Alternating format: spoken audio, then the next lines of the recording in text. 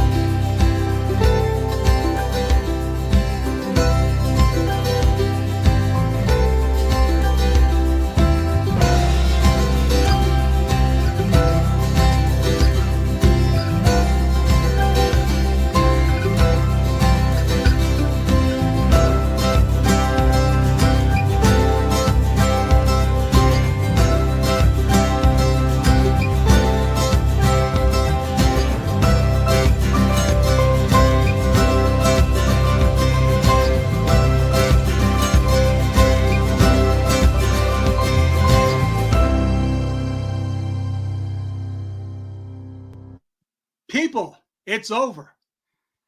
Elvis has left the building. It's done. Over. Oi, oi, how we doing? Oh, just made it, my friend. Just made it. Hey, we're not coordinating today. What happened? We're not. Yeah, I spoke to Susie last night. She said, no, he's wearing black. Oh, geez. Speaking of, No, wow. I Boy, know. the chat's very perky today. Something happened?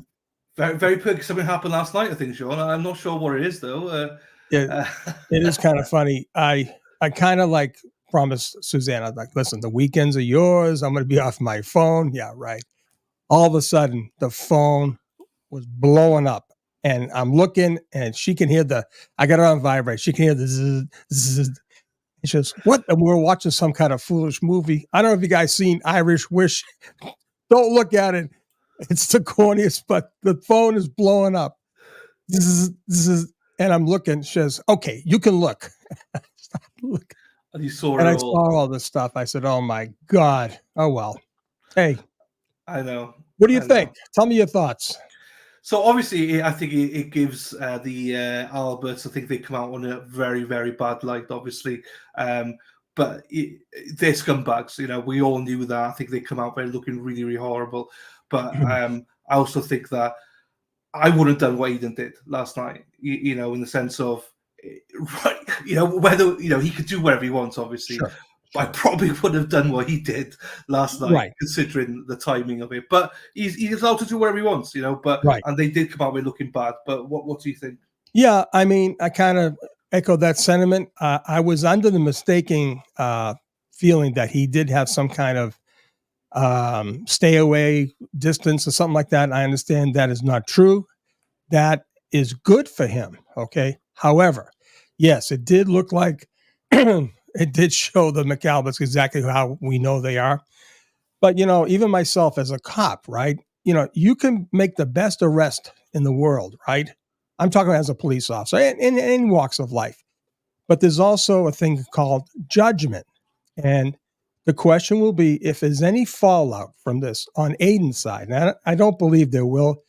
If there's any, if there is any fallout, it will be looked upon as, did he exercise good judgment, knowing that the restaurant he went to is abutted physically to the restaurant that's the hotbed of Albert Central. I mean, yeah, I just think overall, from 30,000 feet, it's not a good look. It's probably something that is not needed going in today. We're 100 yards away from the finish line, But then again, we've had nothing but drama for 2.5 years. So why would it change? I just wish it happened next week, if that makes sense. Yeah, I'm glad they go exposed. Yeah. I'm 100% glad they go exposed. I just don't want to lose sight right. either. And like I said, there may be some things that will help Aiden. All right, as far as comments that were made, he definitely clearly was assaulted by these animals. I mean, they are. Come on, let's face it, scumbags. Right, and people, listen. This is not Canton. There's a small little, and as a kid myself, that area right there was always kind of a, county central, and I don't know if you guys in high school you had the jocks and the freaks and whatever, the mechanics, but you gotta exercise good judgment, and I think if I had any criticism at all, I would just think that Aiden probably should have used a better judgment. All kinds of restaurants in Dedham, Norwood. I mean, let's face it. But again, if he is in the clear, he's a free citizen. He can do whatever the hell he wants, So I just don't know how, knowing that the state police really, really need this to happen. I mean, they'll create something, and that's the sad part of this whole thing. So, anyways. Yeah, no, I know. It is what it is, As I say, the good side of it is we get to see, and everyone gets to see them being exposed for who they are. Do you know what I mean? As we say, it's just look at Chris had both of his sons there, right? You had Chrissy Jr. You had the other knucklehead. Listen, they're thugs, no doubt about it. Canton, Canton now is exposed. They voted that POS in as a select board member. Okay, and what he's doing, he's taunting his kids to. And how about the Nagels? I mean, what's up with that? Ryan Nagel really surprised me in a way because he did tell the truth. Maybe he saw more than he's saying, but at least he told the truth. But then again, well, I guess in his case, it's like, well, just because I tell the truth doesn't mean I have to be Team Aiden or Team Reed, right? Because clearly he was leading the charge against Aiden too. I mean, there's no love for Aiden in that little corner of town. That is mofo central right there, no doubt about it. And they showed that. Both they were mofos last night. Oh, no doubt. So I wish Aiden the best. I know they'll concoct something. Unfortunately, I just hope not, for his sake, because he's in that delicate zone, and he's got to be careful. Yep. Some people haven't seen it. At lunchtime, I'll play the videos. Aiden's live last night for people who haven't seen it. Right, You can see it at lunchtime. But let's put light underneath it. We're here for Karen now. We've got this big day today, Sean. Huge day today, We have a huge day. We really do. And I don't know if you caught my little tweets over the weekend. I couldn't resist. I'm just telling you. I cannot resist because let's face it, the defense is only calling 6 witnesses. Yeah. 6. And the thing is, they made us go down, myself included, down that rabbit hole about, Karen being framed. We thought we were going to hear all this. And I said to myself, man, there's a lot of stuff that didn't get brought up. Where's this? Where's that? Where's Tom Beatty? But guess what? It dawned on me. This is Karen against the Commonwealth of Massachusetts for a simple hit and run that they have yet to prove. The other stuff is gravy down there at Uncle Joe's house over there in Southie at the Moakley building.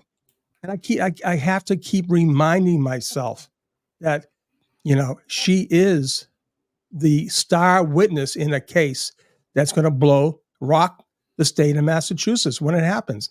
You think I'm crazy, but that's the end of story right there. That is the end of story, right? And I got another great point I got to bring out, right? I'm going to try to get this straight. Not only with Karen Reed and the Birchmore, the FBI is also looking into a case that was transferred. I got to get this correct. If anybody lives in the city of Lynn, all right, am I correct to say that York County is Essex County? I'm not sure, all right? All I can tell you right now, there's a case that is a hotbed, and this one's bad, real bad. Think about this. The information on this case is that Essex County had to move their trial of this incident. I'm not getting into the incident, but I can tell you right now, they moved it to Norfolk County because there was some politics involved in the case in chief. Jody, is that true? Essex County? Okay. So anyways, so Essex agreed to move the case into Norfolk County, all right, under the assumption that, this would go away nice and easy. Okay. All right. Now, this case involves a vicious assault that was covered up. And what I found out is that the FBI, including Karen Reed and including Sandra Birchmore, are investigating this case, all connected to Norfolk County. So that county has some serious problems. I'm going to get more information on it. Maybe you people up there in Essex or Lynn or whatever probably already know about this case. I'm not sure if it's Paul Tucker. I think it has to do with a former police chief or a former, I don't know, a current. Who is your sheriff? Anyways, these are details that someone had given me. This guy called me. He said, Sean, you got to look into this. He said, I know for sure the FBI has this case, including the other 2 cases, which makes sense. So If you also listen to my, or not listen, but read my tweet, I emphatically stated, right, that the funding, the amount of time, the work that was done by the FBI and the Department of Justice, and the fact that they are, let's use current day urban slang, that the federal government is simping for Karen Reed. All right. Not only do they support her, they provided money into a high-powered accident reconstruction firm to prove her innocence. And I said this in my 35 years. I don't think it's ever been done where the two main law enforcement agencies for federal and state, all right, are battling each other over a person charged with killing a Boston cop. This is the part that's crazy, okay? And you have to look at it. You have to look at this. And why these people can't connect the dots is beyond me. He said it to both attorneys, all right? And there was no pushback. He said, Josh Levy said, I can't allow this case to go to trial. He gave him 3,000 plus pages of documents backing up his reasons, right? They didn't want to comply, and he said, fine. And all of a sudden, boom, they throw in this agency, ARCA, that's going to blow them out of the water, all right? But I'm telling you, there's something in my gut that says that the defense will have a little bit of smoke and mirrors of their own in the next 2 days. I have that feeling. Anyways, that's where I'm at on this. As far as I'm seeing someone saying about sealed indictments, right? There is no doubt in my mind, all right, that this case, as far as any investigation is concerned, I believe in my whole heart that this case concerning the murder of John O'Keefe, has been, put it like this, finalized, all right? And they probably shelved it. There could be sealed indictments, all right? They could be doing another grand jury, whatever. It could be, what do you call it? A superseding indictment. There is no doubt in my mind. When they come out overt, the FBI came out in April, overt. Think about this, Dylan. The politics behind this, all right? The FBI, let's face it, they're kind of like Turtle Boy, right? They don't get a good shake from the whole masses, right? But to think that they were poaching in Mike Morrissey's county, right? Doing hundreds and hundreds of interviews regarding this case and others, right? All in the purview of going after Morrissey and more and above, I believe, and above. It's just not Morrissey. It's just not Morrissey. And to think, not only that, did the FBI and Josh Levy convene a grand jury, which they already had, but then came out and publicly served his investigators and the witnesses all involved in this case. And on top of that, paid for this firm to prove that Karen Reed could not have hit John O'Keefe. And that's going to be proven either this afternoon or by tomorrow. I believe we get a verdict by late Wednesday morning, early Wednesday afternoon. Okay. Yeah, because it'd be interesting to see how long I think that the defense have been quite quick with them. They did we had 4 witnesses on Friday, didn't we? The 3 they had, then went through them quickly. They're probably going to go through these 3 quickly as well, I imagine, because they're going to go straight to the fact. They don't lally about, if that makes sense. They're just going to go straight to the jugular. This is what happened, bang, bang, bang. So it could be done today.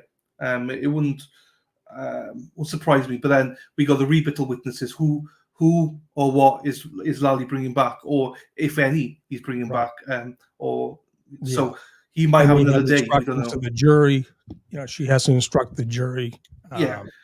If Lally doesn't do a rebuttal and we get closings tomorrow, we could get a result tomorrow afternoon. That's true. That's true. So it all depends on timing now, and I think he will probably have at least 1 rebuttal witness, if not maybe a couple more. Great. I don't know. That's great. That gives the defense more room to open up the doors even more. So yeah, we'll see. Before we commence, we got a few people here. Indie Girl, new here. Good morning, everyone. Hello to you, Indie Girl. Hope you're well. Looking for Independence Day in Scotland. We are doing the same in Wales. Good morning to you, my darling. Hope you're well. Is actually there from Michigan. She's there, Sean, right now. She's in the crowd. So she's in the buffer zone. She drove from Michigan to Dedham yesterday, and she's staying for a couple of days, I believe. I'm going to say one thing. Go blue. Go blue. Who's got it better than us? Nobody, or something like that, I think they say. Right. Emma, I thought it with you, Emma. Emma's Nana, her funeral is today, so she's not with us. That's too bad, Emma. God bless you, Emma. I hope Nana rests in peace. So we'll see you tomorrow. Like Lee says, are you surprised that we won't see the female in the Sallyport testify? I'm surprised at a lot of stuff, but let's face it. What does that have to do with anything, really, when you think about it? It has to do with, did Karen hit John? That's all going to be great for the FBI in their case. Trust me, they got it. They got it all. They're gonna indict numerous people in this case and other wings of their corruption case. Take it. You can take that to the bank. This is not going away. Mm-hmm. No, I agree with you there. It's definitely not going away. On what happens here. There seems to be a lot bigger crowd there today, Sean. The weather's lovely down there, and it seems to be a huge crowd down there. It's gorgeous. We got a few. I'm losing my voice, people, so that's why I'm not shouting everyone out this morning. But good morning to you, Jen. How are you doing, my darling? Casey can take a day with jury instructions. Yeah, it depends. It depends if they cap them as well. Is she going to cap them to 2 hours? Or is she going to say free for all? Because if it's free for all, they could be there for multiple days, you know. So I think she'll probably cap them. Jury instructions won't take long. Jury instructions, I don't know. I know they've been working on that behind the scenes, so I presume they're all ready and agreed to. So reading them out won't take long. So it'll be half a day or so. But Dylan, let me ask you a question, right? I mean, you've seen enough of these trials, right? Mm-hmm. Aren't you surprised for a defendant looking at possibly life, right, if convicted, the fact that they're only putting 6 witnesses on? It's surprising. You've got a lot of trust in the jury. They obviously see stuff that we don't see. They must have a lot of trust in that jury to come to the right conclusion, right? Because again, they're there. They're seeing all this. They're seeing things we not seeing. So we got to trust them on that, you know. But I think as well, what they may be thinking of is the jury are bored right now. Right. They don't want to bog them down with more information. And maybe it's just like, because at the end of the day, all they need to prove is that Karen did not hit John. And that's it. They had the ME, they got this pathologist today, and they got the reconstruction expert that would prove that she never hit John. So that's enough.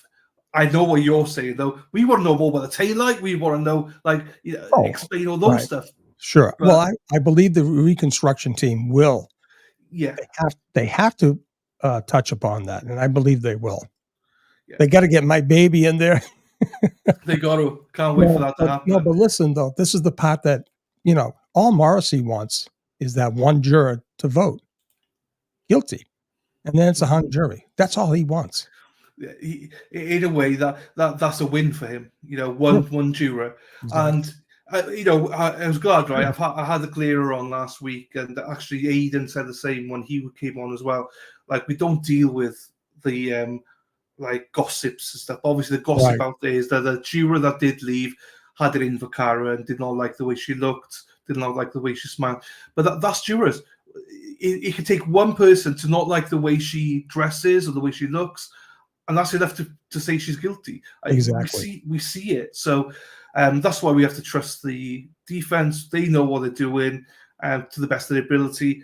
And also, I think that they don't want to push this jury because I think they know that Lali's pissed them right off with his testimony. So I got hang on, Sean. I have a John. Hang on. John has sent me a PayPal and he's got a message here, Sean. Thank you, John, for the PayPal. And he says, my favorite show is The Morning Crew. Cheers to the final nails into the Commonwealth's case. Thank you, John, for that. And I agree with you. And thanks for being here. We got the best the best of the best here of the guests, and we got Sean McDonough here. So why wouldn't you enjoy Well, it? we're going to give you it straight. We're not going to sugarcoat it. Obviously, we're not going to lie, right? We're not going to be Kevin Lenahan. Did you see that fool last night? I can't watch him. No, I can't.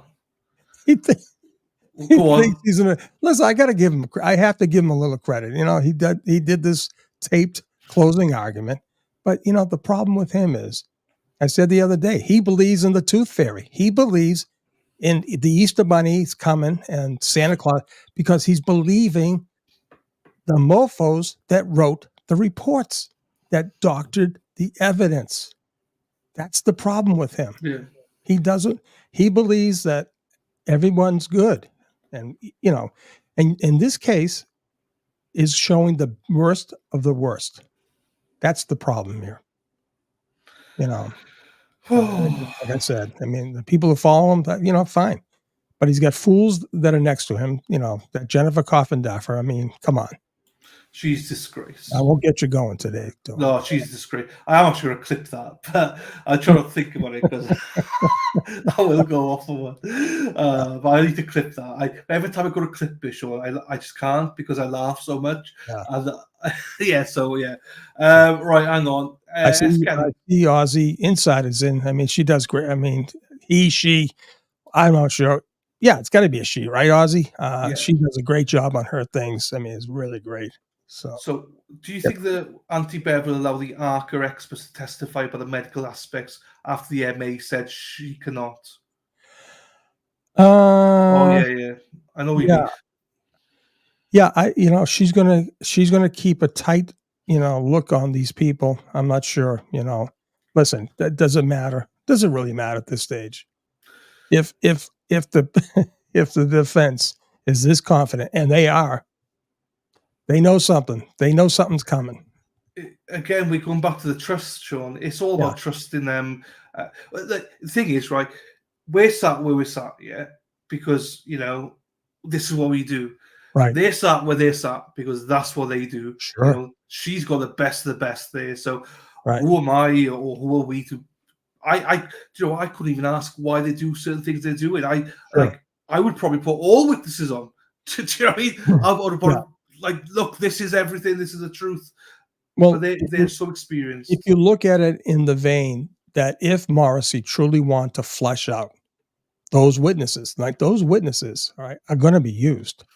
Yeah. He wants to flesh out. Morrissey, this is a fact-finding mission for Morrissey. That's all this is, right?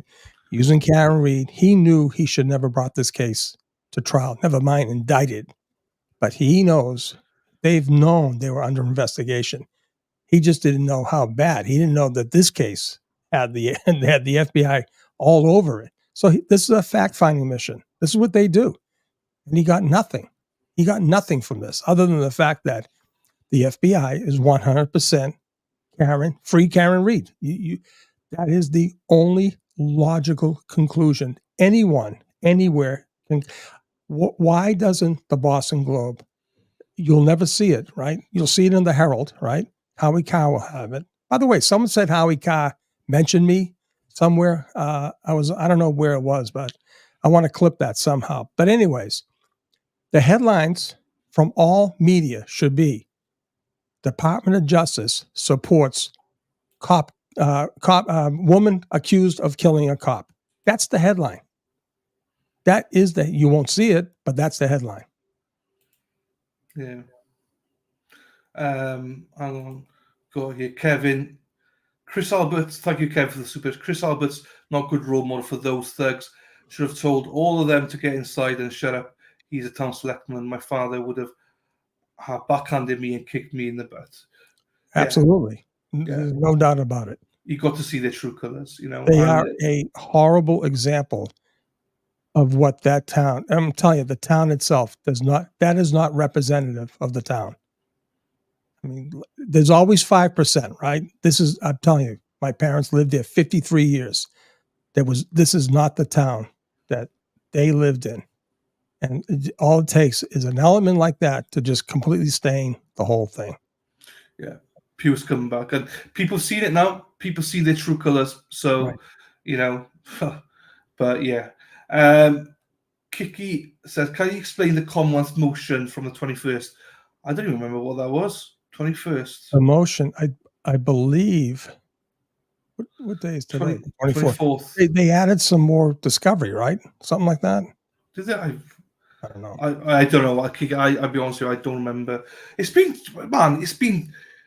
great, but it's been long. This is like week 11. I had no idea. I'm rocking the building here. You're rocking and rolling.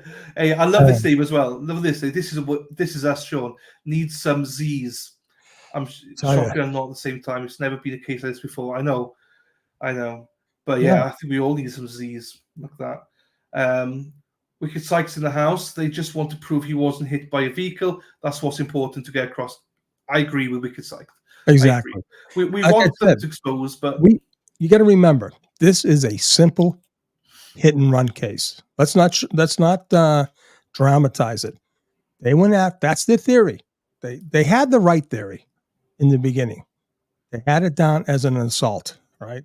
But they couldn't go down that avenue because it basically implicated the wrong people. Mm-hmm. So they chose to go after a hit and run. Well, hit and runs are very simple. You get the evidence and you prove that the person hit the person or car and fled. That's it. When Davey Yannetti said, my client was framed, when Karen Reed was framed, that was the message. And we all waited for, all the big fireworks, witnesses. And all they did was allow the Commonwealth. See, think about this. What did the Commonwealth do for 3/4 of this case? They defended the McAlberts. They did more for Colin Albert than they did to prove the case against Karen Reed. That's the sad part about this. Yeah. And they got caught at their own game. They got caught with their pants down. We got Cousin Jill in the house here. Cousin Jill, yes. She says, Joker to the left, Joker to the right. Here I am. Exactly. Stuck in the middle with, hey, Jilly and Amy were blowing up my phone last night. I'm sorry I couldn't answer you guys. Give Amy our love as well. Cheese and rice, Alan. I know, Patricia. Thank you so much. Cheese and rice, people. Right. Good morning, Deborah. Good morning, everyone. Everybody, hello to you. Arroz con queso. Yes. Here we go. Never say that, Dylan. Arroz con queso. Arroz con queso. I don't know what that. Con queso. Con queso. I need to catch up here. Let's go and have a look here. Hello to everyone. If I missed you, apologies. Our potty mouth's in the house. Here she is. Hello, Taylor. How are we doing, my darling? Hope you're well as well. Al says 666 viewers. How many likes have we got, Sean? We have got 200. Fuck off. 200 likes. Yeah. 800 viewers, 200 likes. Maybe people think that once they like one, it covers for them all. But no, you got to like every set. You got to like everyone. It's all good, though. It's all good. It is what it is. If you can like people, I'd appreciate it. If you can't, that's absolutely fine. It's all good. We've got more important things to think about, Sean. That is the day ahead. Fairy, how are we doing? Top of the morning to you. Jackie McGee's in the house as well. Spider Girl, how are we doing? But I got bored. I couldn't bring myself to watch the end of the case. I finally got through by watching Yellow and trolling his views. I know. There we go. I grew up. Cousin Jill's from Compton as well. She is. Absolutely. Wow, I didn't know that. I didn't know that. Oh, yeah. Dana is in the house. Hello. Lift the building. How we doing? My darling Buzzsaw. Do you know who Buzzsaw is? Buzzsaw's Big D dog, right? Yeah, he's a babe. He's a babe. He loves to be called darling or babe. He loves that. Spacey Stacey, rebuttal witness. They might have a rebuttal witness to the ME. Forget her name. And also there might be others. We don't know. Scortibello. So maybe there's more. We don't know yet. She's definitely Italian. There's no doubt about it. She has that Italian. It's the Greece Italian. Yeah. Is it really? I think it's not Italian. I can't think of it now. Scortibello. But didn't she have the inflection of the Italianness? No. It's gonna bug me now. There's something basically Italian. Yes, basically Italian. Sicilian. Sicilian. That's it. Sicilian. That's the one. That's the word I was thinking about. Hey, I had a neighbor, right?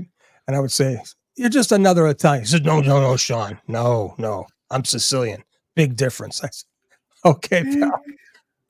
Big They know, but they difference. believe that. They really do. Here we go. Hello to you all. So I'm losing my voice, people. That's why I can't shout you all out. But lovely to see you all. Do, do, do, do.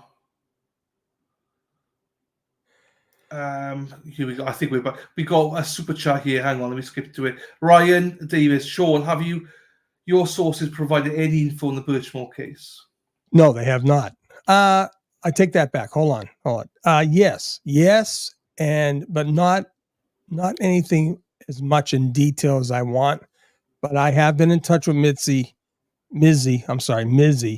and I owe her a session to really dive into this. But you're going to find out. I found out that 4 different cops wrote 4 different reports just describing the ligature. Never mind the actual accounts of the case. So that's one thing I did learn from Mizzy. So, and some of the same exact players, which is crazy. Paul Reed says, "Hi guys, my brother got invited in today by Mr. Reed. Got to say I'm jealous." Oh man, that's awesome. I would be jealous as well. Hang on, Lou. Hello, Lou. Baby Archie's back in hospital. Oh no, man. Last blood test before he gets the all clear. Well, yeah. Let's all pray for Baby Archie. Baby Archie, I sent you the photo. He's cute as hell, Baby Archie, isn't he? So he's amazing. Good morning to you, Joni. Right. Sorry if I missed anybody. Hey, do you know what, Sean? I wish you could reach in and give me a slap. I need to wake up. What? Fairy's saying that I said some yes, like Brian Albert. I'm not understanding that. What's Fairy saying?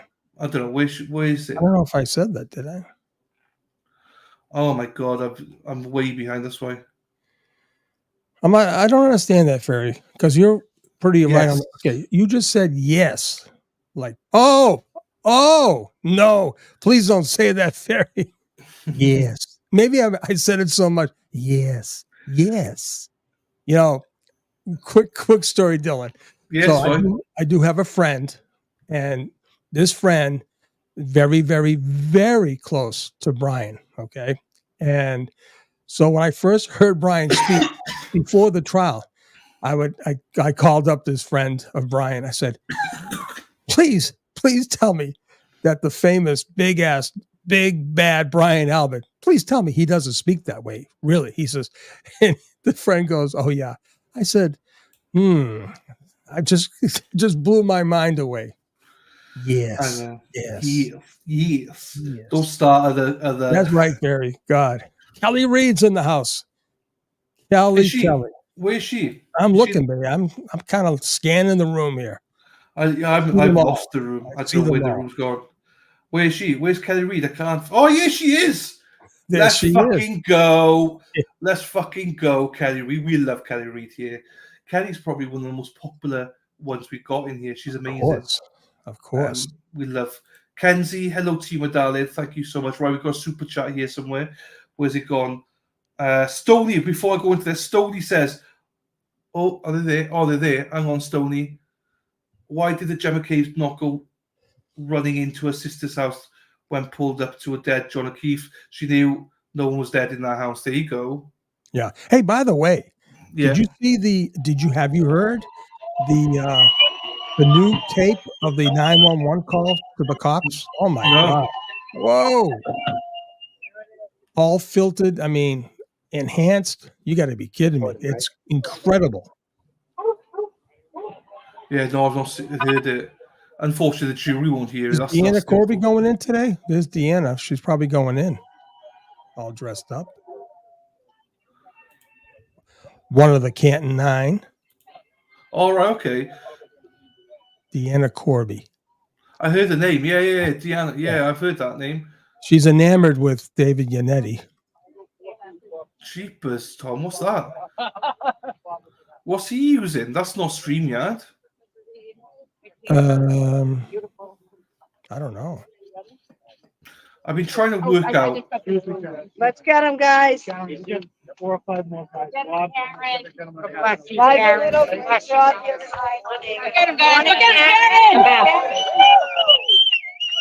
Go get him! Morning, how are you? Victory smile.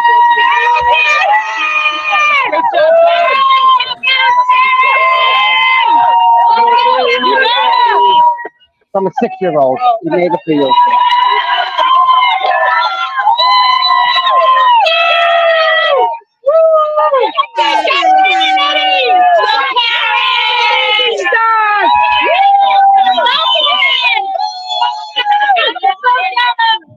Get them out, Darren.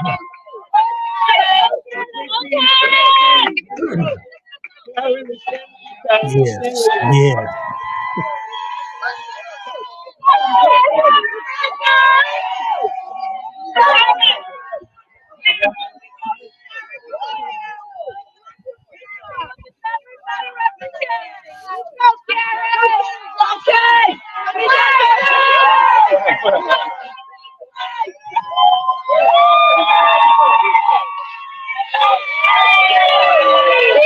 Yeah, there are a lot of people there today.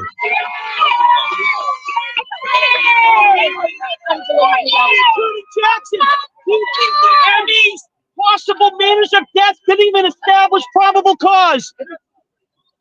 Jeepers. There are a lot of people there today. You're right. It's Wow. huge. Yeah. We'll fix the mask, Harry. Good luck. I know my friend Vivian Alexopoulos is there. Oh, shit. Vivian, you know Vivian. Yeah, Vivian's awesome. Vivian, she's there today. She told me she's going down. She's recovering from a little, I think, a hernia operation. I hope I'm not giving up too much information, Vivian. Oh, Vivian. no, yeah. Hope for a speedy recovery. I had one of those damn things with the mesh, with the meshing. It didn't help at all. I could. No, I've heard about it, but yeah. Hang on, let me take that off down. But hey, by the way, how about Karen speaking to the press? Isn't she amazing? She's very, very Awesome. good. You saw how I broke my tail light. I backed into John. She just said it. She's great. I mean, and she says, what case? They don't have a case against me. I mean, the confidence is just, I mean, you know, It's palpable. It's and great. the fact that Jackson has taken off the leash and hey, it's beautiful. I think it's awesome. It's great. Lutra says, thank you for super chat, Lutra. Do you think the fight was playing about and got out of hand? 2, was a fight started from the love triangle and got out of control? 3, planned ambush, i.e. drug-related calling. Well, I gotta tell you, it's a crime dog. There's some I don't know if it's a lady. I think it's a lady. She did a thing on the video that I never saw, and you have Chris Albert pulling Brian Higgins' arm, and it appears that there were words between John, who was across the bar, and there's pointing, and there's like pointing out to the door. Have you seen that? I know I have. Yeah, I have. Now that to me, I guess it will be exploited at some point, but it wasn't needed in this case. What was needed in this case was for Adam Lally to prove that Karen hit John. They failed. It doesn't matter where Colin was in this case. It doesn't matter about a fucking Jeep with a plow. It doesn't matter. Right? You know what matters? It doesn't matter where she was, up on stairs, down on stairs, up and around the valley. It doesn't matter. Did she hit John? And how did she do it? That's what matters. And they failed. Right. Talk about failure. I failed as well already. So let's do this, Sean. Your favorite bit here. Hang on. Oh, beautiful. I should have done this before now. Royalty.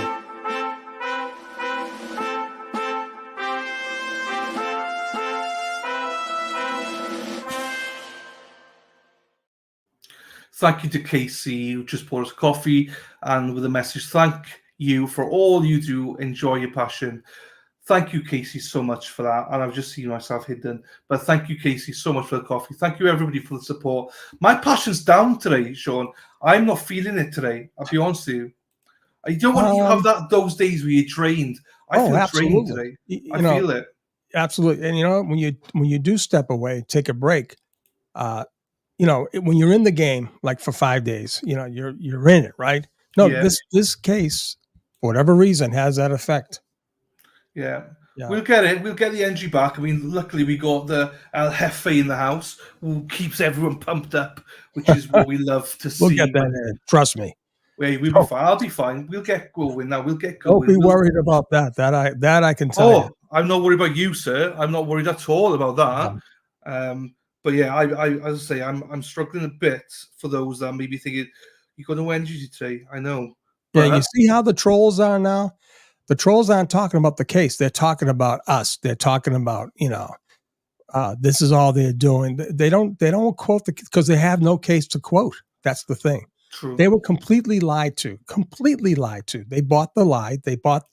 They were oversold, right? Oversold. And they did not, whoever led that charge, right, did not deliver. And they look like fools. They all look like fools. There's a list of them, Hey, at least there's a list. Somebody created a list saying, like all the key players they have. There's Plevin, Kate Peters, Carpenter, right? Somebody, Carpenter went after Olivia. I mean, what do? You stupid arsehole. Yeah, Carpenter. Don't go after Olivia. Olivia's got receipts for days. Oh This is what Carpenter does. She just posts a misleading screenshot and then just leaves it. But people are wise to you now, Julie. Everyone knows that you do that. Everyone knows it. So yeah, someone clipped a thing from me, my last, and it says, and we know John was never in the house, right? Because if his DNA is in there, we know he wasn't in the house. That means he was there that night. And they saying, "Oh, Sean had a brain fart." I don't know what the hell they're saying. I was drunk. I was something. But see, that's the thing. That's when you know that they lost. They lost, right? Because it's easily provable. I'm not going to waste my time clipping the 3 minutes before and 3 minutes after. It's not worth it. What they do. If people don't believe him, let them believe him. I used to get mad at it. Now I don't care. Just do whatever you want. It's been more than 8 weeks now, Sean, has it? Because we were one of only a few that did the whole jury selections as well. This is like week 11. I'm pretty sure of it. Yeah. Morning, Tony. Hey, we saw the better half of Tony joined us on Friday after he left. Her name's Frosty. Really? Frosty, yeah. So she's a lot more. I was going to say intelligent, but she's a better person than Tony. Let's just leave it like that. Tony. Wow. Talking about people here, we got a rare sighting here. We got a guy called Paul. Here he is. What's up, everybody? How are you? Sean, Dylan, what's going on? Mate, good. How are you, mate? Good. Let me figure out how. I got to turn the camera around so you can see all these people here real quick because we only have a few minutes. Let me take a look. These are all the people here. You guys are live on the alternate corner with Dylan. Erica, you want to say hi to Dylan? Yeah. Dylan's awesome. Hey, Hi, Dylan. How are you? Sean's on there too. Shauno, what's up, kid? How you doing, Erica? You gonna come join us on the front lines? I would love to. You have no idea how much I would love to. I would love to. No, I'm just kidding. You know what? We need you at home, reaching out to everybody else. Everybody in this movement is important. Whether you're here at home at a standout, whether you're donating, whatever. We appreciate everybody. I also want to say thank you for all the donations for everybody out here on the sidewalk in our little buffer zone. We really do appreciate it. You guys have a good day, all right? You guys, Sean, Dylan, Greg Hood, Greg. What's up, guys? What's up, Brad? How you, fella? How you guys doing? They just wanted me to tell you. All right. Free Karen Reed. Free Hey, Karen. Dylan and Sean, it's Michelle from Michigan. Go blue. All right, Michelle from Michigan. There you go. We got Henry here. God forbid. God That's forbid. lucky. So that's guys. About a good 200-300 people here today. Easily. Beautiful. And it's kind of loud, so I can't hear. That's fine. It looks great. It looks great. I got turning around again to see all the people here. Everyone say hi to Sean and Dylan. Look at that. So I tried going on earlier, but I think I was too early. Yeah, but hey, story of your life there, Paul. But you're here now. We appreciate you there. Thank you so much for sharing this. It looks amazing. There we go. Yeah, I was going to say, it looks amazing. So what are you guys thinking today? Well, it's a great day today, Paul. Great day. Yeah. Frozen. What the hell happened to me? Short hell? pod. It's going to be a great day today, Paul. They're going to smash it out of the park. We know this guy right here, right? Oh no. Who's that? Dylan and Hey, I John. know them guys. Hey guys. How you doing, Hey, Dylan? how you guys? Hang in there, bud. We're almost done. Finish line. We can see it. We can see it, Yes. Dylan. Yeah. Everyone wants to say hi to Dylan and Sean. Hey. One Hello, second. everyone. Hey, Dylan, Paul and Cynthia. How you doing, Dylan? How we doing? Look at that. See, I'm not that important. These guys are the ones that are important, not me. Oh, Oh, we got this here. Alternate corner, Sean McDonough. Look at that mug. Oh, look at that. That's amazing. We're making money off your names, just so you know. Beautiful. Dylan. Hey, Good morning. Bring I was frozen. Dina, what are you doing, Dina? Hello, Governor. Good morning. Where is it? Where is Got a that? nice Kurt? new shirt for you. Is that Kurt right there? Look at that. Yeah. Brilliant. Every day. Is that Kurt? Kurt Mason? So it's pretty crazy down here today. Man, you guys are the best. But I just want to jump on quick and show you the crowd. It's really loud here, and I'll try maybe at lunchtime to see what happens. I'll try to jump on again and say hi. Absolutely. Dude, thanks for everything you guys are doing. Everyone plays their part in this. Everybody. I don't Yes. care if you're watching, you say a prayer, you come here. It does not matter. Everyone has a part. All right, we love you guys. All right, Paulie. Be good, Paul. Thanks, Bye Paul. bye, guys. Yep. Wow, that was great, wasn't it? Got frozen with the fireworks.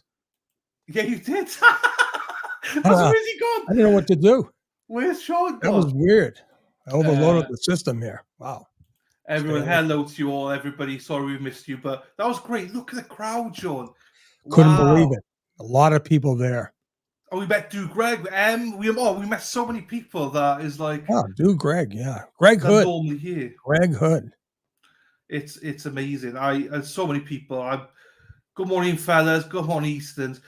Yeah, bloody hell. That's a right. Sean McDonough. I wish the hell I was paid. Who's that? Kimmy loves what? Where's Sean McDonough. Come on, Kimmy.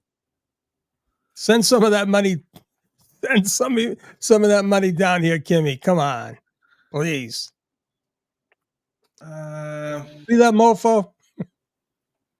I know. I don't. Propaganda. Jeez. Just tell him the truth. Come on, Kimmy. Jump on. I don't know where you are. Kimmy, love and Kimmy? stuff. I don't know what the hell. Some crazy name. There it is. I haven't seen it. Kimmy, love and stuff. Okay. She figured out a copy and paste. Oh, you're good, Kimmy. Well, you're one of those Kimmy. special mofos. Yeah, I'm gonna get, she or he is definitely a special mofo. Oh, The thing is, right? People keep saying, "Oh, you've been paid by propaganda." Oh, Fuck yeah. it. Hey, don't we wish? I'd love to be paid. I mean, it's like bloody exactly. hell. Exactly. But whatever. That's all. Good morning, Mia. Good morning. She's gone now. Don't worry. Erin Hack's on it. Don't worry, people. It's all good. That's Good morning. let them talk. At this stage, that's all they have. They can't talk about no evidence. There is no evidence, right? There's no Erin evidence to talk about. Hey, how about those voicemails? Yeah, well, yeah.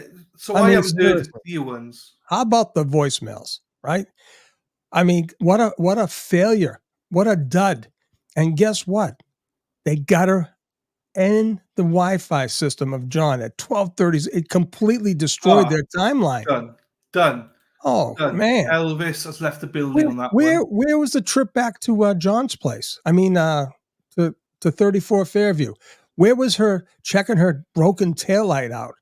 I mean, where was that? Where was all that great propaganda that the other side had all summer long? Oh, wait till you see it, Sean. Oh, wait till you see the video in the Sally port. Oh, my God.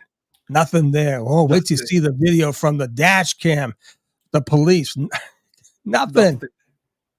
Wait till you see. Hey, Dylan, wait till you see their reconstruction of the accident and the theory. Plevin was saying this. Well, God, Mike Proctor told me they definitely have their accident reconstruction. And I told them toe to toe, there's no way they can reconstruct that accident because they didn't have the major points covered. They couldn't put the car there and they couldn't put the body there, right? Because that's just how it goes, you know? Right. Before we go into court, Sean, one last thing before Where we are go we? to court. Here we go. This is where we're at.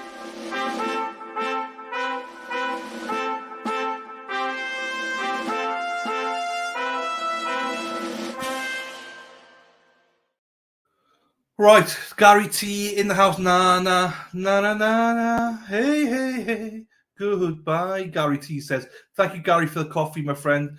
Thank you so much." Sandy RN from North California. Thank you, Sandy, my darling. Bought 5 coffees. Love your passion and kindness to land. You are growing. Thank you so much to you, Callie. I appreciate that. And for your kind words as well. But thank you so much. Thank you, everybody, for your generosity. It's been amazing, isn't it, Sean? I mean, these people are just amazing. Honestly. All the love in the chat, all the love on the ground crews. I mean, just amazing. It pumps you up, doesn't it? It really pumps you up. So, hey, how lucky was TB to have NBC News from Boston right there? That's amazing. Yeah, what great coverage for him! This is what is so stupid, right? The McCabe's Albert. You've just given Eden thousands upon more subscribers. Eden wins. Eden always wins. He's gonna get off his charge because of them as well, because they all said they're not intimidated by him. These people are idiots. They should have just all gone inside, done nothing, story.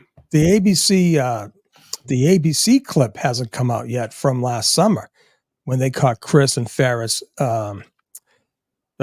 Ferris was the name. Ferris and Chris Albert, not assaulting, but yelling at the ABC crew from Nightline. Wow. I'm not sure which one it was, but definitely ABC from last summer, August.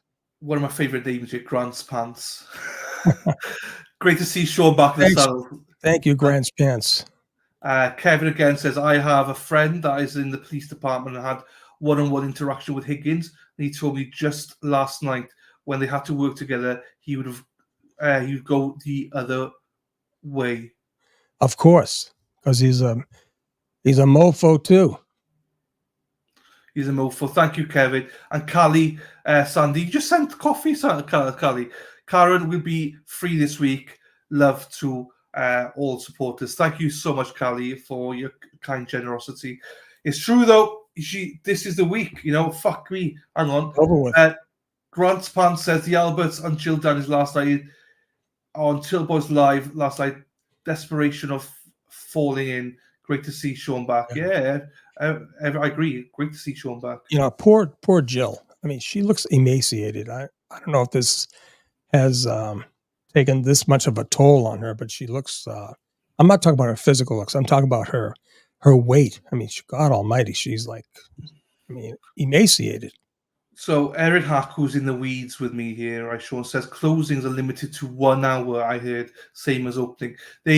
That would be an absolute disgrace. Absolutely. To 1 hour, absolute disgrace. So hopefully that's gossip out there, Hackster, and we can shelve that because if it's just an hour, Bev, go F yourself. That would help Lally. 100% Lally. I wonder, are they allowed to use any clips or pictures of evidence during their some places allow it. Yeah, I don't know if Mass will allow, but why not? Do you know what I mean? If it helps with the Jew, because they need to put a timeline together as well. Both sides do. So, but yeah, if it's an hour each, people, let me just tell you, that is an absolute disgrace. Hey, Jewers. I saw Fartbox McGee in here somewhere. Hey, Jen, I don't know where you've gone to, but Erin loves gossip. But I did legit hear that. There you go. Bedro says it's an hour. That's a disgrace. That's a disgrace. Well, for a murder charge, that's a disgrace. Yeah. Well, maybe she knows more than we know, obviously, right? But then you got Suzanne saying someone posted 2 hours each. Wow. This is what I mean. We don't know until it comes. We don't know. But if it's 2 hours, that's fine. 2 hours is fine. She'll say something in open court. Yeah. It's get fine. that. Yeah, 2 hours would be reasonable. 1 hour, no. So I don't know. Did you see Chris Albert Jr.? He was the one sitting on the bench with the Yes. cap on backwards. Now he just is either in the Navy still or he's just out. Oh yeah. He's And probably you see him yell at that poor lady, and not that it should ever matter, but did he say you look like a Jew? Did he say that to that lady? I don't know. Oh, I don't know. I can't. The lady was talking. I mean, I thought I said, and I said, what does that have to do with anything? Has nothing to do with anything. I don't know. 1 hour. The reason, hang on, the reason I say the 1 hour is not help. You want Lally to drone on people. You want him to drone on because that means it gives the deepest more time. So showtime, baby, showtime. Hear ye, hear ye, hear ye. All eyes having anything to do before the Honorable Beverly Cannoni, the Justice of the Superior Court, now sitting in Dedham within and for the Commonwealth. Draw near, give your attendance, and you shall be heard. God save the Commonwealth of Massachusetts. This court is in session. Please be seated. 22117, the Commonwealth versus Karen Reed. All right. Good morning, counsel. Good morning, Ms. Reed. Good morning, jurors. I ask you those 3 questions. Were you able to follow the instructions and refrain from discussing this case with anyone since we left here on Friday? Everyone said yes and nodded affirmatively. Were you also able to follow the instructions and refrain from doing any independent research or investigation into this case? Everyone said yes or nodded affirmatively. Did anyone happen to see, hear, or read anything about this case since we left here on Friday? Everyone said no or shook their heads. Thank you very much. All right, Mr. Jackson. Good morning, Your Honor. Defense calls Dr. Frank Sheridan. Okay.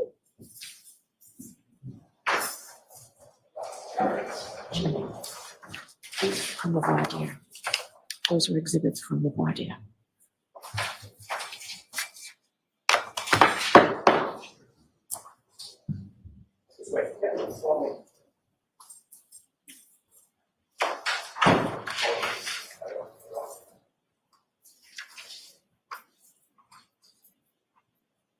This way.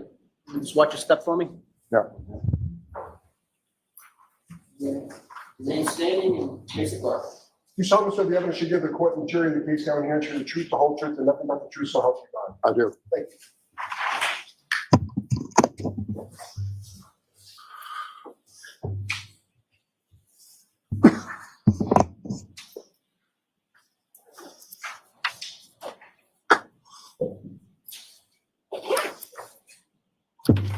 Good morning, doctor. Good morning. I'm going to ask you to, when you testify, sir, please speak into the microphone if you can, loud and clear. Very well. All right, thank you. Is it working? It should be. All right, thank you. All right, Ms. Little. Good morning. Could you state your first name and spell your last name for the record, please? My first name is Frank, and the last name is Sheridan, Sheridan. And if you can make sure to keep your voice up just because the air conditioner is very loud. Yeah, I noticed that. Okay. Dr. Sheridan, what is your profession? I'm a physician, and my specialty is forensic pathology and neuropathology, but most of my career has been primarily forensic pathology. What do you currently do for a living? Nothing. I'm retired. What role or position of employment did you hold before you retired? Okay, I was the chief medical examiner for San Bernardino County, California, and I was in that position from 1991 until 2017. That's when I retired from that position, but I stayed on a part-time basis for another few years to help out because the office was understaffed. But a few years ago, 2021 or 22, I've lost track of the time, I finally stopped altogether. Dr. Sheridan, if you could just pull the microphone a little bit closer. I don't know. I'll put myself closer to it, I guess. Okay, is that better? Yes. And Ms. Little, if we need to, just let us know and we'll turn off the air conditioning. Your Honor. Describe your educational background for the jury. Okay, well, I was born and raised in Dublin, Ireland, and I had all my initial education there, including primary school, secondary school, and then pre-medical school at the university I was at was the University College Dublin, Ireland, which is part of the National University of Ireland system. So I did my pre-med and medical school training there. And I graduated from medical school in 1971. Then after that, I did a one-year rotating internship, as it's called, of medicine, surgery, and some psychiatry as well. That was a requirement for all doctors for licensure. So that's basically my initial education. Should I go on with my CV or base or not? Yes. What did you do after medical school to complete your training? Well, in the years after medical school, I wasn't in training anymore. I was working in Africa, actually, as a medical officer. And that wasn't training, that was a job. And I was there for 3 years in Central Africa. And I was a general medical officer with various duties that included some teaching, but also seeing patients. So I did that for basically 3 years. I then returned to Ireland and I spent the next 2 years, we're now talking about, by the way, the years I'm about to mention are 1976 to 78. So I was back in my home country, Ireland, and I spent those 2 years doing research and lecturing in pharmacology. Pharmacology is the study of drugs and how they act in the body. And I did that back at the same university where I had originally trained for medical school. So then in 1978, I came to the United States, initially to the University of Oregon, and I spent the next almost 3 years doing research there and lecturing in the field of genetics. It was during the time I was there that I decided to do forensic pathology. So starting in 1980, let me think for a second, 1982, I then had to start what's called a residency program in pathology. And the first part of that, the first year of that was in Loma Linda University Medical Center in Southern California. I then had to interrupt my residency training and I had to go and work in family practice for a year. This was because I was going through the immigration system of the United States and they required that people in my position work for a year in family practice in a manpower shortage area, as they designated it, an area where there weren't enough doctors. So I did that in a place called Yucca Valley, Y-U-C-C-A Valley, California. But then after that year, I returned to the residency program and continued on at Loma Linda University Medical Center. And this training was in what's called anatomic pathology, which in a way you can think of it as general pathology. It involved autopsies, it involved surgical pathology, looking at slides from surgery. It involved a few other things as well. And so I was doing that there at Loma Linda. Then from 86 to 88, I went to Los Angeles County, USC, which stands for University of Southern California. So LA County, USC, as it's generally known, for 2 years of training in neuropathology. Neuropathology being disease and injury of the brain, spinal cord, and so forth. So that was from 86 to 88. And then in 1988, I went to the coroner's office, as it was then called. It's now a sheriff coroner's office, but at that time it was a coroner's office, and in San Bernardino. I did my 1 year required training in forensic pathology there.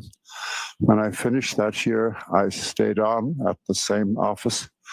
And then in 1991, I was appointed chief medical examiner for the county. And as I mentioned earlier, I was in that position up until 2017. And I'm board certified in anatomic pathology, which I mentioned before is general pathology in a sense. Also neuropathology, as I mentioned about the brain and spinal cord primarily. And then finally, forensic pathology. In other words, Dr. Sheridan, you're triple board certified, is that correct? I am, yes. And that's in anatomic pathology, neuropathology, and forensic pathology. That's correct, yes. Can you describe any relevant teaching positions that you've held? Yes. Just keep your voice up. I'm sorry, it's hard to hear back here. Okay, I'm sorry. Yes, I still do some teaching, actually. First of all, I'm on the staff of Loma Linda University Medical Center, the place where I did my initial training. And I give lectures on a regular basis there to the pathology residents, like I used to be myself. And in addition to that, for a long time, for about 20 years actually, up until COVID, I was also giving actually twice a year courses on forensics at the University of California, Riverside Extension, as it's called. And I did that for, as I said, essentially 20 years, I think. But that stopped with COVID. So I haven't been doing that since the beginning of COVID epidemic. I've also given annual lectures, or not lectures, but courses, 3-day courses, to the California Criminalistic Institute, which is part of the forensic system in California. And then in addition to that, I was associated with another university for a while, but that sort of gradually elapsed. And that's basically it. I give occasional lectures at, well, actually at least once a year at various other places, just individual lectures. I'm a visiting lecturer, in other words, and at community colleges and even high schools, actually. And then I forgot to mention one more thing. For 2 years, I was a visiting professor at a university in China, in what's called Hangzhou, I don't know if I pronounced it correctly even to this day, but Hangzhou, H-A-N-Z-H-O-U, whatever, H-O-U. It's a big city in China anyway, somewhere. And I was there for 2 years, on two different years, I mean, giving courses on forensic pathology. And Dr. Sheridan, are you a member of any academic or professional societies? Of societies? Yes, I've been a member, although I've let it lapse recently intentionally, but I've been a member of the National Association of Medical Examiners for many years. I'm also a member of the American Academy for the Advancement of Science, and also the American Forensic Institute, or the AAFS, American Academy of Forensic Science. I'm also a member there. And have you authored any peer-reviewed articles or publications in the areas of forensic pathology or neuropathology? Yes, but not recently. When I was working, I was too busy to publish. But yes, I did author a few papers earlier on in my career. One of which it wasn't really neuropathology, but it was urology more than, well, it was actually neuropharmacology. And then I did author another paper on that was related to my forensic pathology work on organ donation, organ and tissue donation for transplantation. Those are the two main ones, but there were a couple of other lesser papers. Can you describe your duties as the Chief Medical Examiner of San Bernardino County? Yes, as Chief Medical Examiner, I had some administrative responsibilities. Fortunately, not too many, because there were other people to do it. But most of my responsibility there was supervising the medical part of the coroner's office. In other words, the autopsy section. And I was supervising other pathologists, but I was also working full-time doing autopsies myself. So I spent most of my time actually performing autopsies. But I did have, as I said, administrative roles and the role of supervising colleagues. And of course, as a medical examiner, as a forensic pathologist, I frequently had to testify in court, rather like I'm doing now. So that was another part of my duty. And during the course of your professional experience, approximately how many autopsies do you believe you've conducted? It's between 12 and 13,000. I think it's closer to 13,000. And have you qualified as an expert in the areas of forensic pathology, neuropathology, and anatomic? In courts, yes. Yes, well over 400 times. How many was that? Over 400. And did you review materials related to this case in furtherance of coming to an opinion and conclusion about Mr. O'Keefe's injuries? Yes, I did. I reviewed quite a lot of materials. What did you review? Okay, I reviewed the autopsy report on this case. Along with that, there was the neuropathology report, which was separate. There was a toxicology report. There were autopsy photographs. These were all of primary importance to me, all these things. Then I also reviewed the complaint in this case, outlining, in other words, the basic details of the case. I reviewed photographs taken at the scene of death of Mr. O'Keefe, photographs of the vehicle that was allegedly involved in his death, photographs of the decedent himself before the autopsy, while he was at the hospital, at Good Samaritan Hospital. Then there was also some videos of the scene of death. I also saw the death certificate, a document by CERT, S-E-R-T, police reports from Canton Police Department. Am I missing anything out? I don't think so. Yeah. Your Honor, permission to publish what's been previously marked as Exhibit 19? Sure. Dr. Sheridan, is this one of the photographs that you reviewed in reaching your opinions and conclusions in this case? Yes, it is. Can you describe the injuries that you see in this photograph? These injuries that you're looking at here on the arm are abrasions, which are friction injuries, basically. We classify them under the general category of blunt force injury, but these particular ones are abrasions. The abrasions being where the outer layer of the skin, the epidermis as it's called, has been scraped off. These are friction injuries, essentially. And based on your review of the information discussed earlier, can you tell, as well as your review of these photographs, can you tell whether these injuries were sustained before or after death? These injuries were sustained before death. We call them ante-mortem, A-N-T, mortem meaning before death. And that's based primarily on their color.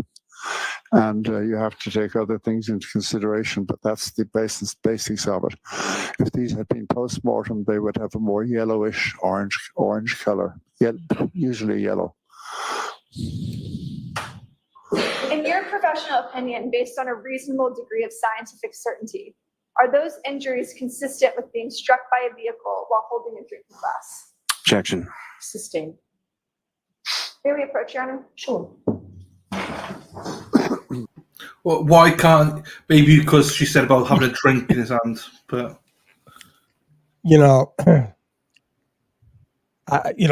this whole thing, I mean, Lally should be given in front of everyone his reason for objecting.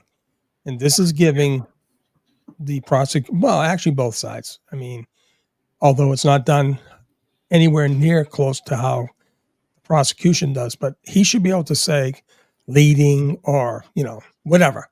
Yeah, objection, I agree. the one word reason.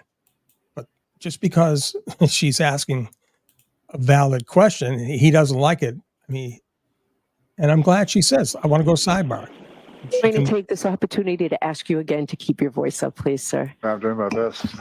My voice is not as strong as it used to be. You are unmuted. We'll stop the AC for a while, then. We'll stop the air conditioning for a while, then. We want to make sure we hear you. Okay. Dr. Sheridan, are these injuries consistent with a motor vehicle accident, in your opinion? Sustained. I would say in general, no. I mean, So that objection was sustained. I think Ms. Little's going to put it to you in a different way. I'm sorry. If you could assume for purposes of this question that this individual was involved in a motor vehicle collision as a pedestrian, based on your review of his photographs, are those injuries consistent with having been struck by a vehicle? Objection. Sustained. Why don't you come back for a minute? I mean, To her. Ian. I mean, okay, put it like this. Whatever the correct question is, the jury has now heard it 4 times. Yeah. This is crazy. Just leave it in, for fuck's sakes. Christ almighty. She's in rice. Is it consistent? Did you say, is this consistent? I mean, yeah. You are unmuted. Gee.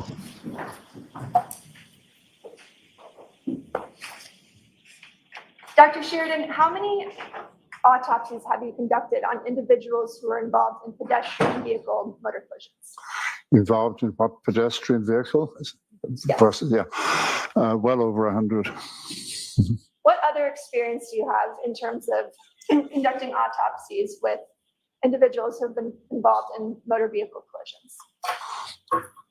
Well, I mean, if you take motor vehicle accidents in general, they'd be probably nearly a quarter of my total number of autopsies. So in other words, that'd be close to 3,000. Yeah, that's about right. Based on your professional experience, what is your opinion regarding whether those injuries are consistent with a pedestrian being struck by a motor vehicle? Objection. I'm going to allow it. You can answer that, Doctor. Hmm? Can you answer that? I can answer it, yes. So go right ahead. Okay. Okay, but the question was, to be precise, can you just rephrase it? I mean, I said yes, I can answer it, but I can't remember exactly how you phrased it. Yes, based on your extensive training and experience, what is your opinion regarding whether those injuries are consistent with being struck, with an individual being struck by a vehicle?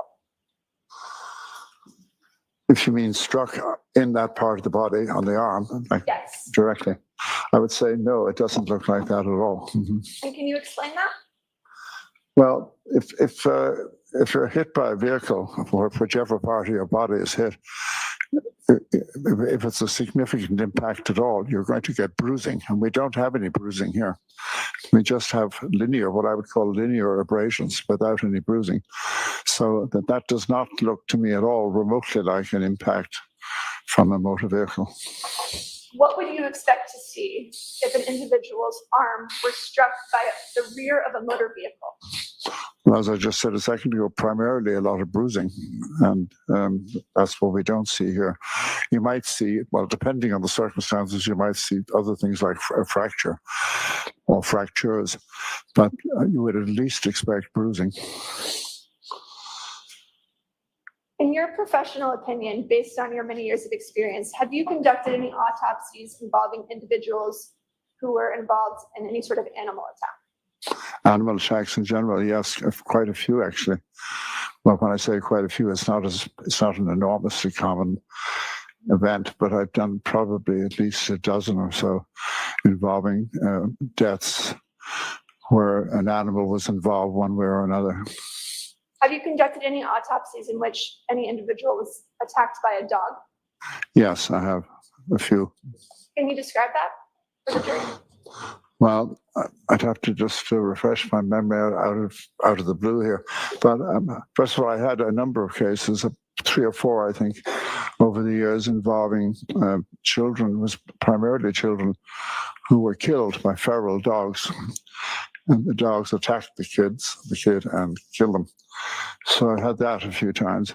But then I've also had cases where an animal or a dog particularly was involved, but wasn't the actual cause of death, so to speak, but they were involved in something that was happening and left some traces of their activity in the form of bite marks or scratch marks.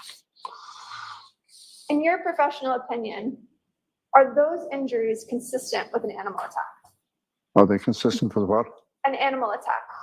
I would say they are, yes. I'm not 100% sure about this, but my initial reaction when I saw this photograph was that it was probably an animal, or and most likely I would say a dog. scrape marks with the paws, and possibly also a bite mark from the teeth as well. Possibly. I'm not 100% sure. I didn't get a chance to analyze it right there on the spot, so to speak. But my basic impression is that these are consistent with marks caused by, say, a dog using his paws or claws, if you want to put it that way, and possibly the teeth as well. And if there's a pointer up there, would it be possible to direct the jury to the injuries that you're referring to on the screen? There should be a little laser pointer up there. I don't know that I see one. It's not there. May I approach you, Anna? Sure. Okay. Using the laser pointer, could you indicate the injuries that you believe just testified are consistent with scratch marks?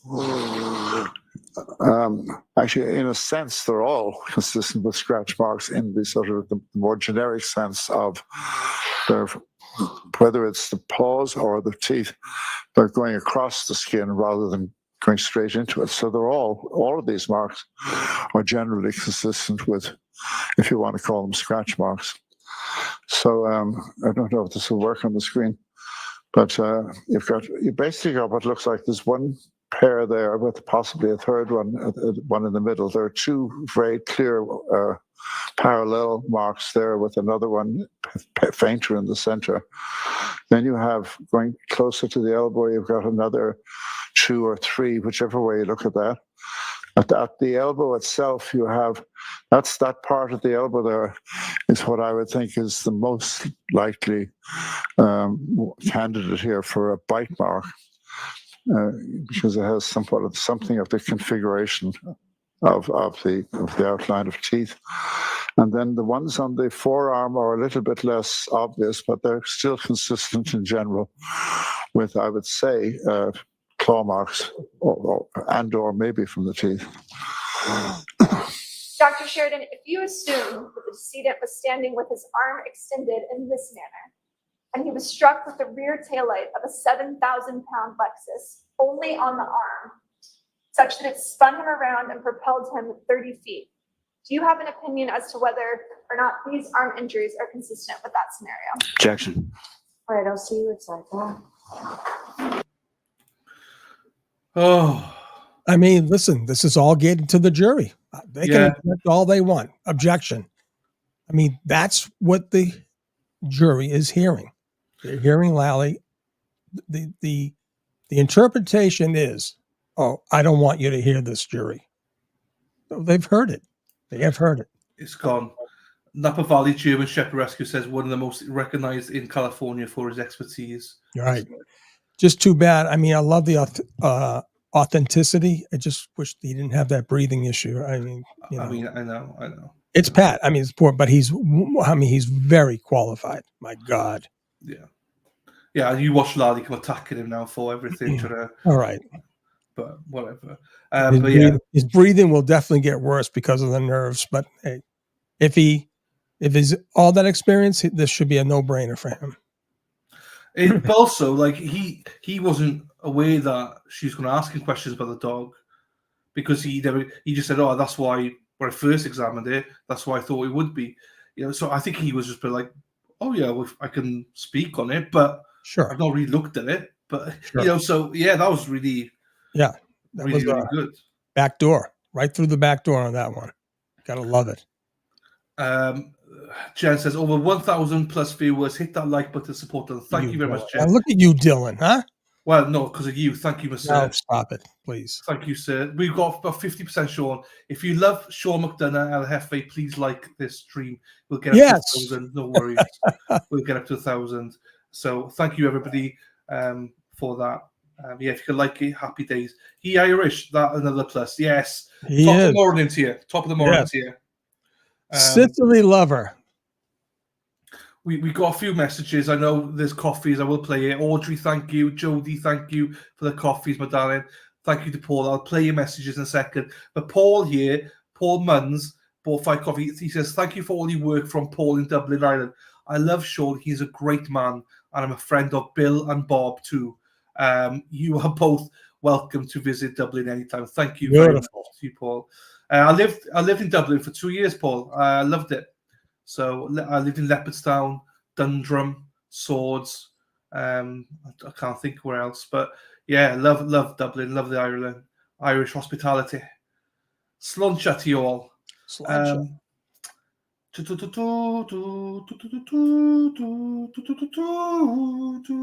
Right, so we have the terrible trio here, Lil G, Miss Gold, and Heather. Hello to the three of you. Josie's in the house. El Chatty, do you your thing and hit that like, please? Yes, El Chatty, please hit that like. Also, Sean, did you know that our friend Josie here has done an episode on Karen Reid as well, on wrongfulpod.com, which I know you need to go and listen. I do. I know. You need to go and listen to that. There's a ton of things I need to go over. I know. So we'll post a link for Wrongful Pod. If you're not watched it or listened to it yet, guys, go and listen to it. It's wrongfulpod.com. Josie put a link. They've done an episode on Karen Reid, and then there's a series as well about Zachariah Anderson, another case that you can all go and listen to. Hello, Kathleen. How are you doing, my darling? Thank you, Jodie. I will give you proper shout out during the break now. This is the best stream, not I'm a YouTube celeb, everyone stream. We are definitely not a YouTube celebrity, Sean. You might be a celebrity, but I'm a bit. Not. What am I? I just got into the game. You're just a legend. Nah, Thank you, James. Oh, you're 100% a legend, but you're not a celebrity, as in you're not a diva. Shall we say you're not a diva? Not a diva. Jeez. You're not a diva. Here we go. We're back. Let's go. Let's get this on. Come on.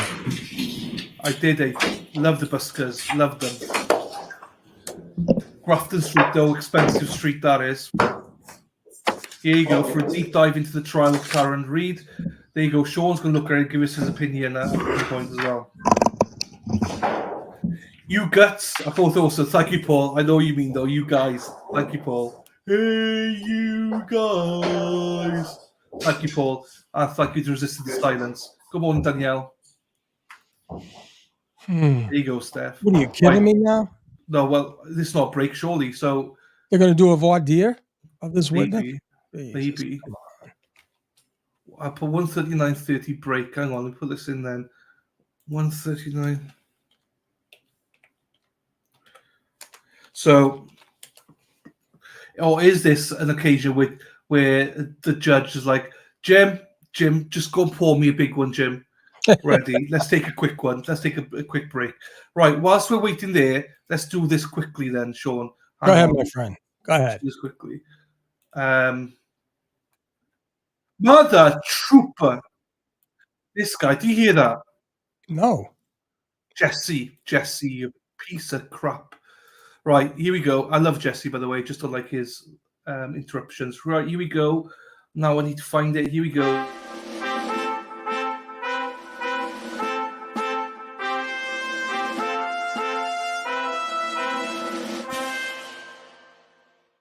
So shout out to Audrey for 3 coffees. Morning, Dylan and Sean. She says Audrey's one of your beautiful mods there on Facebook. You are, Jodie Mitchell bought you 5 coffees. Happy Monday. Happy Monday to you, Jodie. And Jodie's got a lovely setup in her back garden now. She's got surround sound and everything. I'll try and look at that and play it later for you.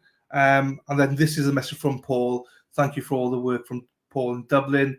I love Sean. He's a great man. And I'm a friend of Bill and Bob too. You are both welcome. There you go. It's such generosity. The Irish are awesome. So there you go. Thank you, everybody, for those coffees. Right, let's go here. Let's put the trial back in. This mofo, Jesse, can get out. It's not that people think I don't like Jesse. This guy called Jesse. I don't mind the guy. He's actually quite good. It's just, when you, like this morning, right, Sean, in the background. Do you remember in the background? I had you on, but you hadn't come on. So I didn't know, like, I was just waiting for you to, and then you said hello. I just jumped because it was that frightening thing of what the, it's that shock factor, So yeah, I know. That's what I mean. It's a shock factor. I'm like, whoa. Right. I can't do scary films and stuff like that. I just hit the brick. Like, anyway, so we've got a quick break here. Hang on. Sue Daniels. basically, Sue O'Connell says, after a lengthy sidebar, judge calls for a short recess. This is the type of stuff that,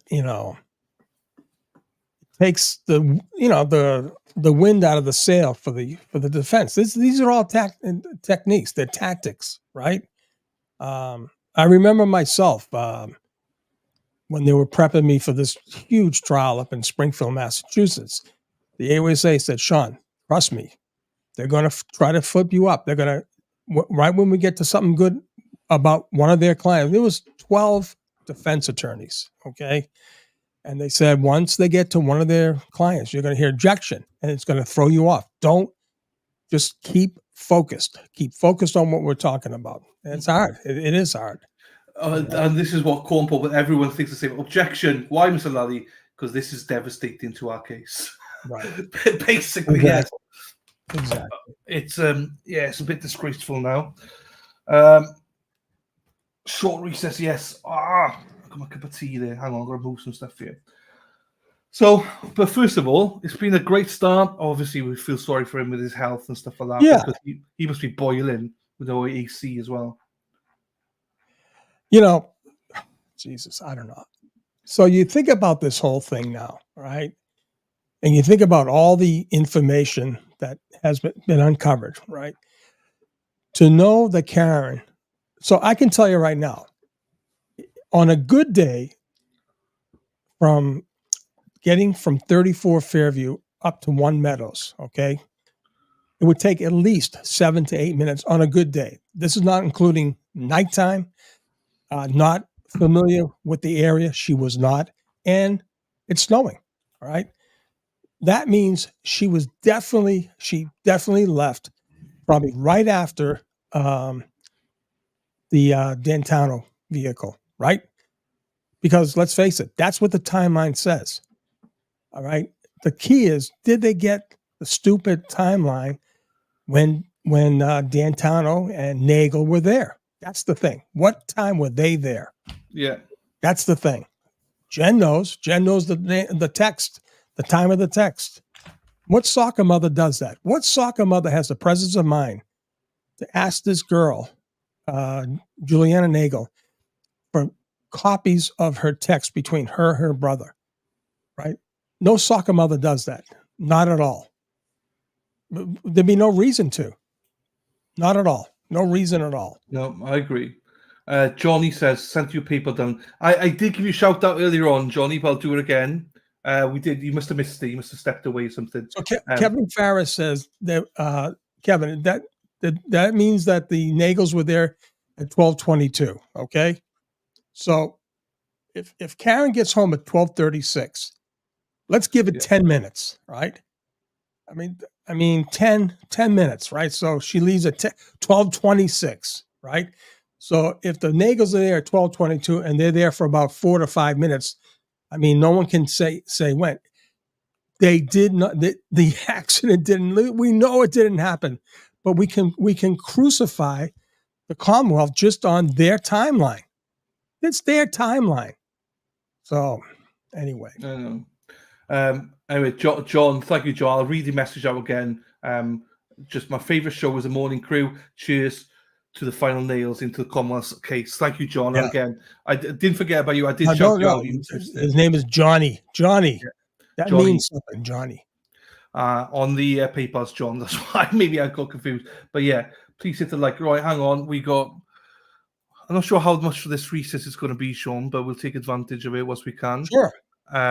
So let's do this. Let's go. There's another coffee on the way, so hang on. Gives us a break.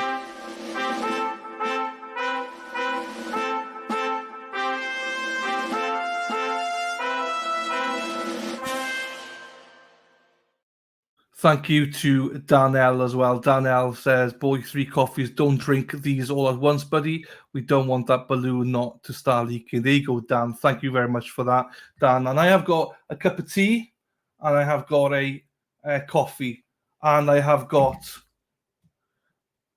water as well. So, yeah, thank you, Dan, for that. You know what?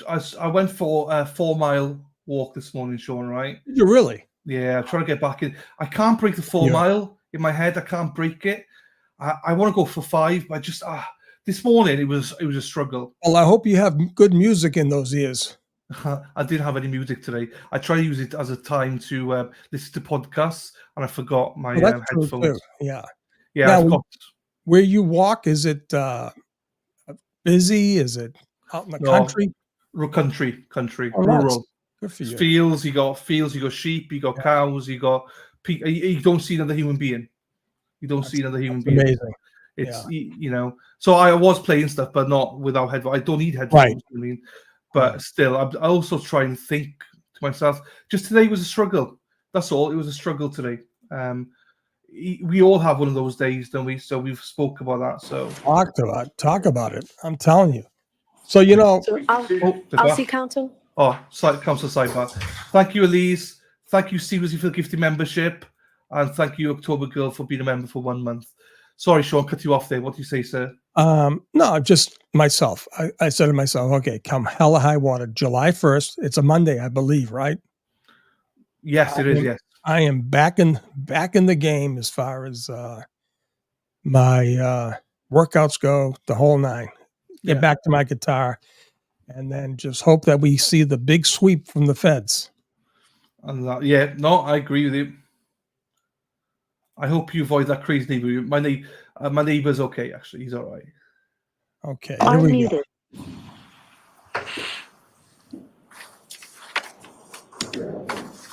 Jimmy, I'll look at this.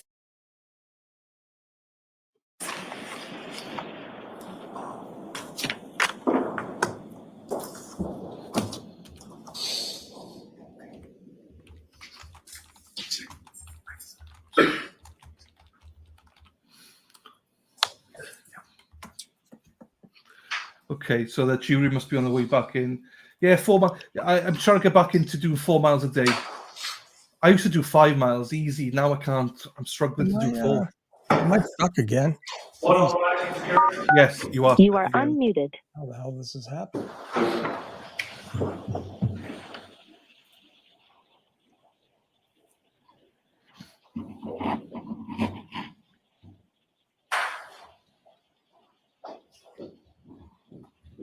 Hey, Lou.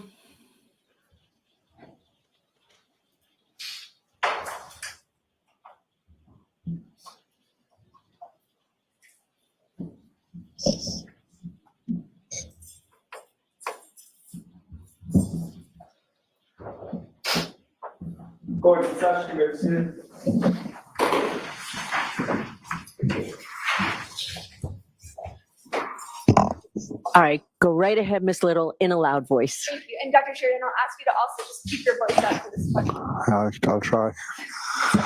Assume the decedent was standing with his arm outstretched like this and was struck by the rear of an SUV only in his arm at 24 miles per hour. Are the injuries in Exhibit 19 consistent with that scenario? No, I do not think so. Can you describe that? Well, as I think I've already mentioned before, one thing that's not there that should be there, given that idea, that scenario, is there should be bruising, at least bruising, if not perhaps even more than that, but bruising for sure. Secondly, the appearance of these injuries, their pattern, if you want to just call it that, the way they're distributed doesn't seem to fit the idea of the rear of a vehicle being the impacting object.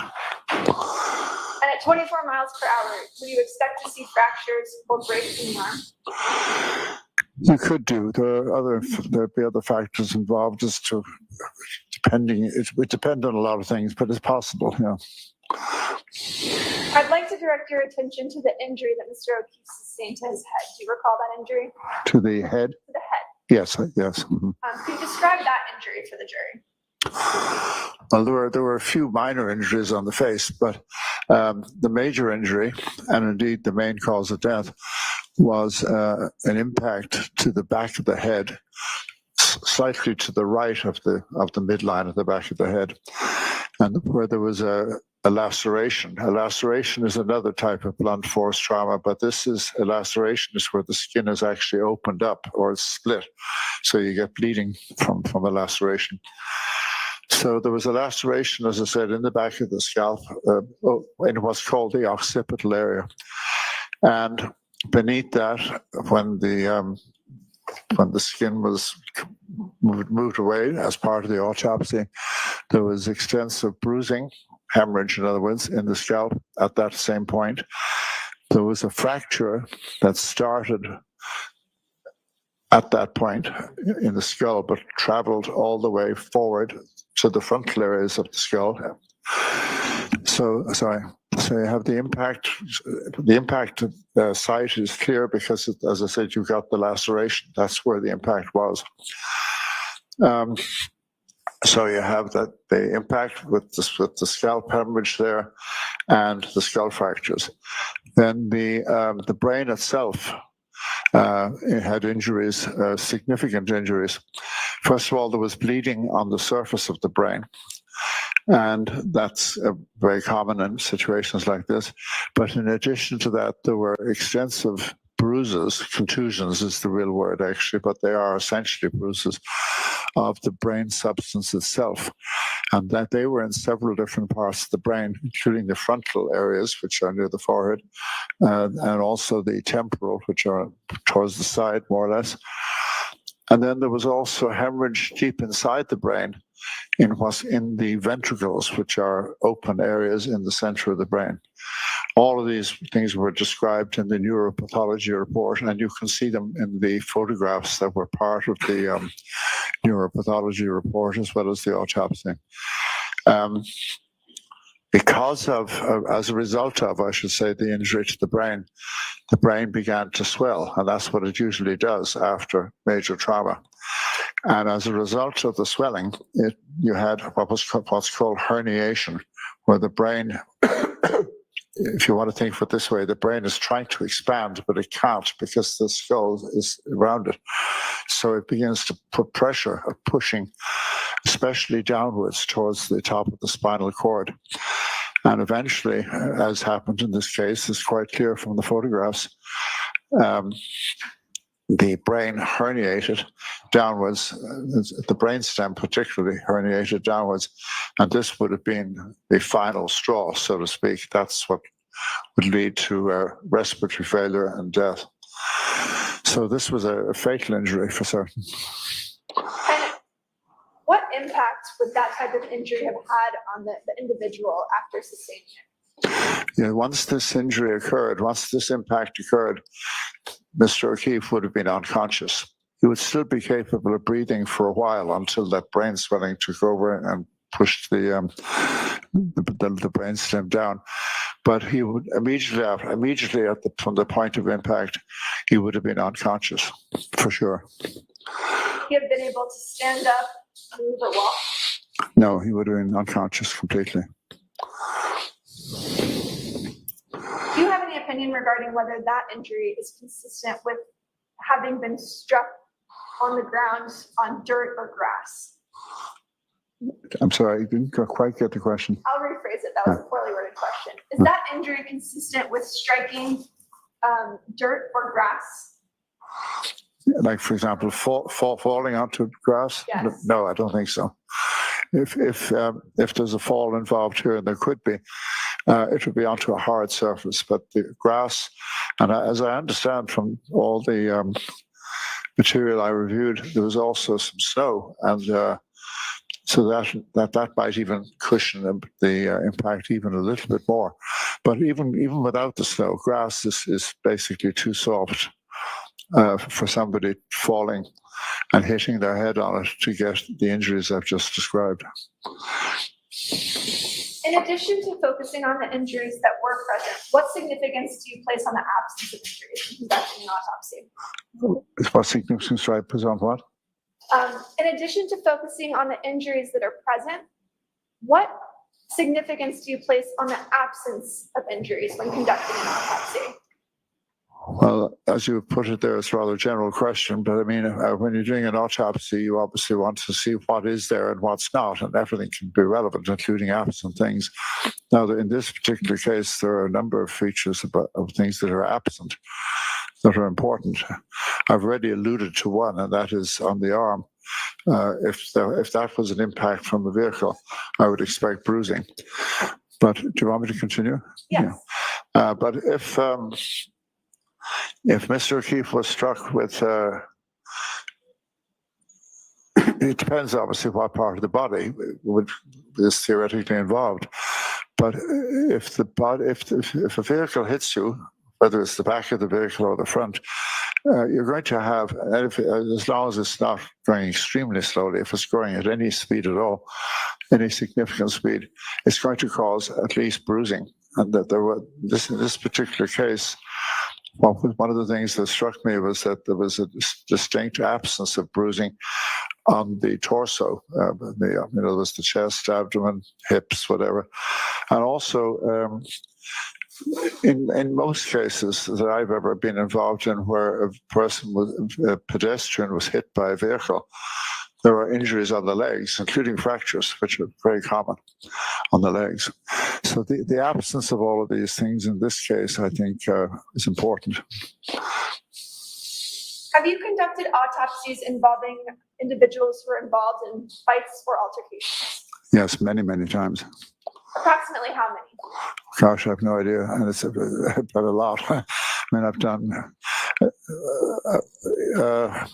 I said earlier that between well over 12, maybe 13,000 total autopsies. Of those, I'm only giving you estimates here, but over 1,000 would have been homicides. Of those, probably maybe a fifth, or about 200, would have involved blunt force trauma instead of, for example, a firearm or something like that. And in those cases, and of course, so all of those and other cases involving sharp force, homicides involving sharp force may have evidence of a struggle as well. So it's in the hundreds, yeah.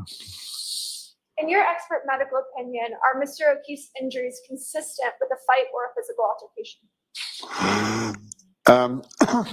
In a general sense, they can be. They could be, yes. He had, I alluded to it just briefly before, but the head injury, the major head injury I've described, but he also had a laceration over his right eyelid. He had some scrape marks on his face. He also had some bruises on the back of his right hand, which that kind of injury on the hands can be what we call a defensive injury. In other words, an injury that occurs when you're protecting yourself and you're hit hit either with another fist or with a hard object, and you're protecting yourself. So I would say that some of these findings I've just mentioned are consistent with the possibility of a physical altercation, yes. Thank you. If I could have one moment. Sure. No further questions. Okay, Mr. Wells. Thank you.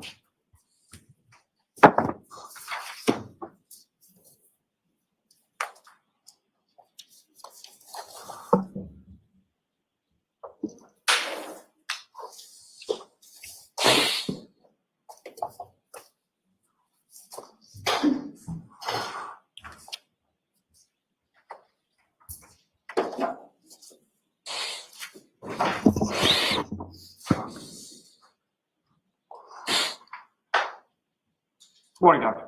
Good morning.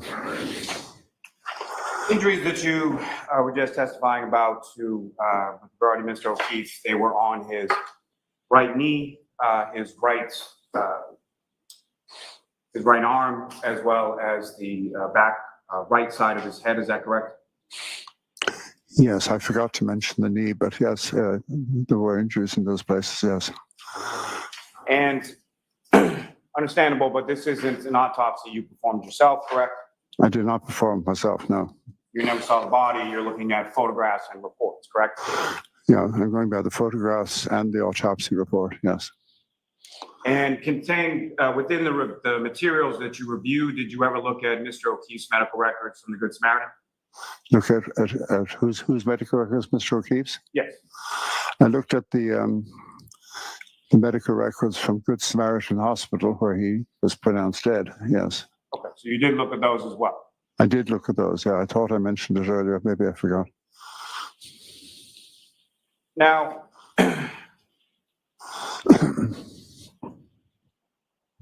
with regard to what you reviewed of Mr. O'Keefe's injuries, you saw no injuries to his left arm, correct? To his left arm? No, I don't think so. No. No injuries to his left leg, correct? No. Mm-hmm. Injuries to his torso that you saw? That's correct. Mm-hmm. And no injuries to the back left side of his head, is that correct as well? That's correct, yes. Mm-hmm. Now, you indicated that you observed or reviewed the autopsy reports as well as autopsy photographs and the death certificate, correct? I did, yes. Mm-hmm. Now, do you agree with Dr. Scortibello's determination as to the cause of death being multiple blunt force type injuries in conjunction with hypothermia? I do agree with her, yes. Mm-hmm. And you reviewed also the neuropathology report by Dr. Stonebridge? I did, yes. Mm-hmm. And do you agree or concur with the findings of Dr. Stonebridge contained within that report? Yes, that there were photographs taken during the neuropathology examination, which were independent confirmation to me of the things described in the report. Yes. Now, with regard to autopsies that you performed in the past, well, let me ask you this first. As far as the injuries that you observed in the photographs to Mr. O'Keefe's right arm, they were not the cause of Mr. O'Keefe's death, correct? No, they were not. Mm-hmm. With regard to autopsies that you performed in the past, in regard to there being some sort of animal involved, as you were testifying before, is it normal to see just injuries related to an animal attack on just one portion of one piece of body?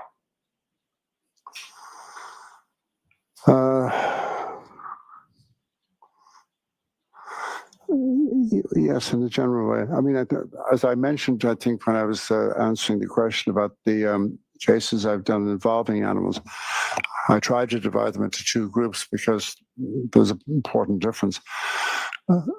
Some of those cases were cases where the animals were responsible for the death itself.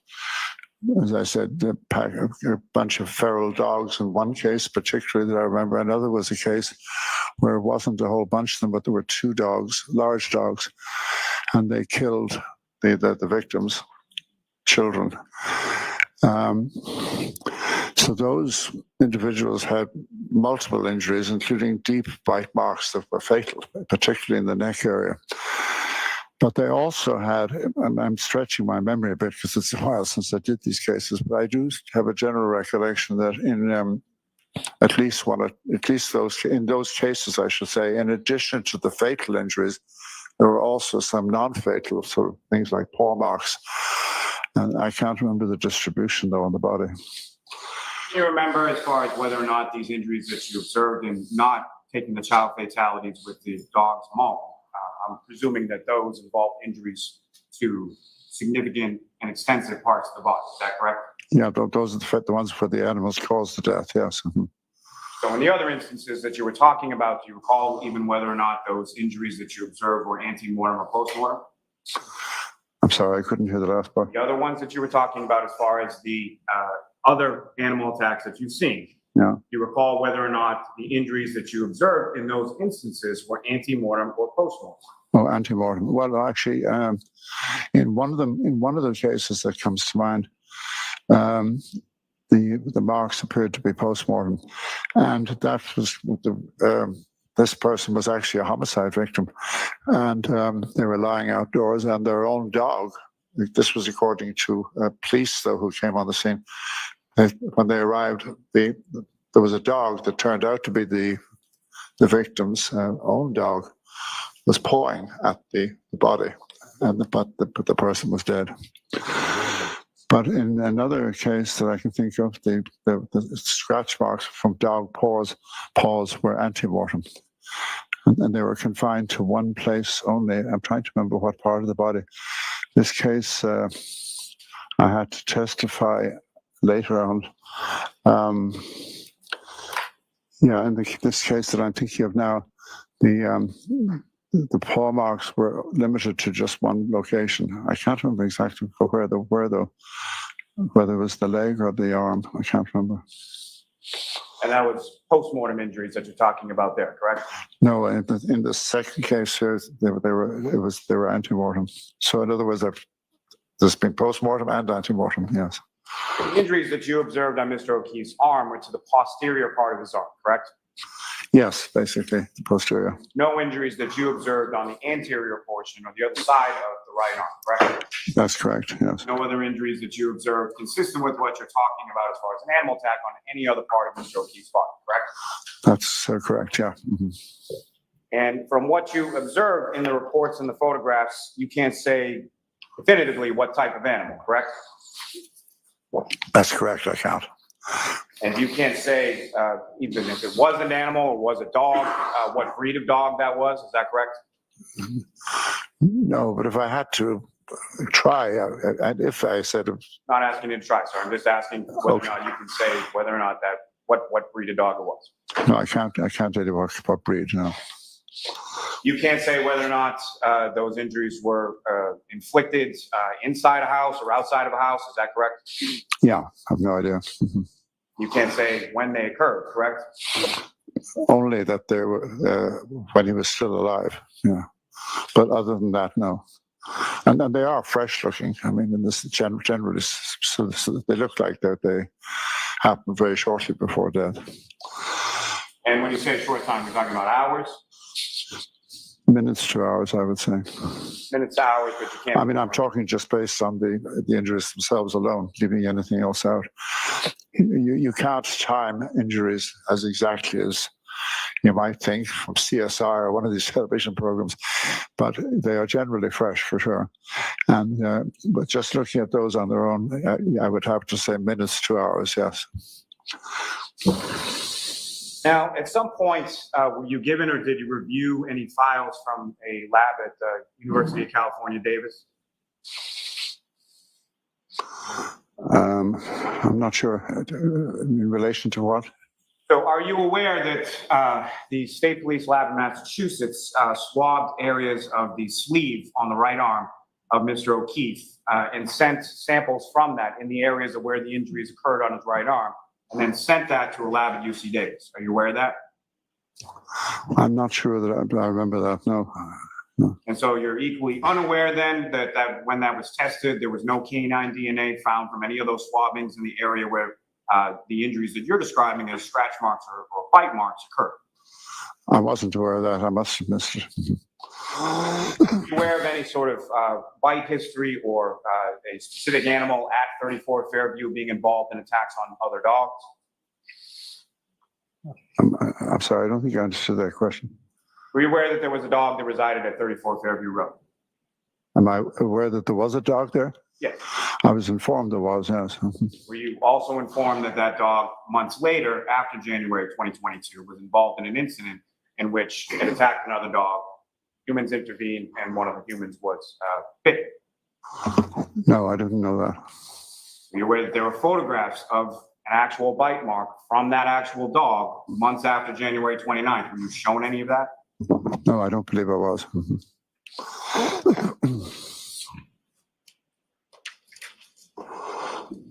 Sir, did you write a report in relation to what you observed or anything in regard to your opinion or your testimony that you're testifying to here today?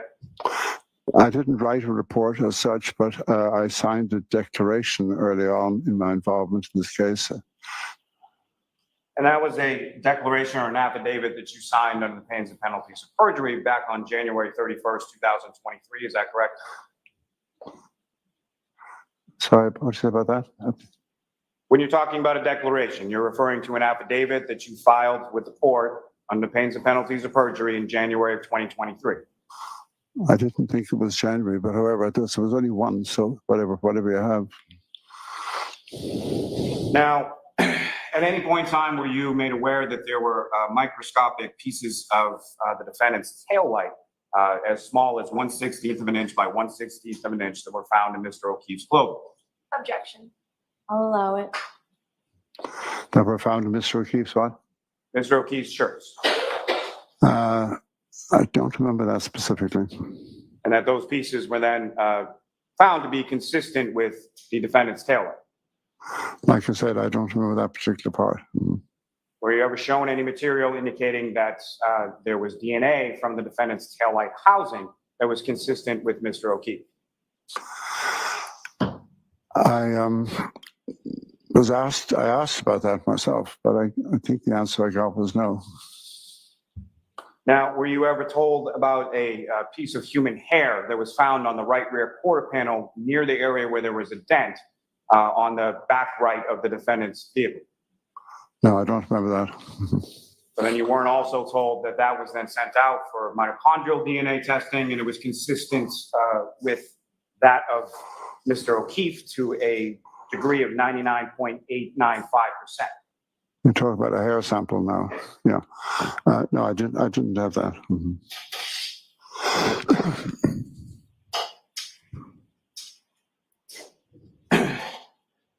Now, doctor, would you agree that in blunt impact injuries, the characteristics of a blunt object can then be transferred to the victim in the form of pattern abrasions that match the characteristics of that blunt object? Yes. Now, of the photographs, you reviewed photographs of the scene, photographs of the vehicle, is that correct? Yes, I did. You're aware that there were a number of different pieces of the defendant's taillight that were photographed as well. Did you ever see those? I did, yes. Do you recall seeing any piece of a clear plastic taillight piece that was recovered on January 29th, along with Mr. O'Keefe's sneaker that had dimpling on the outside of that clear piece of plastic? I can't. I remember seeing the pictures of the glass fragments, but I don't remember any more specifics than that. Do you know what a compression abrasion is? What? Compression abrasion. Yeah, although it's not a term we use all the time, but however, yes. And a compression abrasion can occur when there's direct pressure from a blunt object together with slight rubbing movements that produce skin and epidermal crushing. Is that correct? Yeah, you have to have some lateral movement as well, though, to get an abrasion.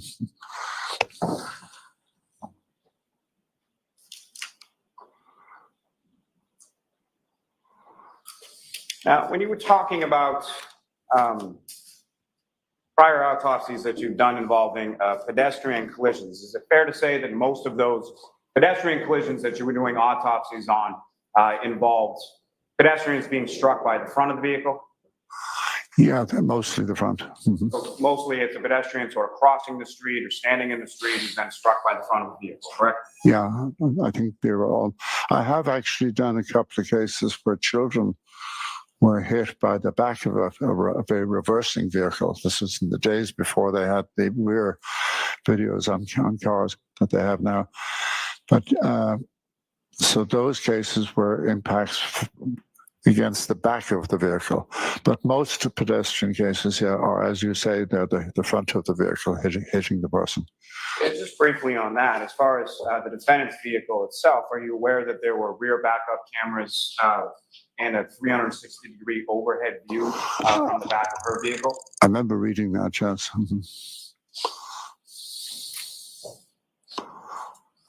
Now,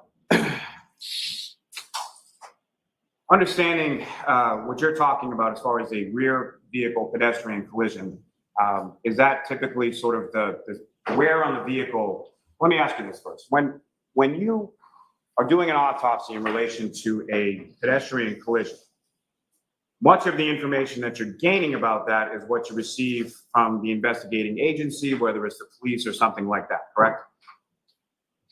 It varies a lot from one case to another. Sometimes you get or virtually no information about the accident.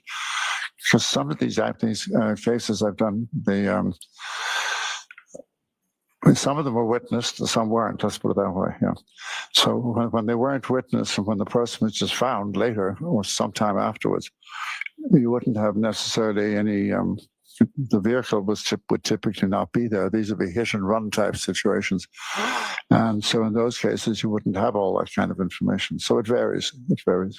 And understanding that it varies, but primarily what I'm saying is whatever information as far as the body comes in and you're going to conduct an autopsy, there would be some information from law enforcement or witness statements or something as to what type of death this is, as far as gunshot wound, stabbing, pedestrian collision, something like that. Yeah, absolutely. But like I said, in those unwitnessed cases of pedestrians, I might be given the information that it's probably a pedestrian fatality from a car. And when it comes to pedestrian collisions, and most of which that you've seen are, again, from the front of the vehicle striking a pedestrian on the roadway, is that correct?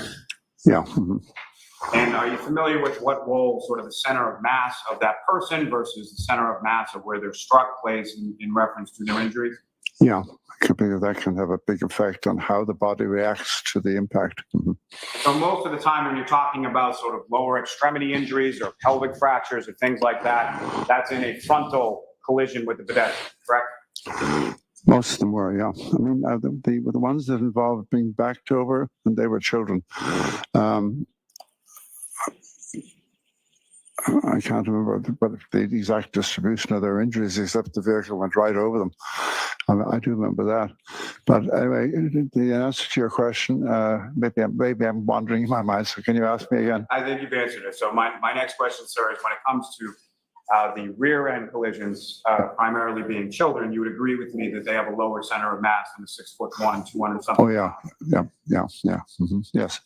And so as far as them being run over, they're going to get struck. They're probably going to fall to the ground, and then the vehicle is going to go over, correct? That's right, yeah. And so how many autopsies have you conducted in regard to pedestrian collisions where they've been sideswiped by the back of it? I can't remember. Can you remember any? Not off the top of my head, no. And so if someone is struck by the right rear portion of a vehicle and then projected away from the vehicle based on speed, based on force, based on whatever, would you then expect to see those same type of pelvic fractures or lower extremity injuries that you talked about with the frontal collision?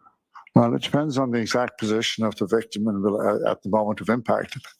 And of course, it could be a lot of different things. They could be, the victim could be facing the vehicle, they could be sideways on, they could have their back.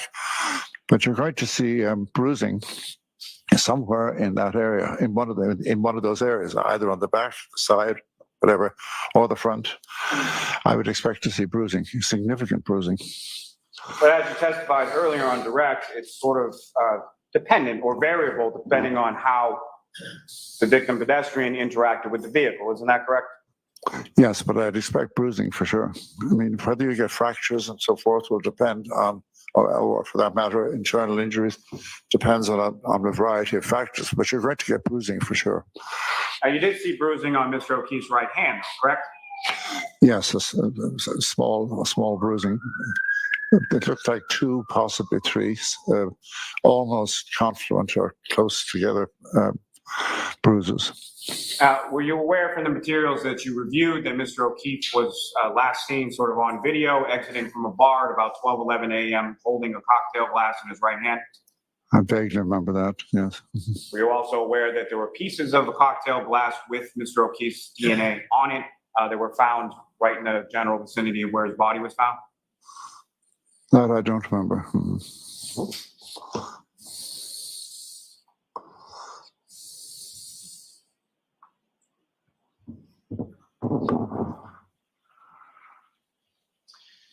You talked about a couple of different patterns to the injuries that you observed on Mr. O'Keefe's right arm. So my question for you, doctor, is it your testimony that those, what you're terming as animal bites or scratches, were they caused at one time or multiple times, or how many times are we talking? You mean on different occasions? As far as in, there are multiple abrasions as you've termed them, and you're attributing them to an animal attack, correct? I think that's the most likely explanation for these, yes. And so my question is, sir, is that from the dog or the animal or whatever it is scratching Mr. O'Keefe once, more than once, based on what you observed in Well, it's more than once. When I had the laser pointer here, I think I pointed to roughly, 1, 2, 3, 4 different areas. So it looks like And you have maybe there's an additional, the ones on the lower forearm, I should say, are harder to figure out. But it looks like 4, maybe 5 separate. 4 or 5 separate sort of swipes, whether they be with mouth or claws or whatever. Yeah, that's correct. And so is it your testimony that it's not possible that Mr. O'Keefe received that from some part of the motor vehicle, or a glass shattering, or shattering from a taillight, or any sort of metal pieces underneath contained within that taillight housing as far as his interaction with the vehicle? They don't look remotely like that to me. So it's not possible, is that correct? In my opinion, no.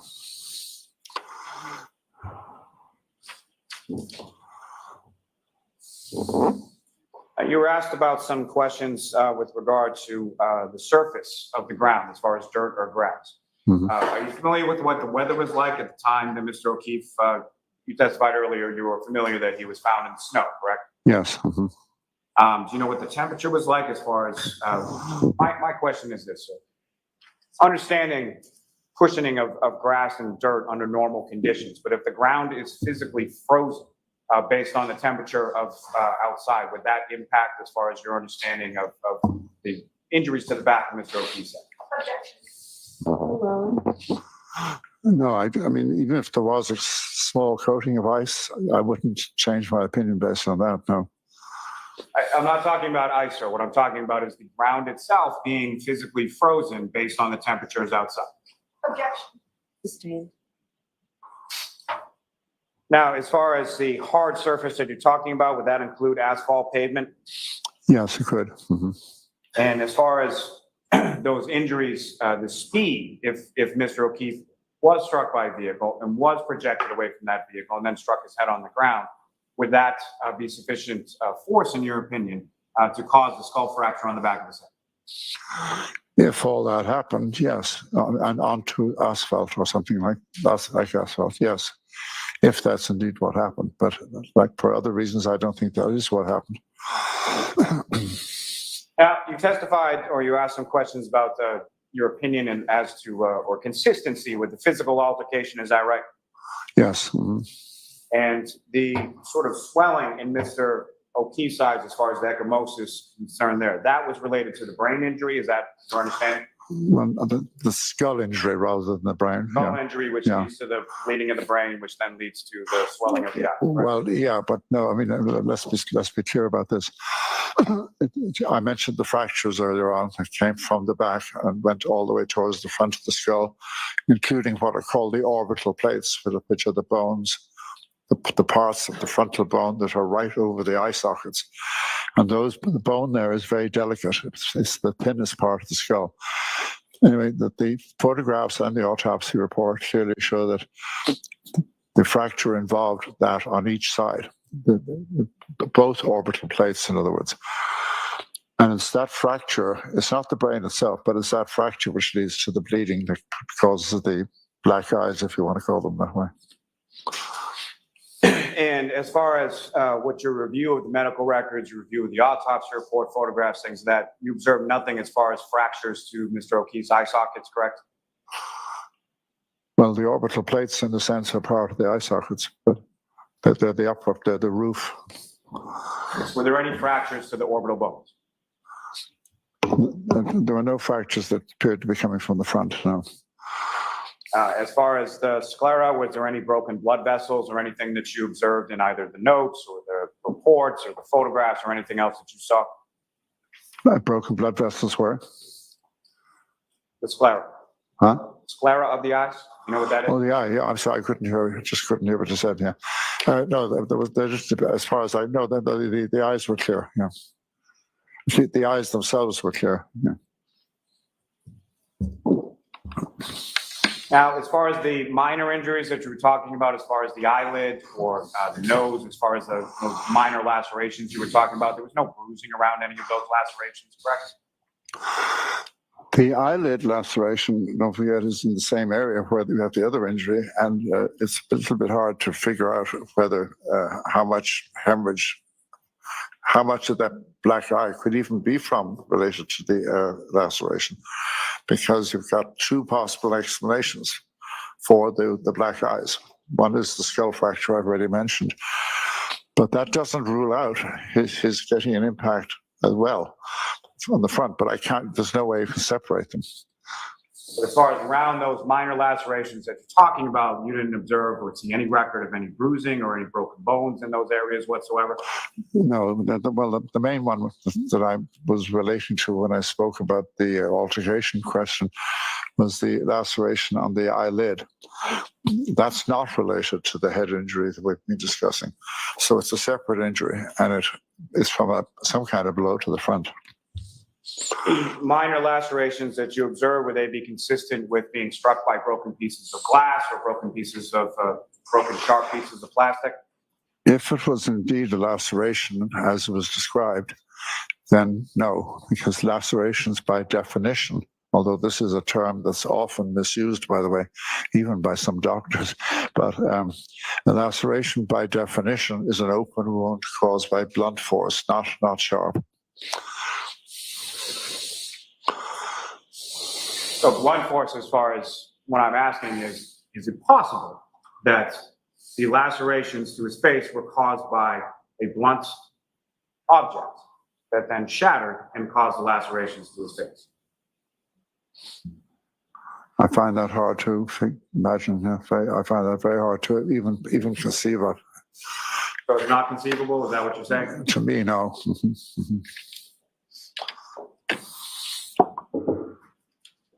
And from your review of whatever reports and medical records and everything else, what, if anything, did you see, or did you see anything that had to do with an animal being present on scene, or an animal being near Mr. O'Keefe's body, or Mr. O'Keefe being inside the house? I don't know. I mean, but I heard there was an animal somewhere around the place, a dog. I think you mentioned the dog earlier. So somewhere around the place, but no evidence that you've seen that animal interacted with Mr. O'Keefe in any way? No, I wasn't there, obviously, and all I can say is what I've already said, but I don't know any more than that. I know you weren't there. What I'm saying is, from the material that you reviewed, was there any indication or any evidence of that animal ever being near, close to, or interacting in any way with Mr. O'Keefe? Not that I'm aware of, no. I'd love to further. Little? Thank you. Your Honor, if I may approach. Sure. Thank you. So, Mr. Lally?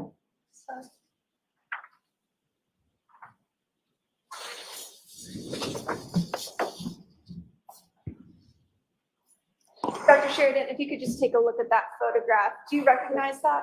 Yes, I saw this photograph before. Yeah. Could you describe that photograph to the jury? It shows the decedent's knees taken from the right side, but you can see both knees. Mm-hmm. Your Honor, permission to mark this and then publish it. Mark it, put it into evidence. Okay, is there any objection, Mr. Lally? No, Your Honor. Okay.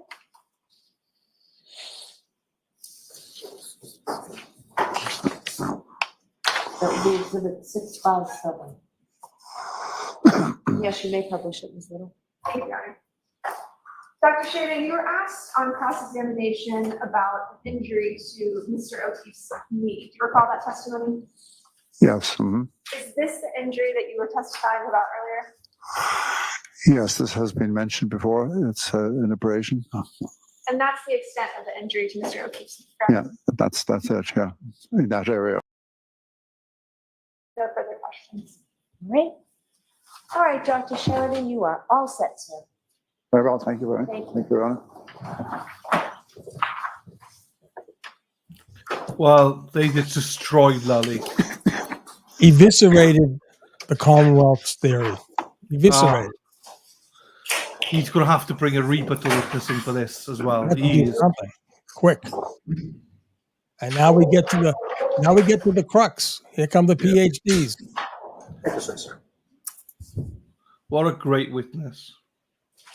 Yeah. Unflappable. I mean, come on.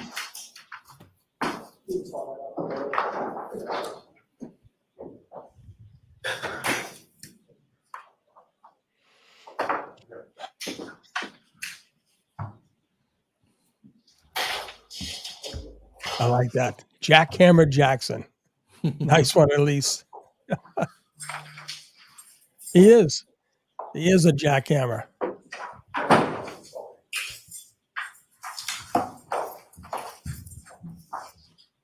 I'll step right in and just watch the step on me. Stay in the face.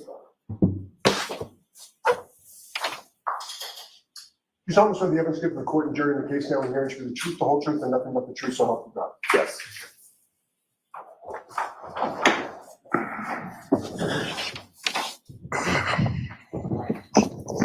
All right, Mr. Jackson, whenever you're ready. Thank you, Your Honor. Doctor, could you state your full name and spell your last name for us, please? Daniel Michael Wolfe, last name spelled W-O-L-F-E.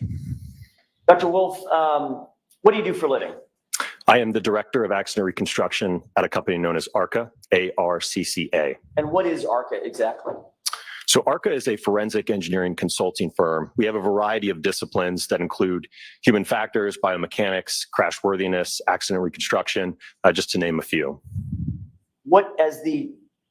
Based on your title, it sounds like you're the director of the entire accident reconstruction format for ARCA, correct? That is correct. What sort of contracts does ARCA routinely engage in? So we do a lot of work in civil litigation. So we work with insurance carriers, law firms, but we also consult with and do projects with the federal government, as well as the National Hockey League on player safety. So we're involved in a number of research projects as well. Is there other clientele that seeks out ARCA for accident reconstruction or biomechanics or human factors issues? In terms of beyond the parties that I just listed? You mentioned the U.S. Department of Defense. Yes, the military, yes, the Army. Tell me a little bit about the work that you've done for the Department of Defense. Well, that was before my time, but I'm aware of projects that dealt with working on vehicles that were over in the Middle East, where they basically designed energy absorbing seats because there was injuries when the vehicles were going over IEDs. Is ARCA known both nationally and internationally? Is it recognized as a leader in accident reconstruction issues? Yes. As the director of accident reconstruction at ARCA, do you specialize in both accident reconstruction and the human factors that are associated with such reconstruction where necessary? Yes.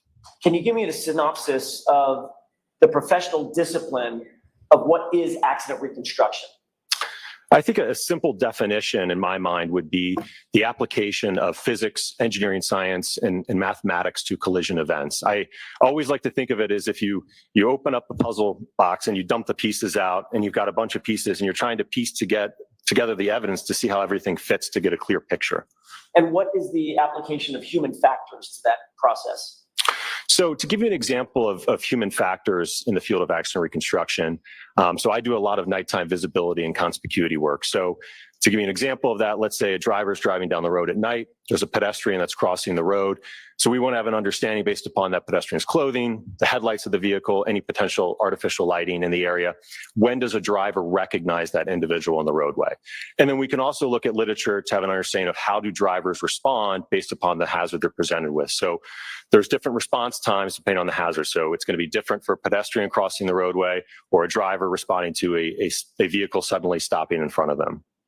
Dr. Wolfe, as an accident reconstructionist, do you investigate and reconstruct both passenger vehicle issues, commercial vehicle issues, motor vehicle, pedestrian issues, all of the above?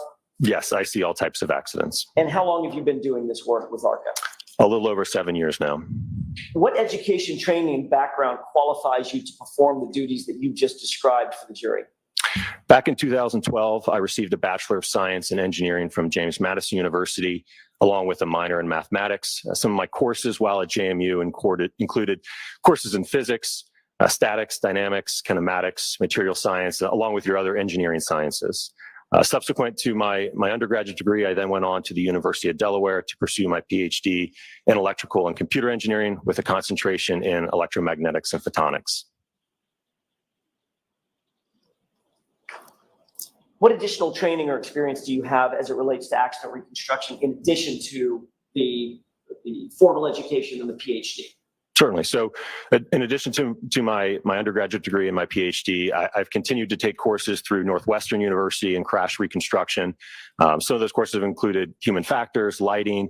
I've taken courses on electronic vehicle data, photogrammetry, three-dimensional laser scanning. So I've continued to take courses subsequent to graduating. Do you also hold any accreditations in terms of accident reconstruction? Yes, I'm accredited by an organization known as ACTAR, which is the Accreditation Commission for Traffic Accident Reconstruction. Are you trained in photogrammetry? Yes, sir. Is that to determine vehicle crash incidents or the circumstances surrounding them based on map scenes, evidence from photographs, things of that nature?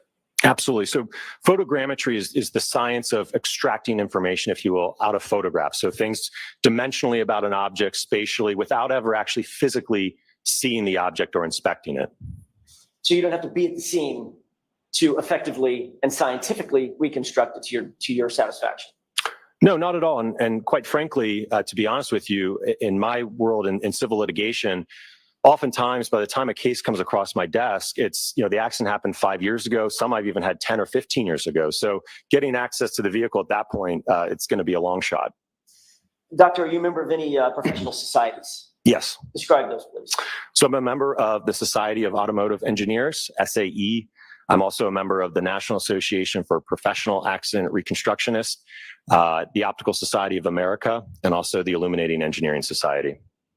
How many cases would you say in your experience in your career have you reconstructed or attempted to reconstruct, you or your team members? I don't actively track that. If I had to estimate at this point in my career, it'd probably be well over 1,000. And how many of those 1,000, I know you'd have a number specific, but how many of those 1,000 would you say involved pedestrians as well? But several hundred. As I mentioned earlier, a great, excuse me, a great deal of my work is in the field of lighting and visibility. So there's a direct correlation between time of day and pedestrian incidents. We see a rise in the evening and night hours just due to drivers having difficult ability to try to perceive and recognize individuals. So I certainly see a lot of pedestrian collisions in my casework. You've done testing or research as it relates to the kinematics and the interaction between pedestrians and vehicles. Absolutely. So we do a number of tests at ARCA to look at the interaction between pedestrians and vehicles. One of the ones I know I did most recently where we were evaluating a vehicle essentially rolling over a pedestrian. So we wanted to understand the vehicle dynamics as well as the interaction between the pedestrian and the road surface. So we conducted testing at ARCA to evaluate that. Does ARCA have any other disciplines other than just accident reconstruction? Absolutely. So as I mentioned earlier, we have crash worthiness. So again, that's where you're going to be looking at the safety of a vehicle. How does it perform in a crash? We have human factors, failure analysis, premise liability, and biomechanics. As an accident reconstructionist, doctor, do you or have you studied or tested the forces that are at play between objects interacting, a human being interacting with a vehicle, for instance? Yeah, absolutely. Part of what you do. Yes, sir. Describe that. So we use hybrid instrumented dummies at ARCA for our testing. So if we want to have an understanding that an occupant in a vehicle, the forces that they might experience, or for any matter, again, if it's an instance where you have something that ends up falling on someone's head and you want to have an understanding of the forces involved in that, we perform testing with hybrid dummies. Have you ever authored any peer-reviewed papers in the field of physics? Yes, sir. Describe those for me. So I have a number of papers in the field of lighting and optics. I have a recent publication that deals with Toyota and Lexus vehicle control history records as well. Is that called Toyota Vehicle Control History, Sudden Braking History Recording Characteristics? Yes, sir. All right. Was that specific to dealing with vehicles and their interaction with other vehicles and or pedestrians? It involved looking at the various triggers that system is capable of recording. And specifically, it was looking at what triggers a sudden braking event. So we were able to determine that those triggers, the sudden braking event is triggered when a driver, or I should say the vehicle, reaches... May we approach? Sure.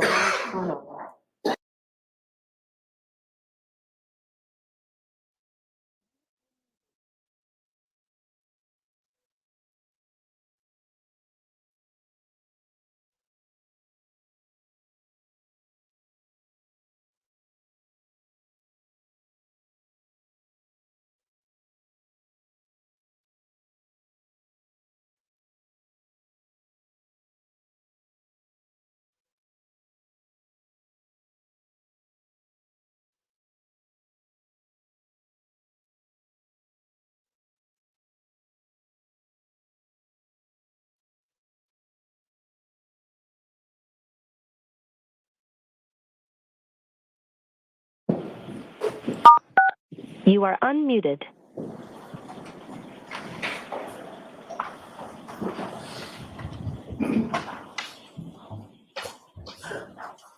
Now you're. Yes, you Thank can you. move on. You've been qualified in other courts to testify as an expert in the area of accident reconstruction. Is that right? Yes, sir. You were not hired by the defense in this case, correct? That is correct. At the time you did your expert review, Dr. Wolfe, and your consultation, you and I had never met. That's correct. You did not know who I was. I did not. You'd never met Ms. Little. No. Mr. Unetti. No. Matter of fact, you'd never heard of this case. That's correct. You were hired by another agency not connected in any way to the defense. Is that right? Correct. And not connected in any way to the Commonwealth. Is that right? Correct. So your analysis and your conclusions and your opinions are completely independent of the defense and the Commonwealth in this case. Is that right? Objection. Sustained. Mr. Jackson, you can ask it differently. When you did your analysis and conclusions, well, let me ask it this way. You finalized your report, you and your team, correct? Correct. That report is contained in a multi-page document that was submitted following your analysis and your opinions and conclusions, right? Correct. The defense didn't have anything to do with that, correct? Correct. You had never met us, didn't know who we were when you did this. Correct. You'd never met Mr. Lally, didn't know who he was when you did this. Correct. So your analysis, opinions, testing, and conclusions were requested by a completely separate agency. That is correct. All right. Goes without saying, but I'm gonna ask it anyway. You haven't been paid by the defense? You have not paid us anything, no. And you don't work for us. That's correct. As a matter of fact, I've never asked you specific questions about your testing before today. That is correct.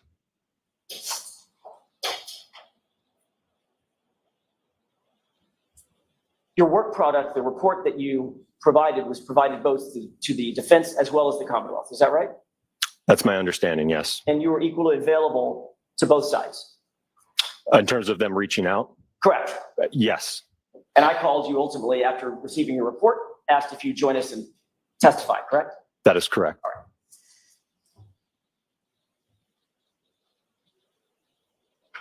Were you and your team asked to undertake a review for purposes of accident reconstruction of the case that's now pending before the court? Yes, sir. Was your team asked to do this by the agency that ultimately retained you, not us? That's correct. Who at ARCA was assigned to the team who would ultimately undertake this job of accident reconstruction? It was myself, Dr. Andrew Rentschler, and Scott Klein. What was Dr. Rentschler's role in this case as it's distinguished from your role in the case? Certainly. So Dr. Rentschler is a biomechanical engineer, and ultimately he assessed whether or not there was a mechanism for the injuries of Mr. John O'Keefe. And what was your focus? If he's talking about the injuries to Mr. O'Keefe, what was your focus in your reconstruction and your analysis? I would simply say it was looking more at the damage to the vehicle. Okay, so in terms of your team and the responsibilities of each of the team members, you were more focused on the damage to the SUV. Dr. Rentschler was more focused on the injuries suffered by Mr. O'Keefe, correct? I think that's a fair characterization, although with the caveat that we worked together as a team. So we weren't isolated kind of in those areas, not speaking to each other. We certainly worked together on the analysis. Understood. Were you provided or did you review certain materials in furtherance of your consultation in this matter? Yes. What were you provided? We were provided photographs of the incident location. We were provided photographs of the Lexus. There were a couple of incident reports that we received. I could look at my report for the full list, but those are the ones. You can go ahead and do that, Doctor. Do you have the report with you? Yes, sir. I have a copy of it. Is this faster? Sure. If you... May I? Sure.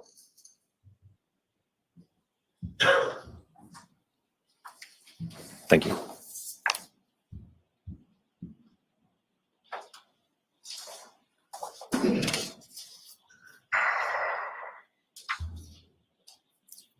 How many categories of materials were you provided?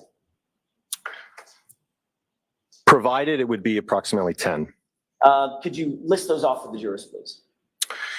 It would be the Norfolk SPDU homicide death report, the Commonwealth of Massachusetts Department of State Police crime scene report, OCME dispatch removal report, photographs of the incident location, videos of the incident location, photographs of the 2021 Lexus LX 570, photographs of recovered evidence, crash data retrieval report from the 2021 Lexus 570, report of autopsy, and autopsy photographs. Based on these data that you were provided, were you able to satisfactorily, to your mind, satisfactorily engage in the consultation that you were hired to do? Yes. And come up with some opinions and conclusions based on scientific certainty? Yes. Did you review scene photographs of the alleged incident? Yes, sir. What information were you able to glean or gather from your review of the photographs, from the scene specifically? Mm-hmm. So from those photographs, I was able to identify there was fragments of transparent, red, clear plastic. There also appeared to be pieces of chrome and black plastic. I also observed what appeared to be glass fragments along with a black drinking straw. Did you also review some videos? Yes. That was out at the scene, maybe a leaf blower? Correct. It appeared to be daytime, yes. Okay. What did you note about the photography at the scene of the items that were being photographed? Well, I think one thing that comes to mind is it was a little bit difficult to follow the evidence, so to speak. So typically, when I go out and do an inspection, especially of a fresh incident, let's say I've got a debris field or I've got tire marks, what I like to do is kind of step into the scene, if you will, where you take global perspective shots and then you step into a specific piece of evidence so that you can, at a later point in time, identify where that evidence is. I noted that in a lot of these photographs, I didn't see a whole lot of that stepping in. It was essentially just zoomed right into where that evidence is, but not really having a great understanding of where was it relative to all of the other evidence. Or when it got there? Correct. Based on your review of all the materials that you described for the court, did you get an understanding of what the Commonwealth's theory of the case is, specifically Mr. O'Keefe was struck by the Lexus SUV? Objection. Sustained. Did you come to understand that the allegations before the court were that Mr. O'Keefe was struck by the vehicle? Objection. Sustained. Ask it differently, Mr. Jackson. Did you perform an accident reconstruction specifically focused on determining whether or not damage to the Lexus was consistent with hitting Mr. O'Keefe? Yes, I think that's a fair characterization. And reversing that, was your accident reconstruction also focused on whether or not the injuries to Mr. O'Keefe were the result of being hit by a vehicle? Yes. Okay.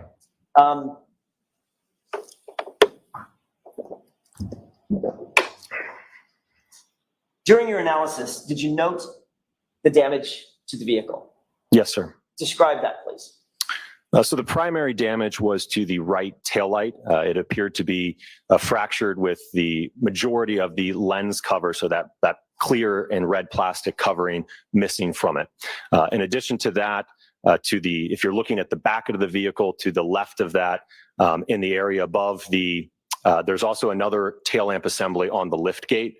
So above that assembly, there was a small dent along with some paint chips on the bumper, more so on the wraparound section as it kind of curves around to the right side of the vehicle. There appeared to be some superficial scratches as well in that area. Was there any other damage or deformation that you were able to glean from your review, the photogrammetry, damage to the Lexus, the bumpers, the panels, the quarter panel, the sheet metal, anything like that? No, the rest was remarkably intact. Is it common in vehicle pedestrian collisions that there's some sort of bumper displacement and or sheet metal deformation that's concomitant to that? Absolutely. Assuming a pedestrian is positioned in a normal upright position, you certainly would expect to see damage to the bumper. In a lot of cases, what happens is, the bumper is just clipped on. So again, the force of that impact will oftentimes cause the bumper to kind of become unmounted or unclipped. You certainly could see deformation to body paneling, such as the lift gate or the quarter panel as well. Is that especially true at higher speeds, meaning above 15 miles per hour or so? Oh, absolutely, yes. Was there any apparent damage to the Lexus that appeared consistent with any kind of pedestrian interaction that you saw? No, it was really confined to just the taillight, a very isolated portion of the vehicle. During your review and your investigation, did you note information concerning items that were supposedly found on the bumper? Yes. What was that? I believe it was noted there was 2 apparent glass fragments located on the top bumper cover. What's the significance of the presence of those items or the lack of materiality of those items in your view? Well, again, I think it's going back to the scene evidence. Again, we knew that there was glass fragments, what appeared to be from a drinking glass, at the scene of the alleged incident. Is there any glass consistent with the glass that was supposedly found on the bumper, in the taillight housing, the taillight mechanism, anything from the car, the Lexus, that would account for that glass? Okay, I think I understand. So the taillight itself is not comprised of any glass. It is all plastic. So that damage, or I should say that glass on the top bumper cover could not have come from the right taillight. Now, based on your review of the information that was provided to you, did you undertake any testing of that vehicle? I'm sorry, any testing concerning the damage to the vehicle? Yes, sir. All right, can you describe what that testing was? So we performed, again, this is with Dr. Rentschler and I working together on this again. We performed projectile testing to the tail lamp with a drinking glass as well as a hybrid head form. Let's take those one at a time. How would you describe the drinking glass test? Certainly. So again, from our review of the evidence, we knew that we had an isolated portion of damage to Lexus confined to the taillight. So we know that we're dealing with potentially a small object that could have created that. Looking at, again, the evidence in terms of the scene photographs, we know that we have a damaged drinking glass at the scene in the vicinity of the fragments of the taillight. So the theory that Dr. Rentschler and I put forward is potentially an individual threw this drinking glass at the back of the Lexus, causing the taillight to fracture. I'm going to interrupt you right there. You and Dr. Rentschler formed that theory and wanted to test that theory, correct? Yes. You were not told that theory by the defense because you've never met us? Correct. You were not told that theory by the Commonwealth. You've never met them, correct? Correct. Your theory was the product of simply having some facts extant in the data that a broken drinking glass, a broken taillight, let's put them together and figure out if the drinking glass could be responsible for the taillight and vice versa. Absolutely, yes. And that was your determination of, well, we were given instructions to reconstruct this. Let's look at every single angle, correct? Absolutely. And I will note, as part of the engagement with the entity that retained us, we were asked not to do any outside research or investigation of the case. It was to be based solely on the evidence that we were provided.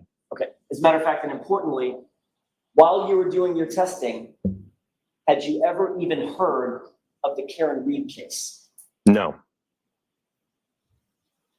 So getting back to that testing, and I interrupted your flow, you were looking at whether or not the glass could have produced the damage to the rear taillight that you saw, correct? Correct. And what did you do in furtherance of making a determination about whether or not that was possible?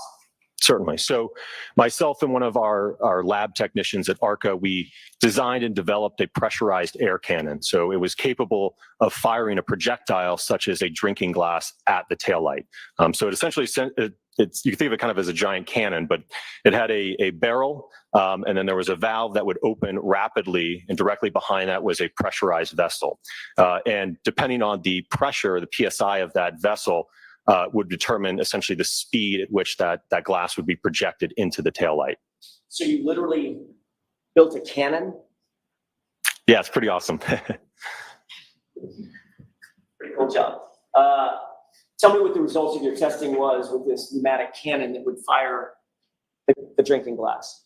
Certainly. So we performed 2 different tests in terms of speeds. The target speeds were 30 and 40 miles per hour. Why was that? Well, so with consultation with Dr. Rentschler, he indicated that is a reasonable speed at which an adult male or an individual, for that matter, could throw a drinking glass at the taillight. Had anybody up to that point, anybody told you any specific let's see if I can rephrase that.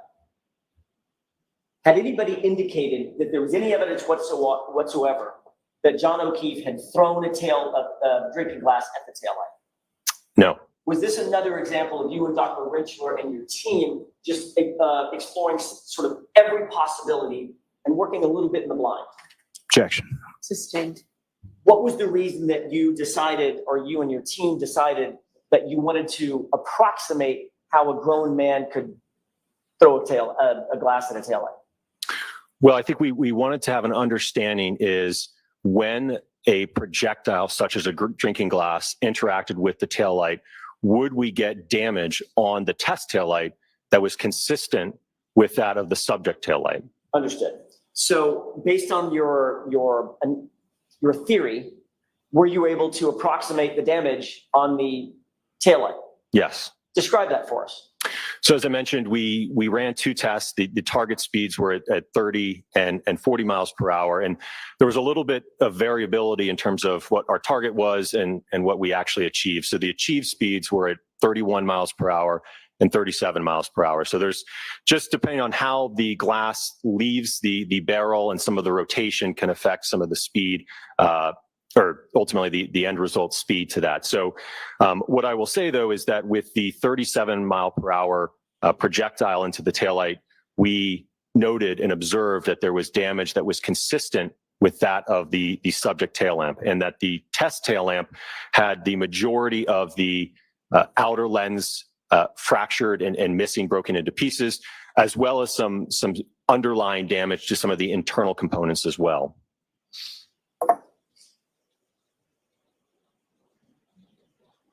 Are you saying, well, let me ask you a different question. You were able to replicate the damage to the taillight using a pneumatic cannon firing a glass at 37 miles an hour directly at the taillight, correct? Correct. All right. And that would also shatter the glass too, correct? Correct. Did you do any testing about whether or not that damage to the taillight could be produced by a person simply holding a glass and being hit by the car driving in reverse? We didn't do any testing of that, and primarily because, again, if we're looking at the arm and its total length, right? We only have a narrow damage pattern, which on the taillight, if you think about where where it meets the lift gate into where it starts to wrap around to the side of the vehicle, that's only about 6.5 inches in width. All right. When you fired the glass into the taillight was static. In other words, it was not going to move. It was immovable at that point, correct? Correct. All right. So the glass is hurling through the air at 37 miles an hour and hits the static object that's resisting, and that smash is what produced ultimately the taillight damage that you were able to replicate. Is that right? Yes. If a person were holding in his hand the glass and the taillight were to hit that hand, the hand would not remain static, correct? Objection. Sustained. Ask it differently, Mr. Jackson. If the taillight were the taillight were to make contact with a person holding a glass, would that replicate what you did in terms of you're firing a glass into the taillight? In other words, are they apples and apples? No, I don't think it would be the same. Okay. Why is that? Well, as I mentioned earlier, again, the damage to the back of the Lexus, again, is confined to just that roughly, again, when we're talking about the taillight itself, that 6.5 inch section in width. Right. So it's inconsistent with the total length of the arm, and certainly from discussion with Dr. Rentschler, inconsistent with the injuries to the arm. So given everything in your investigation was revealed concerning this testing, are you saying that the taillight was damaged by John O'Keefe holding a drinking glass that was hit by an SUV? Objection. Sustained. In all the information that you provided, you were not provided anything that suggested that John O'Keefe threw a glass at the taillight. Right? Objection. Sustained. They were approach. Yeah, it's just, yes. I mean, these are simplistic questions. He's killing them. Listen, Yeah. these guys, first of all, the fact that he went down the line for the mechanism to show that this was definitely not paid by the defense of the Commonwealth has to be ringing in the ears of the jury. This is a, I don't even know how to describe this. He's going to blow everything out of the water. The jury knows it now. I just hope they rest. They can take this case now after this guy testifies. Ma'am? Yes. Thank you. What information, if any, were you provided that suggested that John O'Keefe threw a glass at the taillight? No information. What information, if any, were you provided that suggested that John O'Keefe may have had a pneumatic cannon with him that night? I'm not aware of any information regarding that. All right.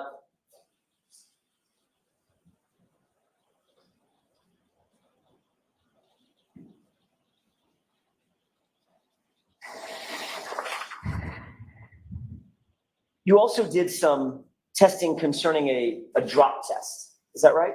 Correct. Tell us about that drop test testing. Certainly. So again, through discussion with Dr. Rentschler, it was my understanding that Mr. O'Keefe had a skull fracture on the back of his head. So we wanted to do an evaluation of the interaction between the back of a head. In this case, we used again, talking about that instrumented dummy again, we used the instrumented hybrid head form to perform a drop test to evaluate the forces of an interaction between a tail light from the Lexus and the human head. What height did you choose to perform this drop test? 7.5 feet. Why did you choose that height? Well, if you calculate it through physics and the acceleration due to gravity, that would equate to an impact speed of 15 miles per hour at that height. And what was the significance of 15 miles per hour? Well, that was essentially kind of a starting point for us, if you will. So I will tell you that in reverse, 15 miles an hour is fast. I don't know if you've ever looked at your speedometer when you're pulling into your driveway, reversing into a parking stall. Most people probably don't go more than 5 miles an hour or so. So 15 miles an hour in reverse is fast, especially when we're talking about, it's my understanding it was nighttime. There was winter conditions, potentially wet or icy roads. So again, that speed is going to be what I would say on the high end for going in reverse. So also in addition to with respect to kind of just the nature of that speed, it's my understanding through discussion with Dr. Rentschler that at 15 miles an hour, you start to see significant injuries to the human body when it makes contact with a vehicle. And I think one last point is that we needed to pick a speed where, again, this is kind of just us brainstorming, where we would have damage to the taillight, right? It would fracture it, but it wouldn't completely obliterate it. So we knew if we chose a speed, for instance, of 40 miles an hour, we know we're going to completely essentially explode the taillight. But if we do, 1 mile an hour, we may not do anything to it, right? So we kind of had to pick a middle ground to again, cause damage to the taillight. What was your conclusion with following that testing? What was your conclusion with regard to whether or not it was consistent or inconsistent with the damage to the truck, the taillight was consistent or inconsistent with making contact with John O'Keefe's head at or above 15 miles an hour? So strictly speaking to a damage perspective, the 15 mile an hour interaction between the hybrid head form and the test tail lamp produced significantly more damage than that of the subject vehicle. So that indicates that, again, the damage on the subject tail light was less than that of the test tail light. So if I were to ask you whether or not there would be more or less damage to the taillight if you increase the speed to 24 miles an hour, what is your conclusion? Well, you're talking about significantly more kinetic energy. So if you just think about it from, again, a kinetic energy standpoint, kinetic energy is equal to 1/2 times the mass and the velocity squared. So if you're squaring that velocity and you're going from 15 up to 24 miles per hour, you're going to get a significant amount of more energy associated with that. Probably, I could pull up my calculator, but you're probably looking at 2.5 more times energy than the 15 mile an hour test. Which means 2.5 more times the damage to the taillight? Certainly. which you did not see in your review of the materials, correct? Correct. So what is your opinion or conclusion as to whether or not the damage to the taillight was caused by striking John O'Keefe's head? From a damage standpoint, it was inconsistent. I want to shift gears back to the injuries that you saw concerning Mr. O'Keefe's arm, his right arm. During the course of your investigation, did you look at photographs and investigate the injuries to his right arm? Yes, sir. What's the width of the taillight, specifically from where it meets the lift gate to the left side? I'm sorry, to the side of the vehicle, the right side of the vehicle. To the right. So yeah, as I mentioned earlier, that is about 6.5 inches. It starts to wrap around to the right side. So really it's even though the taillight continues, it's not projecting out on the back end where it's again wrapping around. So in terms of the width that is facing the rear, if you will, it's about 6.5 inches. And you noted that there was a dent and some paint chips that you identified above the lift gate, correct? Correct. How far away from the right side of the vehicle were those scratches and that dent? Approximately 20 inches. What was the significance of that distance? Well, again, to go back to your question about, I think if somebody was holding a drinking glass, right, and their arm was extended to cause that damage, or if it's theorized that those dents and chips were from that. Again, the thing that sticks out to me is that you have essentially the Lexus taillight. So ask another question. What's the significance of whether or not there was damage between the dent and the taillight? In other words, that 20-inch area. Was it dented? Was it harmed in any way? So in terms of, again, if we're talking about, again, looking at the back of the vehicle and we go to kind of where that right tail lamp just meets the lift gate, as I mentioned, there's another lamp assembly on the lift gate itself. There's also a chrome trim piece above that, and then certainly the body paneling to the liftgate itself. And I think what stood out to me is that between that dent and the fractured taillight, there was no observable damage to that area, which I would have expected had an arm been positioned there.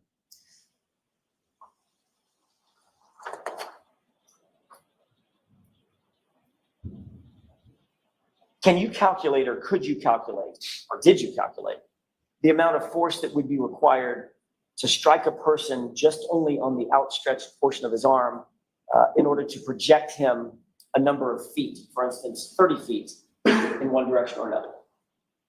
Okay, I just want to make sure I check. Take a distance out of it. Break it down. I'll ask you the same question, but without the 30 feet. Okay. Were you able to calculate, or could you calculate the force that would be required to strike a person on his outstretched arm hard enough to spin him around and project him a number of feet?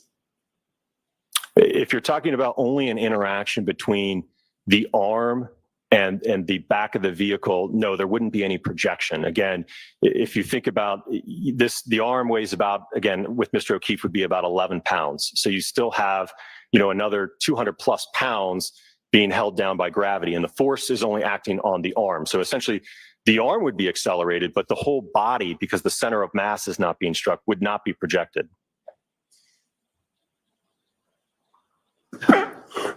Is the absence of the damage that you described, between the dent and the rest of the vehicle, with the exception of the taillight, is that consistent or inconsistent with striking an outstretched arm of a human being? Objection. I'll allow that. That would be inconsistent, in my opinion.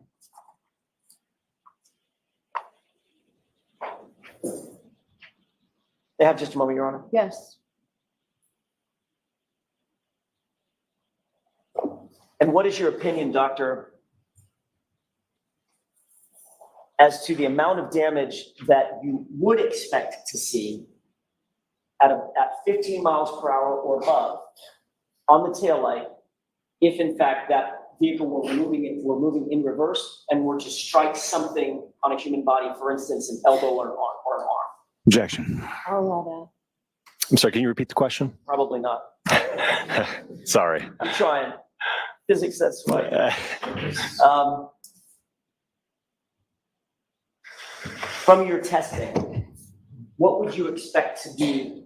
What would you expect to see in terms of the damage to the right rear taillight, if in fact that taillight were to make contact with a part of a human body, for instance, an elbow or an arm, at 15 miles an hour or above? What would the level of damage be as compared to the damage that you actually saw?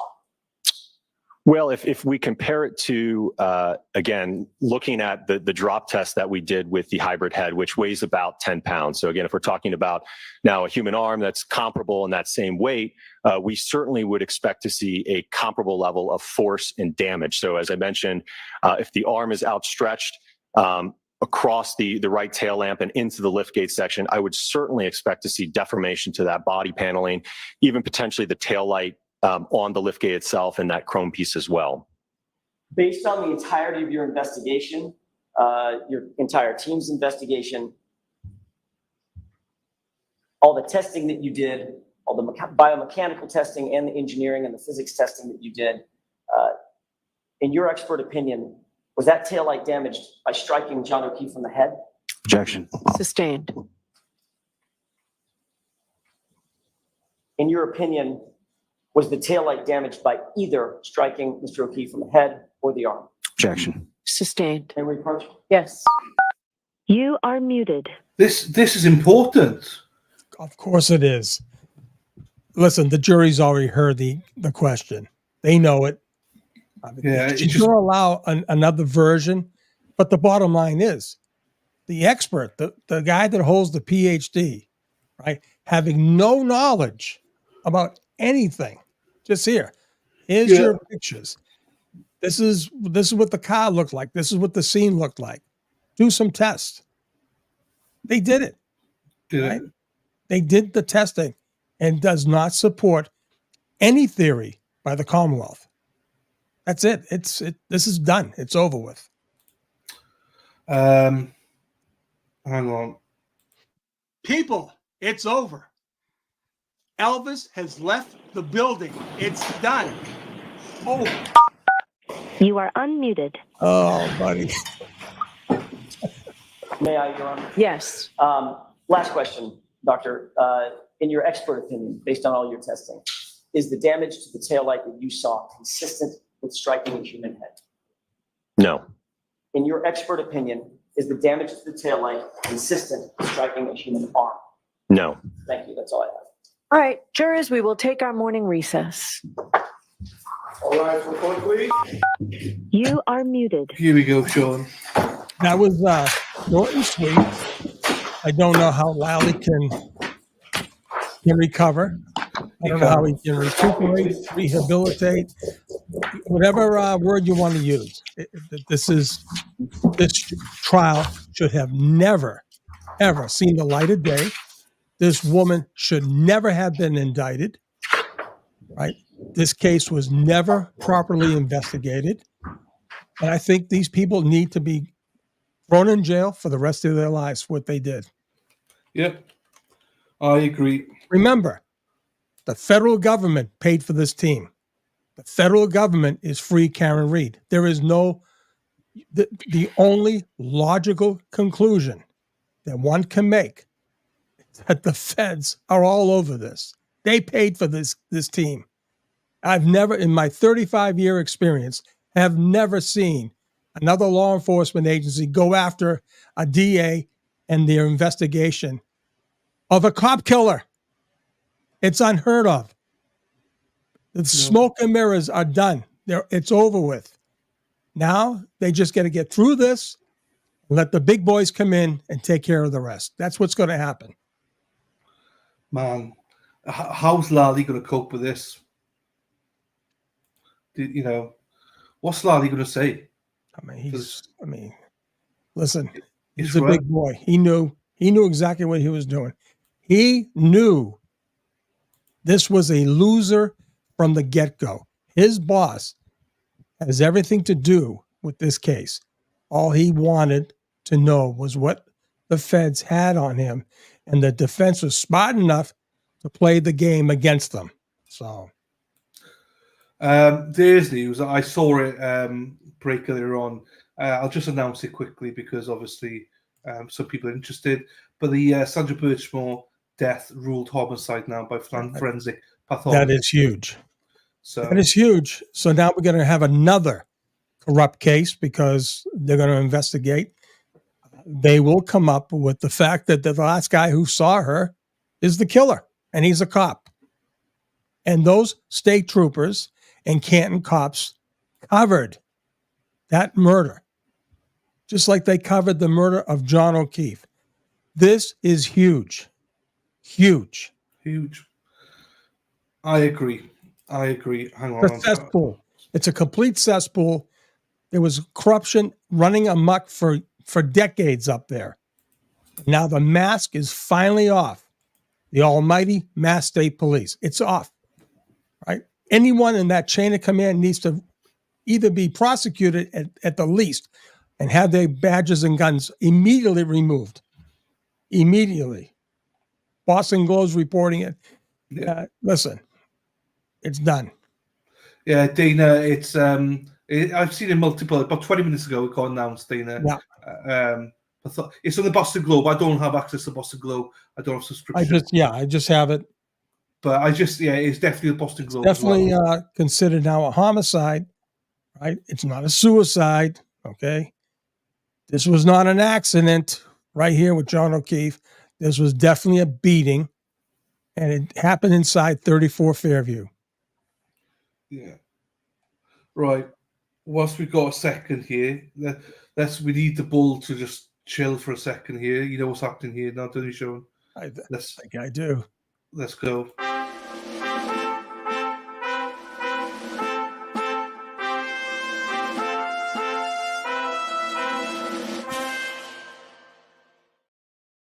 Thank you to Carlin, who bought a coffee. He says, great job with this trial. Love Dylan and Sean. Thank you, Carlin. It's because of people like you we do this. So I appreciate you. Thank you so much for your coffee. This must be hard for you, though, Sean, isn't it? In the sense of, like we saw Peter Murphy in the chat as well, but because you are ex-law enforcement. I know we've touched upon it before, but to see this, this must be a little bit like hits home quite hard for you. It's hard. It's hard in a way to believe that these cops can be so corrupt. But it's good that it's coming out because that means now you're going to see these people stripped of their powers, stripped of their pensions, and locked up. And hope that is a message for those young cops that were outside D&E last night. I don't know who that sergeant was, but that sergeant has to be a part of the old regime. These new cops, they're all youngsters. Pasquarelli, whatever his name is, a couple other kids, I don't know who they were. They need to realize you cannot act corruptly and think you will be not found out. All right, it happens. A cesspool, a can of worms has been opened up in Canton, okay, from decades ago, and it's all coming out. People turn blind eyes when they should have been reporting the smallest bit of corruption, okay, the smallest, because that's why now you have 2 people who died in Canton that the investigations were completely and corruptly botched and covered. 2. How many others were there? That's it. Yeah.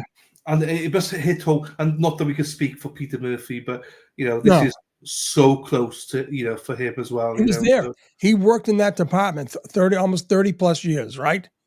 I mean, he saw, and I'll tell you about Peter. He's got notes. He did his job. He bumped it up, right? You bump it up. You bump it up the chain, okay? The chain did nothing to root out corruption in that town. Nothing. Oh, man. But the worst thing is now, I think it opens a door for all sorts of nonsense now in the area about every case these guys have touched in the past. And I bet lots of them are going to be legitimate. They deserve to be in prison. And it's those pieces of shit now they're going to jump on this, go, oh, you know. The minute Morrissey gets arrested, the floodgates will open up. Every defense attorney that ever lost a case in the Norfolk County, either district or superior court, will be reopened. They will never recover from these actions, ever. No. We mentioned the Brian Walsh case coming up because who's in charge of that? Lead investigator, Trooper Proctor. It's all damage. It's like, listen, the fact that he still has a badge and gun it baffles me. It really does. Yeah. For anybody to have heard his testimony, his admissions alone, it doesn't matter. His admissions alone. If I said that as a DEA agent to a person I was investigating, okay, my badge and gun would be gone immediately while I was being investigated, okay? And then for me to come out and to say, yes, I said that, 30 days minimum on the beach, minimum, to include removal. That's how bad that is. And people who know, federal agents out there that know, work in the Department of Justice, realize how serious that is. And the fact that he still has a badge and gun, it baffles me. But then again, it doesn't, because it's the system.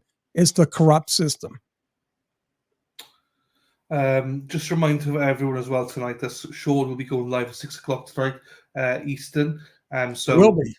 You know, hey, I love this show. We propel it. I look at you like a what do you call those planes, like propeller?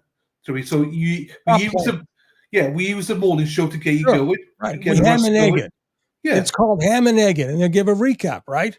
Yeah, but what I'm trying to say is we get you going today. We get the old machine going, and we get it going. Right. We get it going. By 6 o'clock tonight, Sean's going, whoa, fuck, here he goes. So the recap's going to be huge tonight with Sean. I mean, it's sickening in a way. It really is sickening, because even though we're going to be vindicated on our beliefs, right? You still have to realize that John O'Keefe was brutally, heinously beaten to death and thrown out like trash by people that he associated with, people in the same line of work. A fellow Boston cop. It doesn't get any worse than that. I'm telling you, it doesn't. All because of what? Ego, booze, I mean, come on. Accept responsibility. They're blaming this poor girl, past almost 2.5 years now, ruined her life. I mean, come on. Drained every dime she has. Yeah. But just remember, these guys, the next guy coming up behind them, all paid for by Uncle Sam. What a great, I'm telling you, people don't realize how unique, outrageous, and at the same time, amazing that the federal government supports Karen Reed. Right? You support her, I support her. Millions of people out there support Karen Reed, and the FBI, along with the Department of Justice, also support Karen Reed. Okay? Mm-hmm. It's not, and I'll tell you right now, it's not because of this accident recon. It's not because of that. All right? They paid for these guys to bolster the fact that she didn't do it. They know and she has known exactly who has done this murder, and how that DA, along with Lally and along with the Mass State Police, violated her civil rights and withheld damning exculpatory evidence that could have just let her just go free. Mm-hmm. Completely. Hands off. But they needed a fall person. Listen, every good cover-up, you need a fall person, okay? Mm-hmm. Morrissey wants one person to vote guilty, and he washes his hands, right? Do they have all 12 convinced? That is the wild card. If they get all 12, we're golden. They get one person to vote guilty, it's hung. Yeah. And you know something? Will they ever go back to court again? I don't know. Morrissey, all Morrissey wants is to find out what they have against him. They're not going to give it to him, but he better be careful. He better be. All these people need to be looking over their shoulders now, because you know why? It's imminent. They're coming. They will come out. People are going to clip this now. They said, "Oh, there's the old guy, the DEA agent. He says they're coming. They're coming. They are coming." This and these two guys here you see in the stand, right? That's why they're coming. That's exactly why they're coming. They were always coming, but now you know. When the federal government supports, and I hope the Reed family doesn't think but I'm being facetious here. Cop killer supported by the DOJ, right? She's been charged with killing a cop. Let's not, all right? I'm just trying to say, this is what the news people should be reporting. The DOJ pays for cop killer's defense. Cop killer's defense of the theory of the case. Whatever headline. You won't see that from the mainstream media. You won't.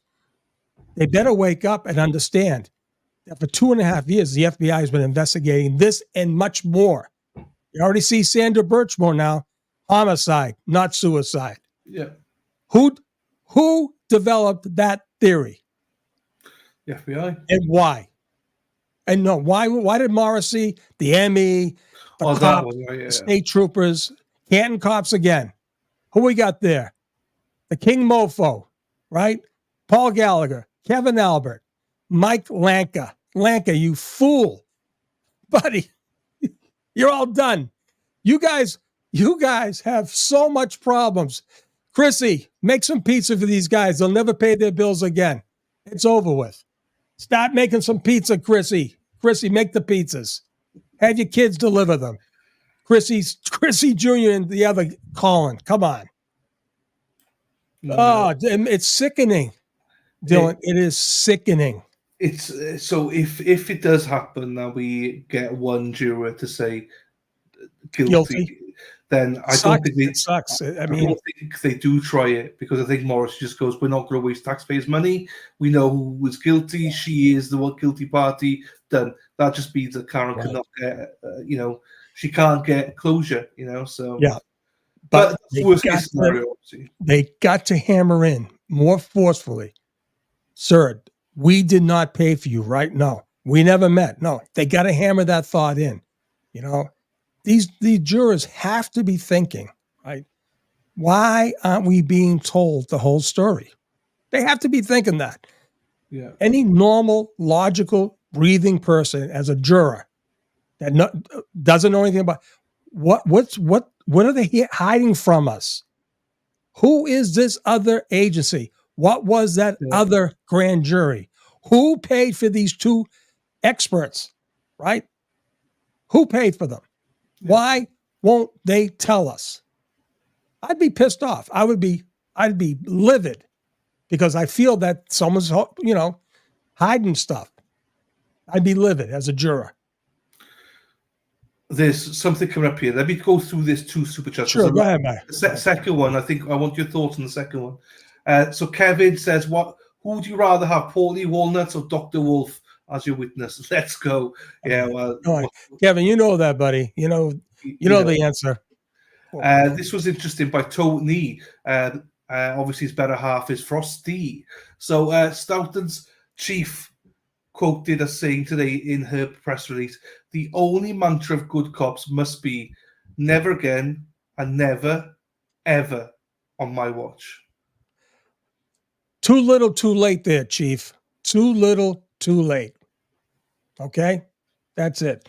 Hopefully, we'll come out and we'll find out what were the contributing factors to the ME, because they had to have people obviously testify or provide information. Lucy's got here. Thank you again for your super chat, people. Lucy's got here. Look at these mofos. Look at these mofos having their stories ripped apart simply and precisely, layer by layer. Love y'all. Y'all condolences to you, Sean from Texas. Oh, thank you very much there. Yeah, Lee. thank you very much for that, Lee. Can't see. That's what Lee. Gotta get my mic out of the way here. I know my mic's over there. I need to get a boom, boom, boom, like you.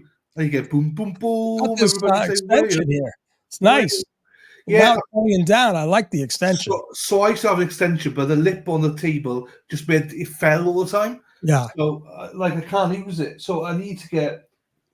Yeah, Well, I don't even know what it is anymore. You must have a great mic because if you're saying it's over there, it's here.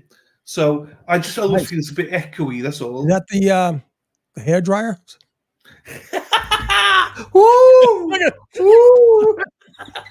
For those that don't know, look at that. Look, not now, but from a distance, look like a. Those are new in chat. Those are new in the God. chat. All right, just a quick story. So when me and Sean started streaming, I was doing something like this. I was moving it or something, my mic, and Sean's like, "What the fuck's that?" I said, "What do you mean? What's that in your hand?" Is that what? What do you mean, Sean? He goes, "Is that a hair dryer?" Like one of those portable hair dryers in the hotel rooms. It's my fucking mic, Sean. I was like, "Oh Jesus!" Oh, that was hilarious. That was really good. That's not really good. That's authentic for you, isn't it? So, You know, I'm looking at the women supporting the O'Keefe family. It's finally hit them. It's finally, you can see their reactions. It's finally hit them. Grumpy Greasy, that does look like a hair dryer. Thank you, Grumpy. Thank you. I needed some support there. Oh, I'll support you. I know, buddy. You know. Jesus. So another yawl. I love the yawls. The Americans say in Texas. Good day, yawl. No, that's Australian. Yawl. Sarah. Yawl, yeah. As well, and it's used guys up north. Hey, used guys. Yeah. Used guys. I was watching something last night and it had the saying in it. Somebody was saying it. Park the car in Harvard Yard. Right. I was like, yeah, obviously I never knew what that meant until I met Dana and you and stuff like that. So. Exactly. Cara says Paul O'Keefe's disappeared. Yeah. I hope he took my advice. He needs to go to Charlotte Road right now. That's right, use guys. And go down to Mike Morrissey's office, bang on that door and say, "What the Christ did you guys do?" And then he's got to get out of Josh Levy's office and say, give me it straight. He needs to put his family at some kind of peace of mind. Then you know what he needs to do? He needs to go to the people that took advantage of their grief very early on in to convince them that John's girlfriend killed him. Right? Those people need to be held accountable. Paul needs to do a press conference. He needs to do a press conference and say, "I'm going to tell you now, my whole family was taken advantage by this guy, this cop, whatever." As he was sold a bill of goods, a bad bill of goods. No, I agree. MJ is in the house, Joe. Here's your boom, Dylan. We all love MJ here. You know MJ. Sure. Sean. Mikey. Love MJ. Now listen. So this guy says emphatically, right, that taillight did not come in contact with John O'Keefe. That's it. Yeah, true. That's it. That's all was needed. That's come all in that was contact with his arm, his elbow. I love the fact that the doctor emphatically said no, because there would be bruising. That's true. You'd have if anything hit you at 24 miles an hour, you're going to have a bruise. For Christ's sake, I hit my arm, I get a bruise. Hey, on a Luby. table. Luby's in the house. Hello to you, Luby. Right, here we go. Yeah, you're right, Sean. Here we go. Sorry, people. That was amazing. Yeah, Paul. Come on. Okay, better, Paul. I don't have to help you. Hey, Mr. Lally, whenever you're ready.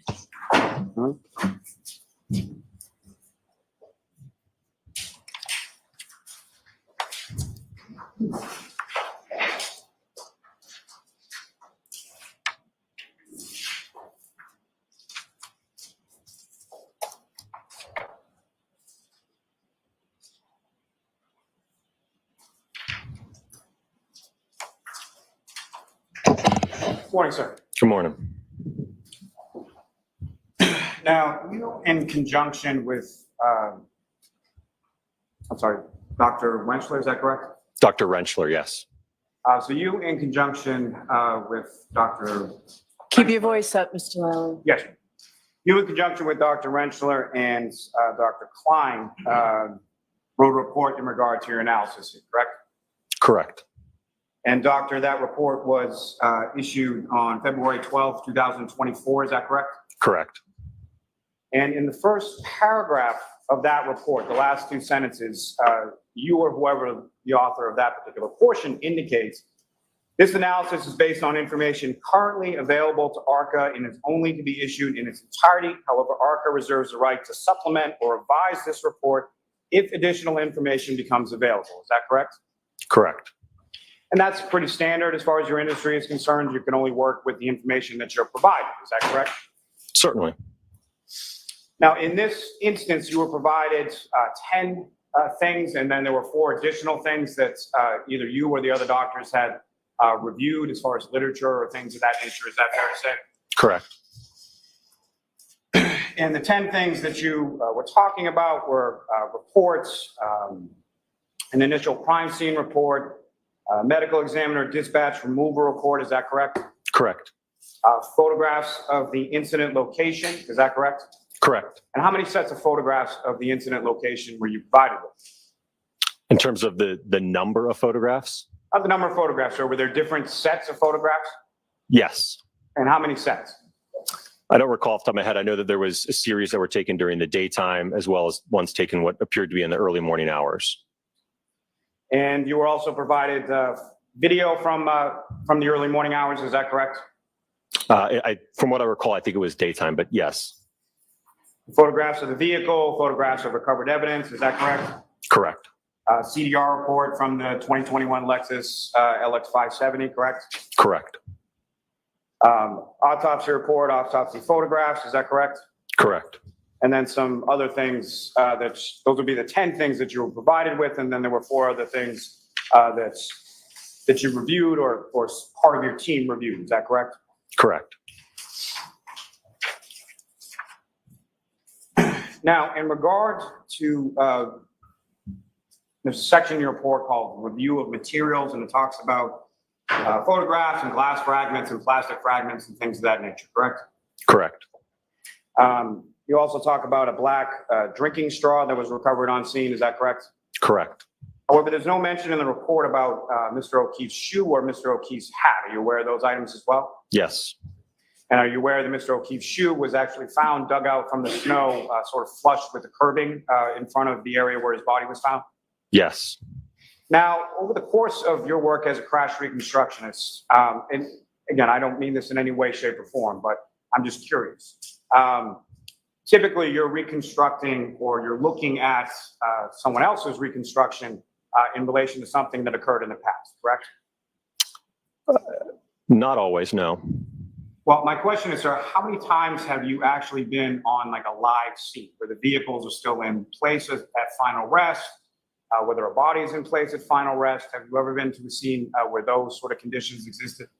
Certainly. We have a rapid response team that essentially we've been on site on the day of or the week of the incident, yes. Now, how often is that? Not nearly as often as, like I said earlier, we primarily do litigation work. So again, by the time we're retained, obviously the scene has been is no longer present.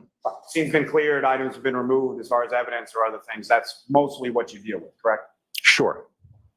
And as far as the hat that we were talking about before, are you aware that that was recovered as well? Same day as the drinking straw on February 3rd in the area where the body of Mr. O'Keefe was discovered?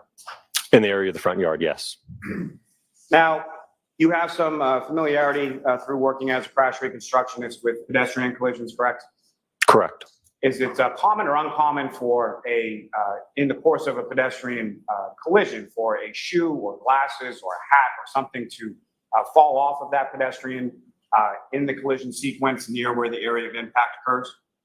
Well, I think that depends on the interaction between the two. If it's more of a side swipe type interaction, if we're just talking about an arm, for instance, contacting the vehicle, no, I would not expect the shoe to come off. If it's something where the entire body is interacting with the vehicle, then yes, there's a greater likelihood that something like a shoe will come off. Yes. So that is consistent in general terms with the pedestrian collision of the shoe coming off, correct? Again, based on the interaction between the two. I wouldn't say it's a blanket statement that, again, in all pedestrian interactions, you will have a shoe come off. And that's not the question I was asking. So what I'm asking, is it generally consistent with pedestrian collisions that a shoe may come off during the collision sequence near the area of impact? Shoes can't come off in a pedestrian impact, yes.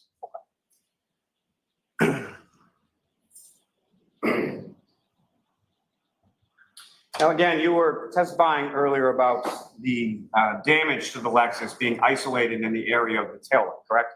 Correct. And that was based on the information that you were providing, correct? Correct. Now, with respect to any of the materials that you were provided, was there anything in the materials that you were provided that indicated that just the arm or an outstretched arm of Mr. O'Keefe interacted with the vehicle? No. And based on your review of any of the materials that you were provided, was there any information stating that Mr. O'Keefe had been struck in the back of the head by the taillight assembly of the Lexus? No. And based on any of the materials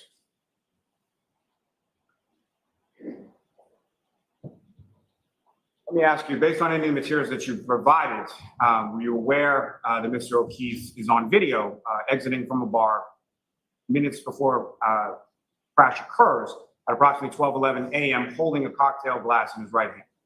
I'm not aware of that video.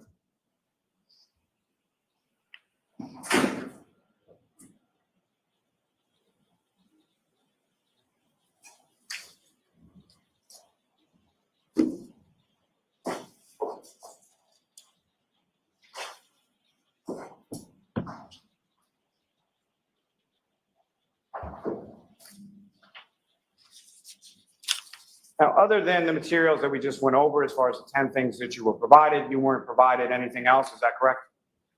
That would be correct.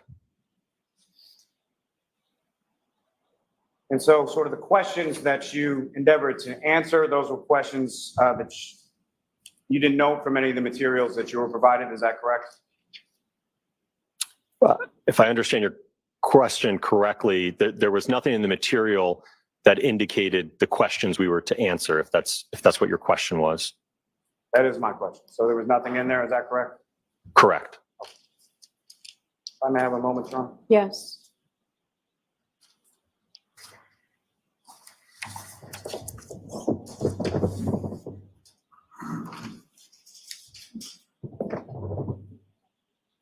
You talked a bit about, you have some extensive background in human factors, correct? Correct. And as far as visibility, and in particular, have you ever conducted a visibility analysis? Absolutely, hundreds of times. And you talked a little bit about conspicuity, is that correct? Yes. And part of conspicuity, at least one of the factors, would be a reasonable expectation of, in particular, when you're talking about a pedestrian. Part of the conspicuity factors would include sort of a reasonable expectation that a pedestrian would be in the path of the vehicle. Is that fair to say? I don't understand your question. Sure. When you're talking about conspicuity or visibility analysis, in particular, you're talking about something called PRT, or perception reaction time, correct? Well, that occurs after recognition. So first, a driver has to recognize that there's a pedestrian there before they can actually respond to it. So once they've recognized the pedestrian, then you start the perception response time, where again, the driver has identified what the hazard is. They're making a decision about what to do. They might be moving their foot from the accelerator pedal to the brake pedal. So again, kind of that's the action or the time frame in which the driver is undergoing action to potentially mitigate the collision. And perception reaction time, that's a pretty commonly used industry sort of standard as far as crash reconstruction goes, correct? Well, I would say that it's used in the field of accident reconstruction, but as I mentioned earlier in my testimony, there isn't a blanket number in terms of perception response time. As I mentioned, it's based upon the hazard that the driver is presented with. Again, if you've got a pedestrian crossing the roadway, that's going to be one particular perception response time based upon studies and naturalistic data, versus a driver suddenly stopping in front of you, right? It's not the same perception response time in every scenario. Oh, understood. And there's different variables that may affect that as far as someone's age, as far as the lighting that's available, other things. Is that correct? Sure. And one of those things might be the reasonable expectation of a pedestrian being present in the roadway as you're driving along, correct? Expectancy can play a role, yes. Expectancy, what we're talking about is sort of the disparity or the difference between driving along a country road where there's no houses for miles and miles versus an urban area where there's crosswalks every 15 feet, correct? Sure. Now, in that expectation of privacy, how high would that be if we're talking about a pedestrian that actually exited from the vehicle that then strikes? I don't understand your question. Let me ask you this. If the operator of the vehicle has a passenger who then exits the vehicle and goes towards the back, would there be a high reasonable expectation that the pedestrian would be located in that area? I don't know if I would classify it as high. What would you classify it as? I honestly don't know that I have a classification to it. Now, you never looked at the defendant's vehicle in this case, correct? Correct. Are you aware that the defendant's vehicle is still in police custody and available for inspection? I'm not aware of that.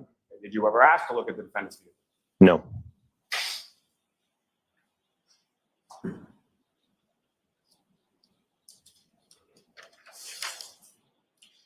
Now, a typical pedestrian strike, for the most part, involves a pedestrian in front of a vehicle as it's coming down a street. Is that fair to say? That can be one type of interaction, yes. Is that more prominently seen as far as your field than a rear collision? I would say that's fair. And there are various types of sort of interactions that the pedestrian can have with the vehicle in order to cause and sort of sustain injuries. Is that fair to say? What I would say is that there's certainly, in terms of how the pedestrian interacts with the vehicle, in terms of whether they're being wrapped onto the vehicle or projected forward, certainly there's different types of interactions, yes. So there's like a wrap and forward projection type of collision sequence, is that correct? Those are two common, yes. There's also something called a fender vault, is that correct? Correct. And sort of how or where that pedestrian is positioned with relation to the vehicle is somehow or somewhat determinative of the injury sustained. Is that correct? It can be, yes. Obviously, you're going to see different injuries if someone fender vaults and goes over the top of the vehicle versus someone who is projected forward from the collision sequence with the front of the vehicle.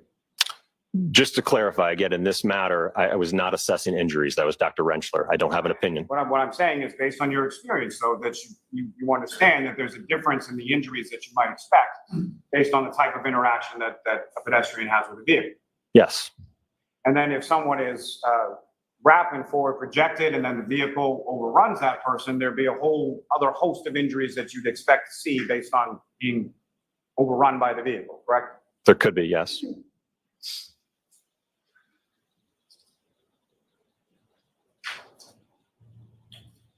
Now, the testing that you did with respect, these are essentially experiments that you're doing, correct? That's fair, yes. And am I correct in saying that in scientific experiments or in the world of scientific experiments, there are certain things called variables that you're trying to account for? Is that correct? I would say that's fair, yes. And essentially what you're trying to do is control as many of those variables as you can in order to best replicate whatever the conditions were at the time that what you're testing to see actually occurred. Is that correct? Correct. Now, what, if anything, did you do to control variables in relation to temperature? So one of the things we did with all of the tail lamp assemblies that we tested is that we preconditioned them to approximately 28 degrees so that they'd reached a steady state temperature before we subjected them to the impact testing. And where in your report does it say that? I don't believe that's explicitly stated. Is it implicitly stated anywhere in your report? Again, I'm telling you, that's part of what we did for the testing. I understand that's what your testimony is, but you wrote a report, correct? Right, and I don't know that I detailed every single part of the test. Again, we summarized it. Understood. So what did you do to control any variable as far as wind? Well, when you're talking about a projectile such as a glass, again, that's being projected at 37 miles per hour, again, there would be probably minimal effects in terms of the wind. Even if there was a blizzard going on? Again, what we're going after here is ultimately conducting a test such that the drinking glass arrived at the location of the taillight. So if you're trying to say that, okay, he threw it this way and the wind blew it towards the taillight, sure, that could be a possibility.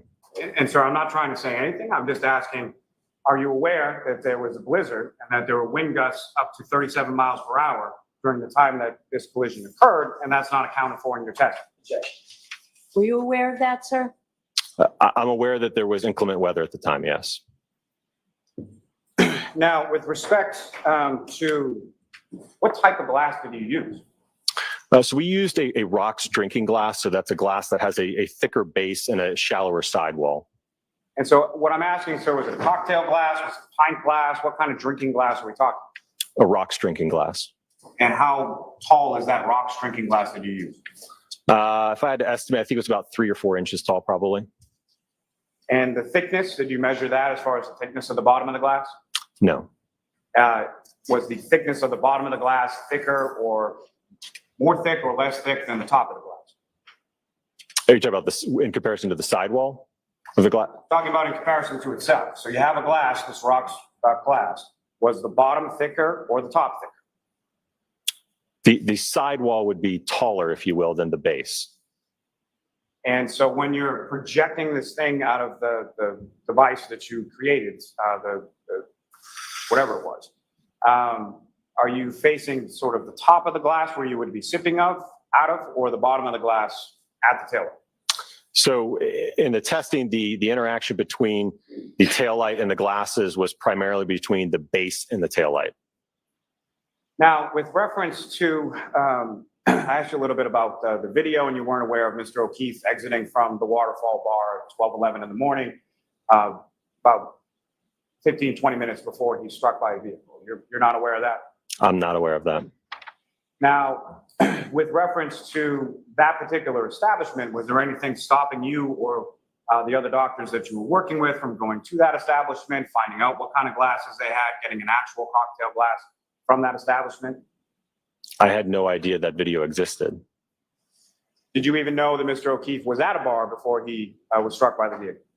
I believe that in one of the incident reports we reviewed that there was, I think, a narrative about that they had been at a bar drinking, yes. How is it that you determined where on the taillight assembly to aim? So we looked at the fracture pattern, and what it appeared to be that it was emanating from basically where the clear portion meets the red cover. We kind of saw that the fracture pattern emanated from that. So that's where we targeted it. Now, when you did this testing as far as the sort of breakage or the pieces that came off the taillight, is it fair to say that they were of sort of different shapes and sizes, the broken pieces? Sure. Consistent with the broken pieces that were found on the scene near Mr. O'Keefe's body? Yes, I would say that's fair.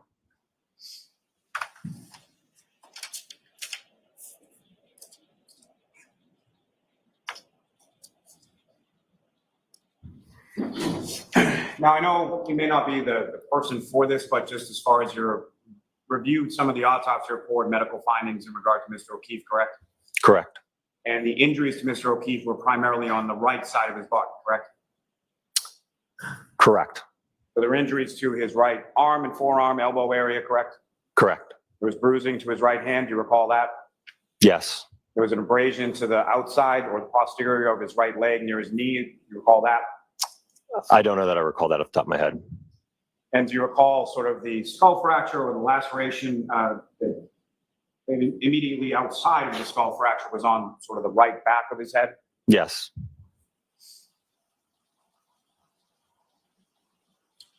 Now, from the reports that you reviewed, were you aware that when Mr. O'Keefe's body was discovered by the defendant and two of Mr. O'Keefe's friends, that the defendant was the only one who could see him in the conditions? Objection. Sustained. As far as the lighting was concerned in that area where Mr. O'Keefe's body was found, are you aware there was no overhead street ambient lighting or anything like that? Objection. I'll allow that. I'm not aware of that. And you didn't do any visibility analysis or anything in relation to this case, correct? That wasn't a part of my scope in this case. Well, as far as part of your scope, did you define that you indicated earlier that there were questions that you didn't find in the materials that you actually conducted experiments to prove or disprove, correct? Well, again, the entity that retained us in this asked us to evaluate whether or not the damage to the vehicle and the injuries to Mr. O'Keefe were consistent with the interaction or in interaction between the two. So you were at least somewhat restricted in the scope of what you could do based on the parameters given to you by the agency that hired you. Is that fair to say? Sure.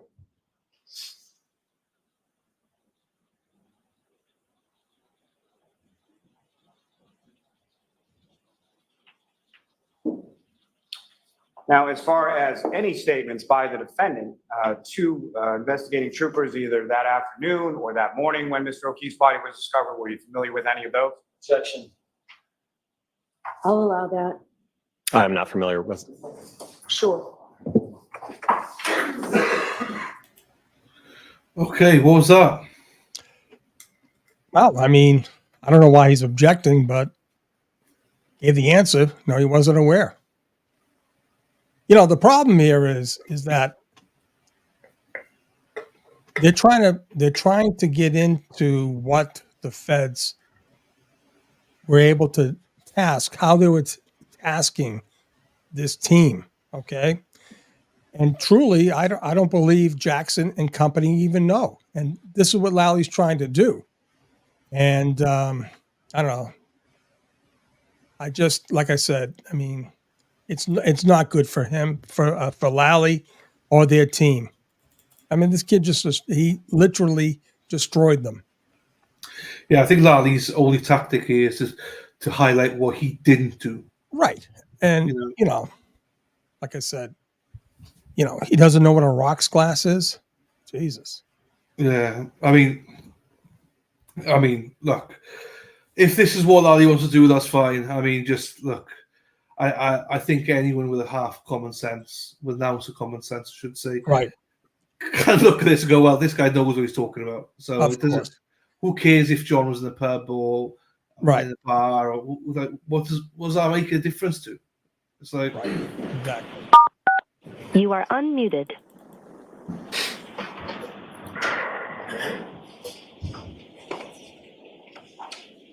So, Doctor, with regard to the defendant's statements, at any point where you did you review materials, or were you made aware that the defendant said to multiple people on scene, "I hit him, I hit him, I hit him, I hit him"? I'm not aware of that.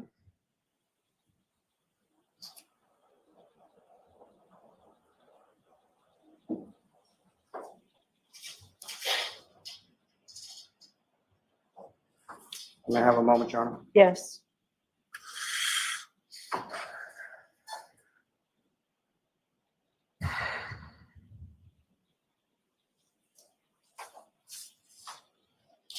Now, within the reports that you and the other doctors submitted, there's an indication that if either Mr. O'Keefe's arm or head had interacted with the taillight, there'd be some expectation that either blood or DNA would be contained on that taillight. Is that correct? I believe, yes, that was stated in the report. And at any point were you made aware that Mr. O'Keefe's DNA actually was recovered from that taillight assembly from the defendant's vehicle? No, I was not.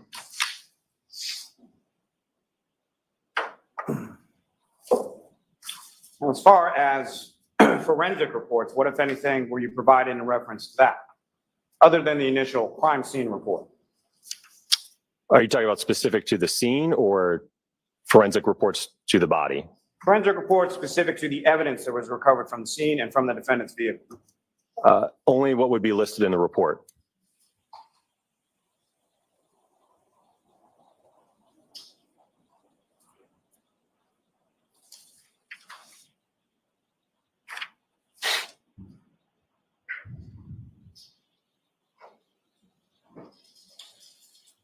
Now, you indicated as one of the materials that you were provided and you reviewed was the EDR, event data recorded data? The crash data retrieval report, yes. Okay. Now, Were you shown anything as far as a crash reconstruction report from a trooper from the state police? No. And the EDR data that you observed, did that contain any sort of usable data? There was no events recovered on the black box. And with respect to there being no events recovered on the EDR or the black box in a pedestrian collision, is that unusual? It is not. And why not? Well, because you're talking about, excuse me, a very large weight difference between the vehicle and the pedestrian. So ultimately, what the vehicle is constantly monitoring is acceleration, which gets back to a term called delta V. So when the vehicle doesn't experience a big delta V, typically the threshold for a non-deployment event where you're not firing airbags or any safety mechanisms, but the vehicle wakes up and says, hey, there was something that I potentially hit, and it's usually at a threshold of about 5 miles per hour. So again, given the weight difference, we usually don't see delta Vs that high with pedestrians. And is that in some respects because what the EDR and what the safety restraint systems are designed to protect is the occupants of the vehicle, correct?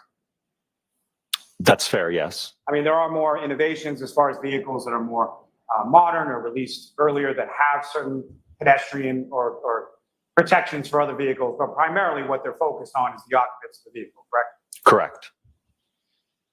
Correct. Now, at any point in time, were you shown any tech stream data, Toyota tech stream data from the defendant's vehicle?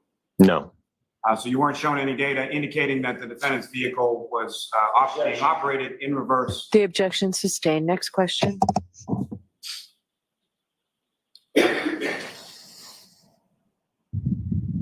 So with regard to the defendant's statements, were you also not told that the defendant told several people that she had just gotten into a fight with Mr. O'Keefe right before she dropped him off at 34 Fairview Road? So that's sustained.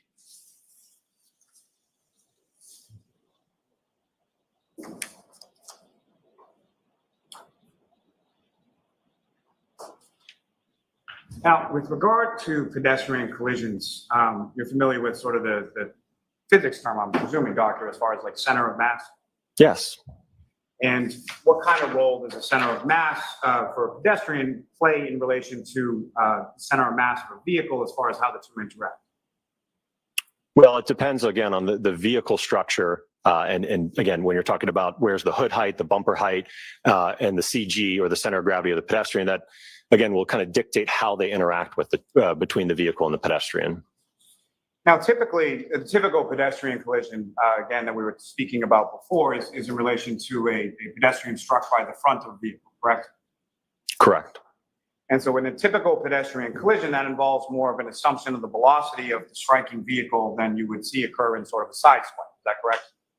I'm sorry, can you repeat the question? Sure. In a typical pedestrian collision, that would involve more of an assumption of the velocity of the striking vehicle by the pedestrian than you would see in a typical side swipe collision. Is that correct?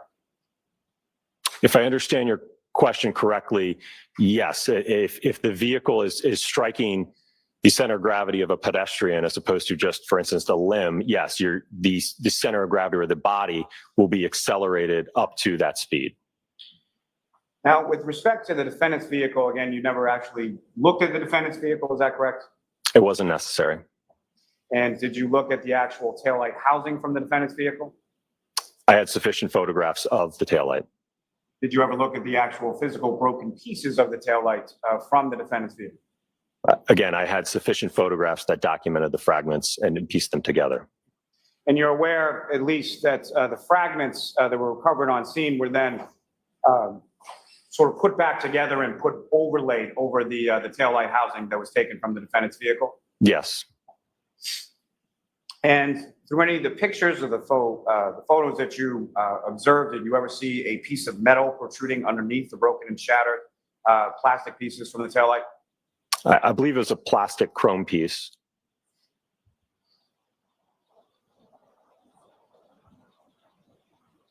And when you were doing the testing as far as shooting the drinking glass at the taillight assembly,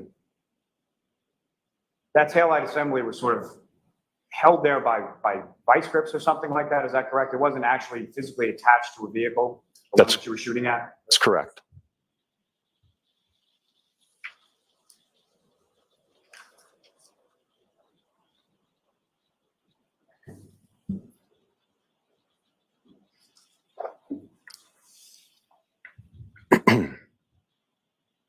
Now, as far as that, you're familiar with, there was a piece of a broken drinking glass that was recovered from the same area of where Mr. O'Keefe was found. Is that correct? Amongst the fragments of the taillight, yes. And are you familiar with Mr. O'Keefe's DNA being present on those pieces of the exterior of a broken drinking glass located near his body? I don't believe so. Now, as far as Mr. O'Keefe's clothing, his fingernails, are you aware that there was DNA of Mr. O'Keefe and no one else recovered from both his fingernails and from a variety of areas of his clothing? Objection. Sustained.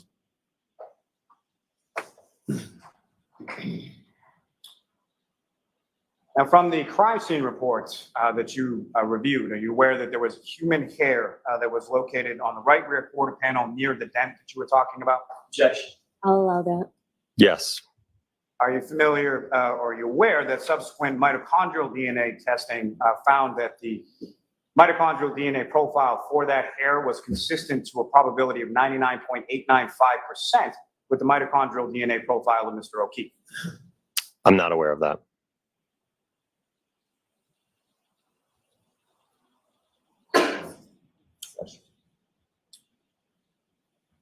Now, were you also aware that the broken drinking glass with Mr. O'Keefe's DNA on it was found to be consistent with the broken drinking glass pieces that were found in the street? Objection. I'll allow that. Can you repeat the question? Sure. Were you aware that the pieces from the exterior of the broken drinking glass found near Mr. O'Keefe's body with his DNA on it were then found to be consistent with pieces of broken drinking glass that were located in the street of 34 Fairview Road? Yes.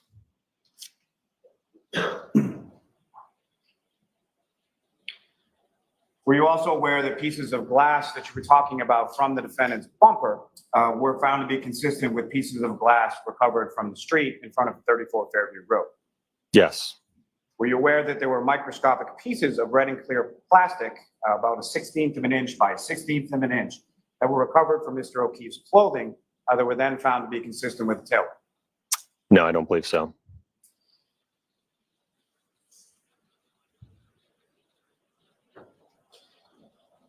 Now, as far as, again, you weren't provided with any sort of reconstruction report from a Trooper Paul from the state police? No, I was not. You're not aware that he took measurements from the ground to where certain items were on the vehicle? Objection. The objection sustained. He didn't see the report. Sure.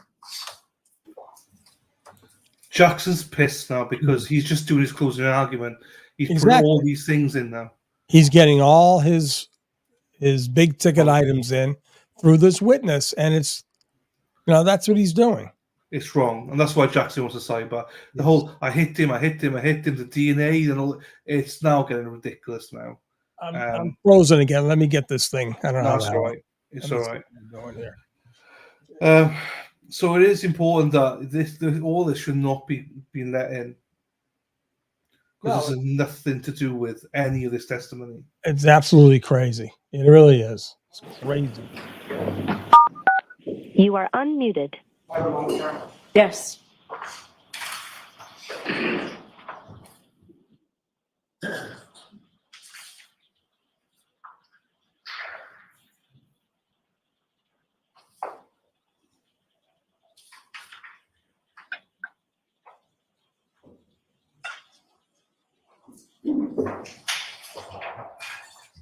My apologies. All right, just a moment.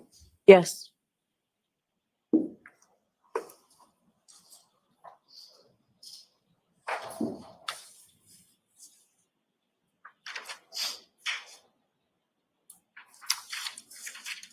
Now, doctor, in the course of your analysis or review of materials here, were you ever provided with a video of the defendant backing out of a garage and making contact with Mr. O'Keefe's vehicle in his driveway at about 5:07 in the morning on January 29th?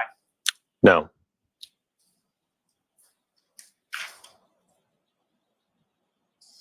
Now, as far as from your review and your testing and everything that you did in this case, if a collision occurred at a lower speed, say 1, 2, anywhere from 0 to 5 miles an hour, would that create the damage to the taillight that you observed in this particular case?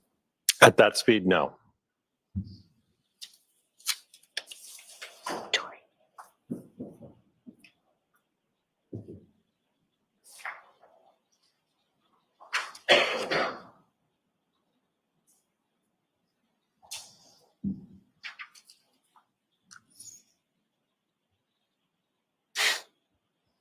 Then we can do our 2 o'clock.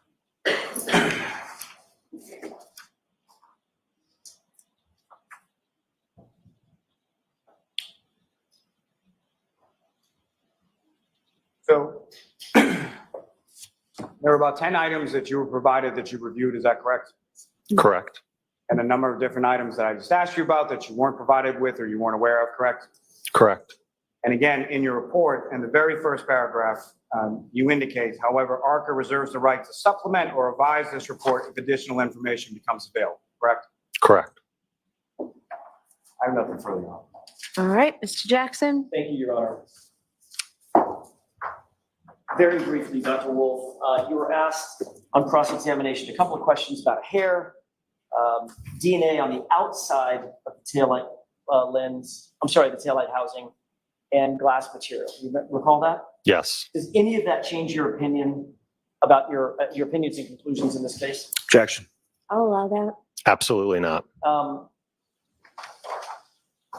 What is your conclusion as to whether or not the damage to the vehicle and the injuries to the human being are consistent or inconsistent with the vehicle interaction? Objection. Sustained. All right, Dr. Wolfe, you are all set, sir. Thank you. Great ending there. Yeah, that's the way to do it. Yeah. So all of these things that Larry said, would it change your mind? No, absolutely not. Thank you. No, I'll do it back there. Thank you. Yeah, Jackson did not want to touch it, the 507 one. No, because, you I know, mean, don't irrelevant right now. Yeah. Yeah. Yes. Your Honor, we would ask Dr. Andrew Rentschler to join us, please. Okay. All right, here we go. This is the meat and potatoes now. Last witness. So apparently, well, allegedly. But the only worry I got is While he's coming in, just very quickly about scheduling. You are muted. the only thing that I'm worried about that they're not really covering is the DNA aspect of all this. Yeah. Because Lally keeps banging on about DNA. Well, like we know it's touch, but they don't. The jury just Right. hearing, why is his hair on that? Yeah, that's a bit of a worry for me. I think that was a mistake by the defense, not kind of bolstering up how the opportunity there existed for the troopers to plant that evidence. Now they brought it up, with Gallagher, with the the blood being exposed, the whole 9 yards, but they should have kept hammering all the way through until the last trooper in that garage was questioned. So No, I agree. I think that's what slipped their minds. should have planted that seed, to show that, hey, listen, they controlled the show. They controlled what was on that. You are unmuted. Can we go a little past 1 to keep going with this, if that's okay? Everybody's nodding. All right, thank you. Good. Beautiful. Step right up and step for me. And stand and face the clerk. You told us that the evidence given to the court and jury in the case now you're the truth, the whole truth, and nothing but the truth, so help you God. I do.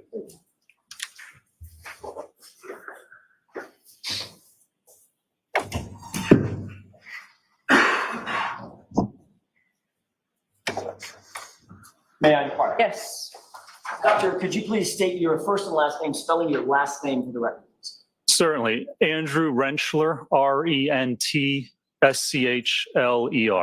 And what do you do for a living, sir? I'm a biomechanical engineer and accident reconstructionist. And who do you work for? I work for a company called ARCA LLC. How long have you been in that position as working for ARCA, first of all? I've been with ARCA for about 16 and a half years now. You indicated that you're the director of biomechanics and human factors. Is that right? I am. I'm a vice president and the director of biomechanics for the Midwest Division. Can you tell us what education, training, and background qualifies you to perform your duties as the director for biomechanics and human factors? Sure. Well, I've got my BS in mechanical engineering with a minor in biomedical engineering from Carnegie Mellon University in 1995. I then went on to get my master's in bioengineering and biomechanical engineering from the University of Pittsburgh in 2002. And then I went to get my doctorate or my PhD in bioengineering and biomechanics from the University of Pittsburgh in 2004. Doctor, do you specialize in research and analysis to evaluate specifically the study of the relationships between crash injuries and crash forces? I do, yes, sir. And when I say crash injuries, we're talking about to human beings. That's right. Injuries to human beings, whether it be, in a crash, motor vehicle accident, slip and fall, industrial, any type of setting where there's an injury to the human body, I evaluate basically that event and the mechanisms responsible for producing those types of injuries. Doctor, does it also include the study of and understanding of human kinematics? It does, yes. As well as human tolerances? Yes, sir. We all know what tolerances mean. What does kinematics mean? So kinematics is really just the motion of the human body, and it's the study of the human body, how the body moves under different circumstances, whether you're in a car that's struck from behind, what direction will your body move, slip and fall, how will your body rotate and move. It's really looking at the motion and the response of the body. Are you certified by any professional associations?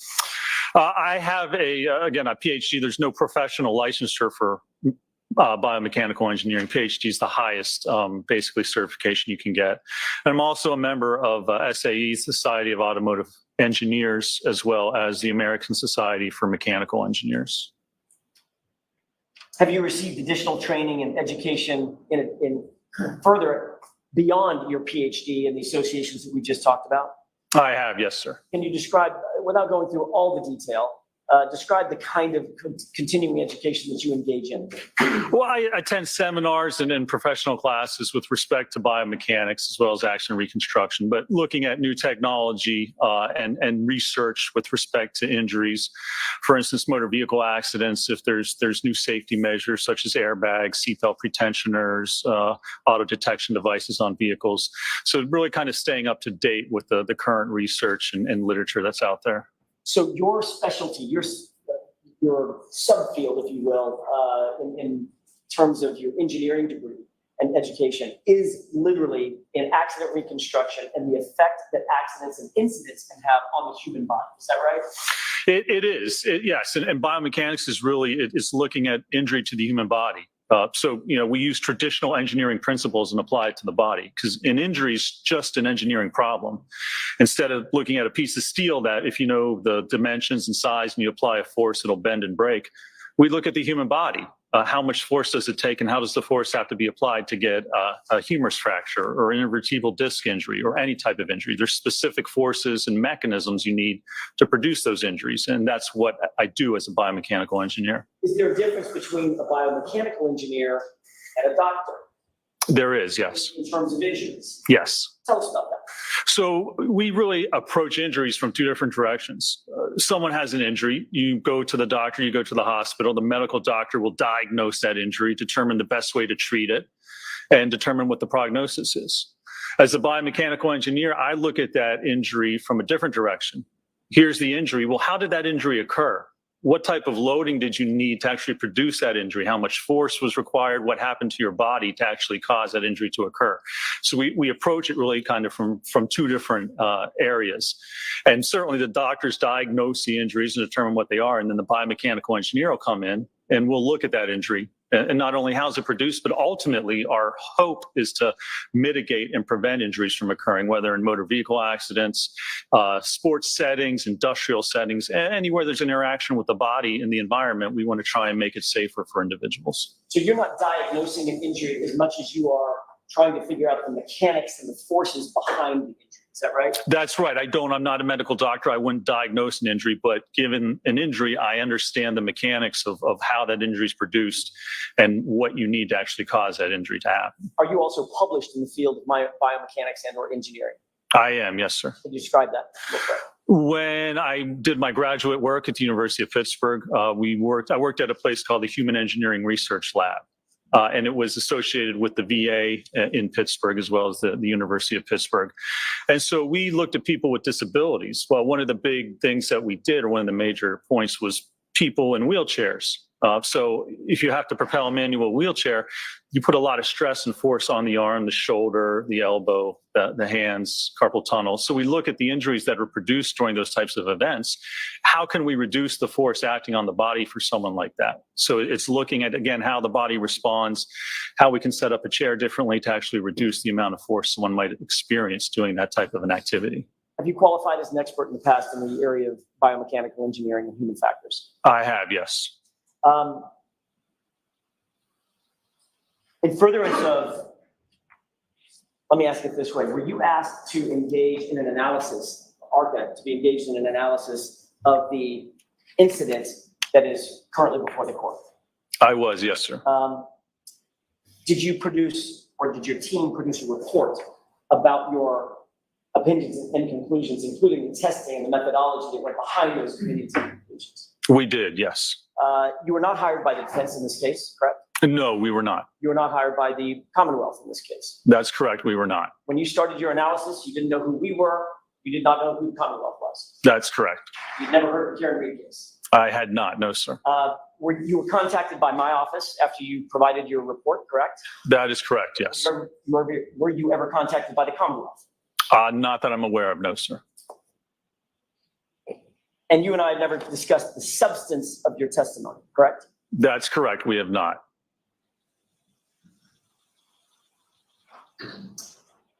Would you consider that your analyses, your conclusions and opinions in this case are completely independent of any party in this room? Objection. Sustained. You've not been paid by the defense, is that right? I have not. No, sir. And you do not answer to us in any way? I do not. That's correct. You indicated that you and your team were asked to undertake a review of the circumstances. What exactly did you review in coming to your opinions and conclusions and performing the tests that you performed? Well, we looked at, there was police reports with respect to the incident, medical records for Mr. O'Keefe, as well as the autopsy report, photographs of the evidence in this case involving the Lexus, the tail light, the incident scene where the evidence was found, as well as some other documentation. And you also worked with Dr. Wolfe, who just left the courtroom, correct? I did, yes. Did you two have sort of a distinct role in, although working as a team, a distinct role in making determinations and conclusions about the incident? That we did. There was a distinction. Certainly some of our work overlapped, but there was a distinction with what each of us actually did and performed with respect to this case. Following your review and your investigation and analysis, did you make any determination as to whether any of the injuries suffered by Mr. O'Keefe in this case were consistent with producing the damage that was seen on the SUV? I did, yes, sir. And what did you base your opinion on? My opinion was based on certainly the medical records, the description of what the injuries were, the damage that we have to the Lexus, primarily the right rear tail light cover, as well as we performed testing to evaluate the strength of that tail light cover and look at the damage associated with different types of impacts. And also to look at the overall evidence of where everything was found, where Mr. O'Keefe was found, what the injuries were, how they may or may not have occurred based on the damage we have to the vehicle. So did you look specifically to find whether or not you could determine the forces required for Mr. O'Keefe to suffer the injuries that you saw in the records, medical records, et cetera? I did, yes. I determined in my analysis whether there was sufficient force with that damaged taillight and interaction with that taillight to produce any of the injuries that were listed or diagnosed in the autopsy report and the medical records. What, generally speaking, what injuries would you expect to see in a vehicle pedestrian interaction at, say, 24 miles per hour? Objection. I'll allow that. Just generally, doctor, if you would, please. Yes, Your Honor. So 24 miles an hour, once you get up to that speed, you start to see fractures. You see significant ligament and tendon damage. I mean, usually about 15 mile an hour impact is where you start to see damage to, for instance, the leg and the knee.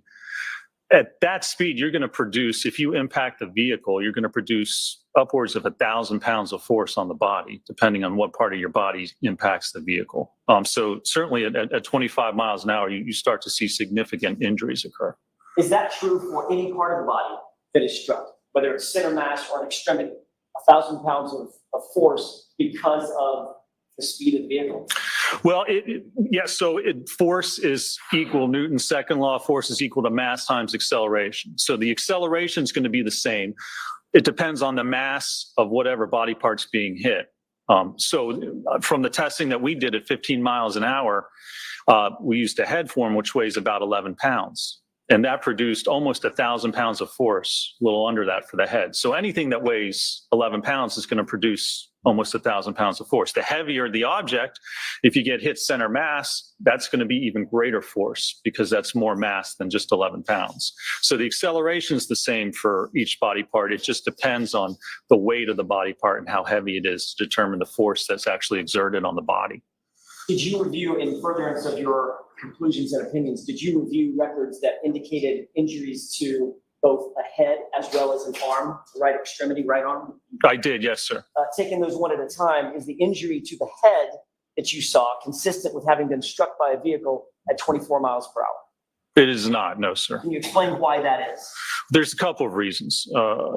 First of all, and the main reason is that to get the injury, it was a fracture at the occipital region of the head, which is basically on the back bottom part of the head. So in order to have that part of the head contacted by the tail light, you would somehow have to have a configuration or be standing in a manner that the rest of your body doesn't get hit because there's no other significant injuries to the body. If there's enough force to cause a skull fracture, then there's going to be certainly enough force to cause injury to the rest of the body. So first of all, you have to determine how could you configure somebody could actually be standing to have only the head impacted, the back of the head. And even if that was the case, if somebody positioned themselves in such a manner to have that occur, you're still going to see other injuries related to that. For instance, with the cervical spine, over 1,000 pounds of force acting on the head, you're going to get significant cervical injuries, fractures, disc injuries, tendon and ligament injuries. So the fact that we only have that head injury and only damage to the occipital portion of the skull is inconsistent in this case with being struck by that tail light.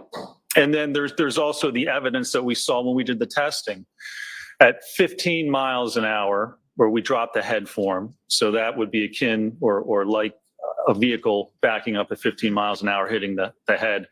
We had more damage to the tail light in that test than what we saw with the subject tail light cover. So if you're going 24 or 25 miles an hour, even faster, you're going to see even greater damage, greater fracturing of that rear tail light. And we just don't have that in this case. So both the physical evidence as well as looking at the biomechanical aspects of it are inconsistent with that head injury occurring due to impact with the rear of the Lexus. Shifting to the arm, are the same forces at play if instead of the head making contact with the tail light, it's an outstretched arm, for instance, at the elbow area of a human being, the person 73 inches tall, weighing 215 pounds? Objection. The objection sustained. Ask it differently. Sure. Shifting to the arm, are the same forces at play if instead of making contact with a head, you make contact with an arm, an outstretched arm? They are. I just explained the force is mass times acceleration. So if the arm weighs the same as the head, you're still going to get that same force, almost 1,000 pounds. Does the arm weigh the same as the head? It does, actually, almost identical, because your arm, just one of your arms, including the hand, forearm, and upper arm, is about 5% of your total body weight. So for someone who weighs 216 pounds, that comes out to about 10.8 pounds. So your arm, basically your whole arm, is about the same, weighs the same as your head. So is your analysis the same then if the arm close to an 11-pound arm, made contact with the taillight traveling at 24 miles an hour, sorry, at 15 miles an hour, would you expect even more damage to the taillight at a higher speed? Objection. I'll allow it. Watch the leading room. Sure. Yes, you would. If it's higher than 15 miles an hour and you have an arm actually striking that taillight, you're going to get even more significant fracturing, more damage to that taillight at a higher speed than what we saw. So was the taillight damage consistent or inconsistent with striking an arm? It was, our findings was it's inconsistent for a number of reasons, but it's inconsistent with striking the arm. Yes, sir. Okay. I want to shift back to the head injury that you saw. Was the head injury that you saw consistent with falling backward from a standing position onto a rigid surface? That's certainly one of the possible scenarios that would create the injury mechanism. You fall backwards, strike your head on concrete. That can produce thousands of pounds of force on the head. And so that's certainly a scenario where you could produce that damage if someone was standing, they fell backwards and struck their head on the roadway or on the curb or a hard surface. So I was going to ask, you think you may have just answered my question. Those kinds of force multipliers require a hard or rigid surface or not? They do, yes, sir. So grass and dirt would not produce the same sort of force? Grass and dirt, no, that would certainly not produce the same amount of force as hitting your head on concrete. And if it was grass and dirt with a little bit of snow on the top of it, what effect is that?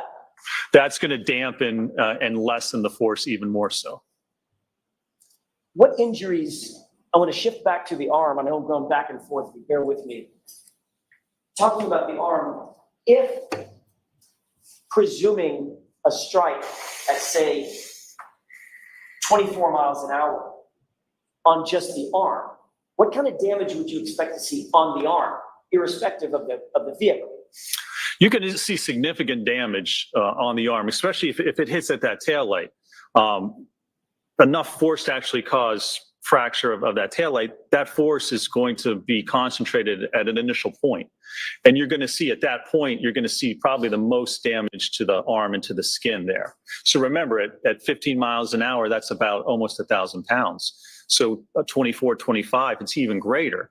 So that amount of force on the arm, certainly you're going to see extensive subcutaneous lacerations, bruising, contusions. You're going to see most likely fracture of the arm as well.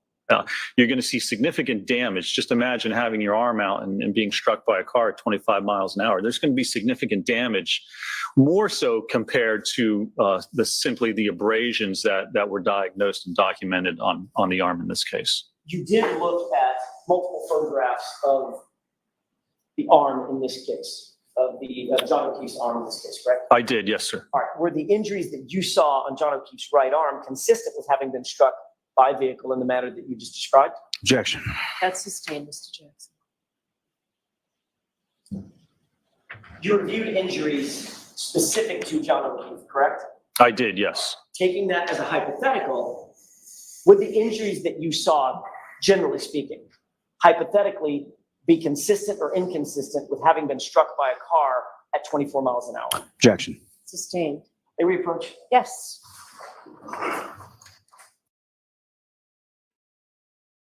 Sean? We have always known the answers to these questions. Yeah. He just has it much packaged better than we listen.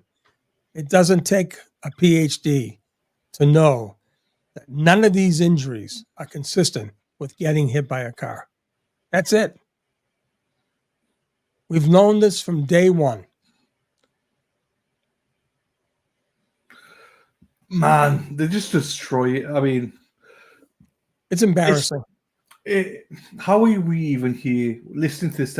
Especially when Jackson Hughes said, so you could have, the Commonwealth could have reached out to you. They didn't. You know what I mean? I mean, like I'm trying to say here, it was on Aiden Carney's show, and I said, what are we doing here, Aiden? We're two grown men talking about something that could not have happened. I said that a year ago. A year ago, probably this week, I was on his show. And I said it. We're two grown men, and we're talking about something that could not have possibly happened. And this was early on in. So, I mean, but hey, listen, Lally and company forced this. They pushed the button.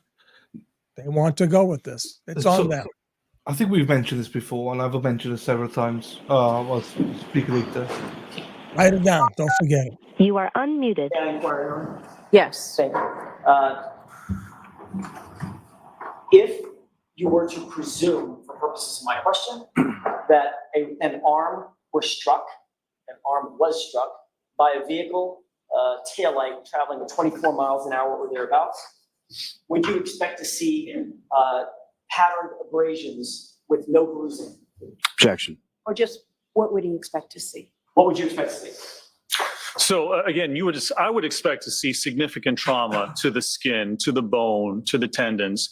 I wouldn't expect to see just abrasions, pattern abrasions. I mean, abrasion by very definition means that it's trauma to the skin, which is created through rubbing or grinding or friction.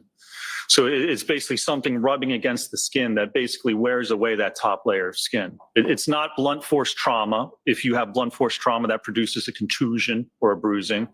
It's not a laceration type injury where you have a cutting injury that actually produces a cut or a significant laceration.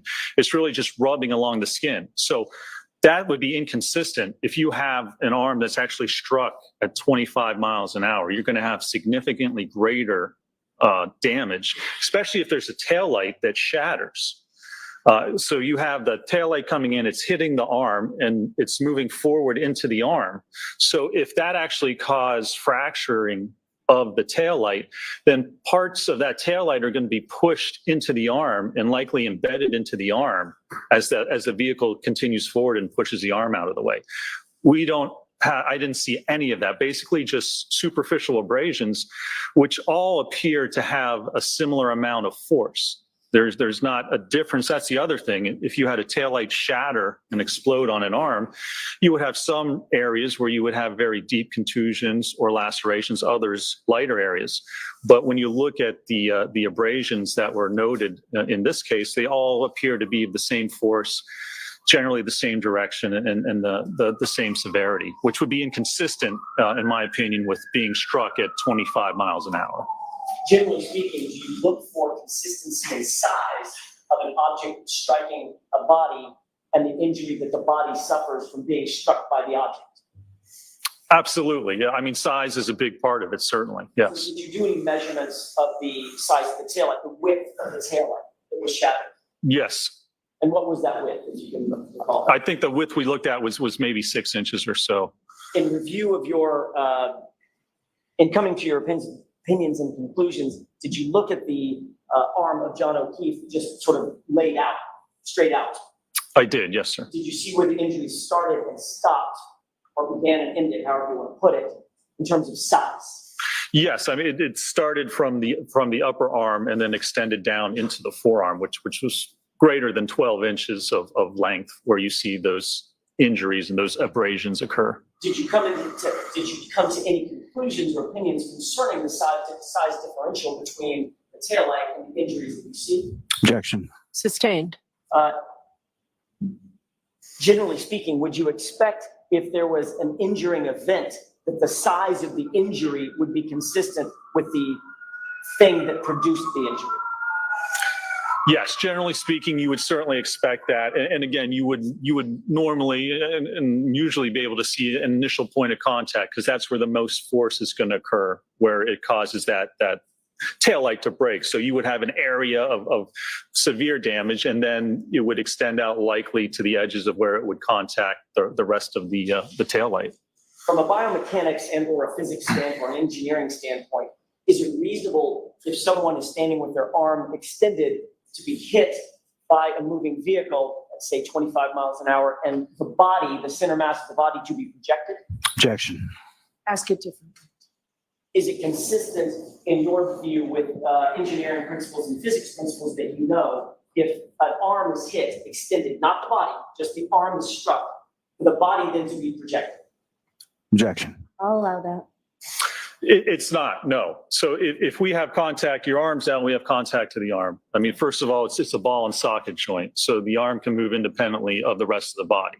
So with enough force, even if you're contracting your arm and trying to hold it out as tight as possible, it's going to overcome that muscular contraction and basically just move the arm. But secondly, it all depends on your center of mass. The center of mass is kind of the equilibrium point of your body of where your weight's distributed.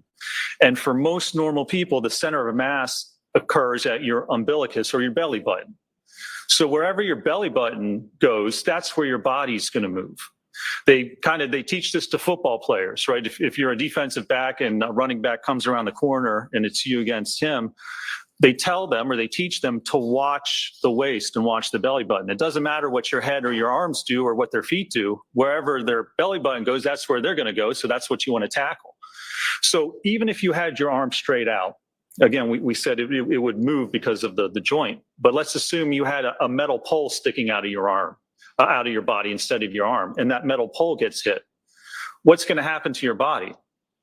It's just going to spin around, right? Because it's producing a moment arm, which produces a torque on the body. So your body's going to basically spin. In order to get that body, the complete body over, for instance, 10, 20, 30 feet into the yard, you need a force acting at the center of mass.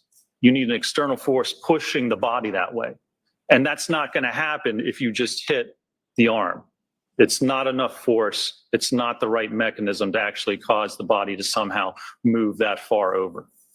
Assuming that a body was struck with enough force at center mass to project that body 20, 30 feet, what injuries would you expect to be produced on that body? Objection. Sustained. If you did have a body that was projected a distance, what injuries from a car, what injuries would you expect to see on the body? Objection. I'm going to see you at sidebar the last time on this. Oh, my days, Sean. I'll tell you, you talk about dismantling a theory. I mean, Paul says he got hit, spun around, hit the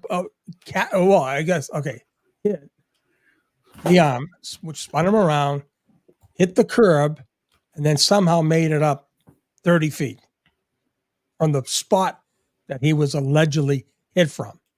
That's the fable. That's the myth. That is the hoax that they've been waving to us. That's the big theory. You are unmuted. That's their big theory. May I, Your Honor? Yes. Doctor, do you have my question in mind? You need me to repeat it? Maybe repeat it, yeah. Easy for you to say. Assuming that a body was struck center mass with enough force from a vehicle traveling at whatever speed to project the body off the ground, would you expect to find injuries on that body? You would, and you would actually see that there's specific injuries because let's say you're standing forward and you get hit on the right side with a vehicle. You're going to get injuries and damage to the right side of the vehicle as that vehicle impacts you. It depends on the profile of the vehicle, how high the hood comes up, whether you're going to wrap up onto the hood, or if it's a van or the back of an SUV, it will project or push your entire body to the left. So you're going to get initial contact and injuries to the right side of your body. And then if it propels you into the air, you're going to get airborne and then you're going to contact the ground, usually with the left side of your body. So then we're going to see a correlation of injuries to the left side of your body as it slams down onto the ground as well. And at those speeds, normally you would also see more abrasions, greater abrasions or road rash along the entire part of the body as your body then would slide until it came to the point of rest. And you did not see that in this case? Objection. Okay. May I have a moment, Your Honor? Yes.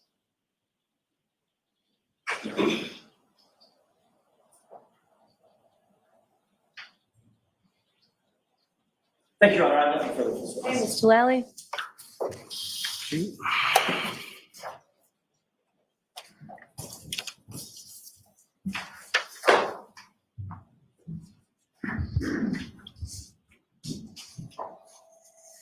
Good afternoon, sir. Good afternoon. Now,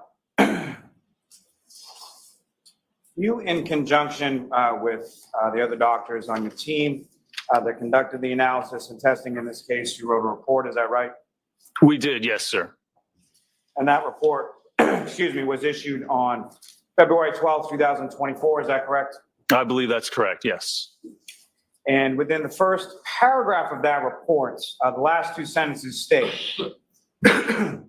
this analysis is based on information currently available to ARCA and is only to be limited, only to be issued in its entirety. However, ARCA reserves the right to supplement or revise this report if additional information becomes available. Is that correct? I believe that's correct, yes, sir. Now, the information that you received and that you reviewed either individually or as a team, that included some state police reports, is that correct? Yes, sir. Some Canton Police Department reports, correct? Yes. Some scene photos, is that correct? That's correct, yes. Medical examiner dispatch removal report, is that right? I believe so, yes, sir. Some videos from the location of 34 Fairview Road, is that right? Yes, sir. Some photographs of the defendant's vehicle, the 2021 Lexus LX 570, is that correct? Yes, sir. Photographs of evidence that was recovered from the scene, is that correct? That's correct, yes. CDR report from the defendant's Lexus. Yes, sir. And then essentially there were some other materials, whether they be literature or other things that you and your team of other doctors reviewed over the course of formulating your opinions in this case, correct? That's correct, yes, sir. Now, in regard to evidentiary materials that indicates within the report that were reviewed, you talk about the lens cap to the taillight assembly, the taillight assembly photographs of that nature, and then there's mention of a black straw that was found on scene, correct? Yes, sir. There's no mention in the report of either Mr. O'Keefe's shoe or his hat, correct? Yes. You are muted. Oh, straight away, let's get into it. Jackson's like, I'm not fucking about you anymore. You know, like I said, he doesn't have a leg to stand on. Okay. That was their theory. You know, and I said Sean McCabe's theory was a lot better than Paul's theory, right? Trooper Paul. How in the name of God can they think that John got hit, his right arm with the glass, and that he got 9 different, isolated, different times injuries from a speeding vehicle at 24 miles an hour? It defies the law of nature. It defies the law of gravity. It defies the law of physics. This case has always been about physics and common sense. I mean, an object in motion stays in motion, right? That's it. It's about the amount of force executed on another object. The bigger force always wins. You know, like I said, it's. Well, it just shows that they don't care anymore about it. Like Larry doesn't. He just wants to win. Right. As you said, I just think he wants to persuade one juror to vote guilty, and his job's done. Exactly. If you know this guy, if you listen to this testimony as an honest, attorney, you'd have to look at it and go, "Fuck, how do you overcome this?" Yeah, you can't. I mean, Lally, he's got to discredit these guys somehow. I mean, he's walking a fine line. He is kind of saying, "I don't want to, take away from your education," and he's saying, "But did you know this?" All he's doing is getting back into the jury's head. Did you know that she said this? Did you know the DNA was here? Did you know that they found little microscopic? I mean, that's where I think, again, maybe that the defense should have really hit them harder on the opportunity and accessibility they all had to DNA and to the pieces of the hair and the pieces of taillight that could have been listen, if it's on his clothes, it didn't happen from an accident like this. And this is what these guys are actually proving scientifically. And like he said, the guy said, "I don't need to be there. I know what the injuries look like. Yeah. I know the injuries I didn't see. It's not about what was there. It's about what wasn't there. Okay. It's not about what they said. It's about what they didn't say. It's not about what they investigated. It was all about what they didn't investigate. And there lies the problem. Big problem. Come on, man. You're drifting on me. I am. I'm getting spun up here, buddy. I'm sorry, bud. I am sorry, my friend. I'm lagging. I'm lagging on Lally here. Yeah, it's he's a drag, but I guess he has to I do guess what he's paid for. It's just, I guess it's just tough because I've said it many times. You swear an oath. At the end of the day, even if you came into this trial thinking she was guilty, how can you still think she's guilty? Even Lali now, that's where I'm disappointed. Horrible. Do you need a couple of minutes, Mr. Lally, or do you need a minute? No, it's fine, no. Thank you, Doc.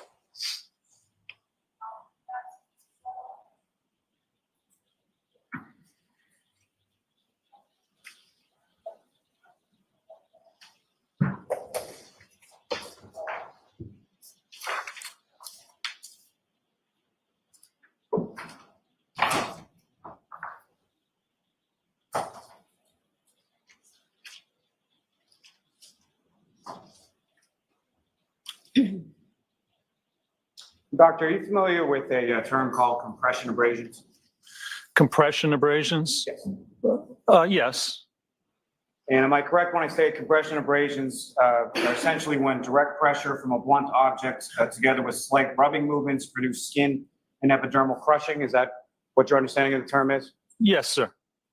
And you're familiar with patterned abrasions? I am, yes. And pattern abrasions are injuries that show a distinct pattern that may reflect the shape of the impacting blunt objects that you may see with reference to injuries that are left by that blunt object. Is that correct? That's correct. Yes, sir.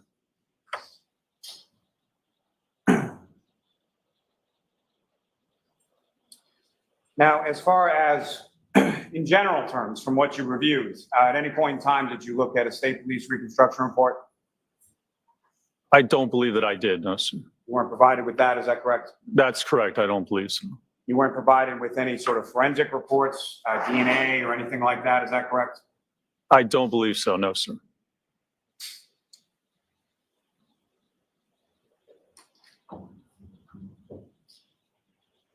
And you never actually looked at the physical car, is that correct? I did not. That's correct. And you're aware that the physical car, being the defendant's car, is still in law enforcement custody and available for inspection if you had wanted to. Are you aware of that? I think I'm aware of that, yes, sir. But you never made that request, is that correct? That was not necessary in this case to inspect the vehicle. Whether it's necessary or not, you didn't make that request, correct? Yeah, I don't remember if we made that request or not. We obviously didn't look at the vehicle, but it wasn't necessary in this case. Did you ever look at the actual taillight pieces or the taillight housing? Is that correct?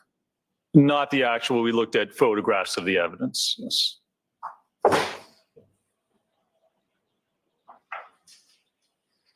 Now, the injuries that you observed or reviewed in materials in regard to Mr. O'Keefe were primarily on the right side of his body. Is that correct? Well, sir, on the right arm and the posterior aspect of the right arm, yes. And then the skull fracture was a little bit to the right, the occipital fracture. Also bruising on his right hand, is that correct?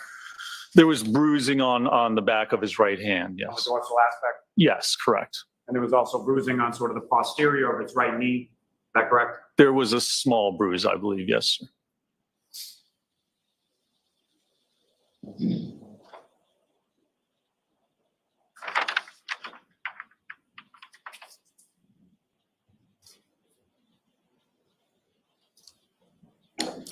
Now,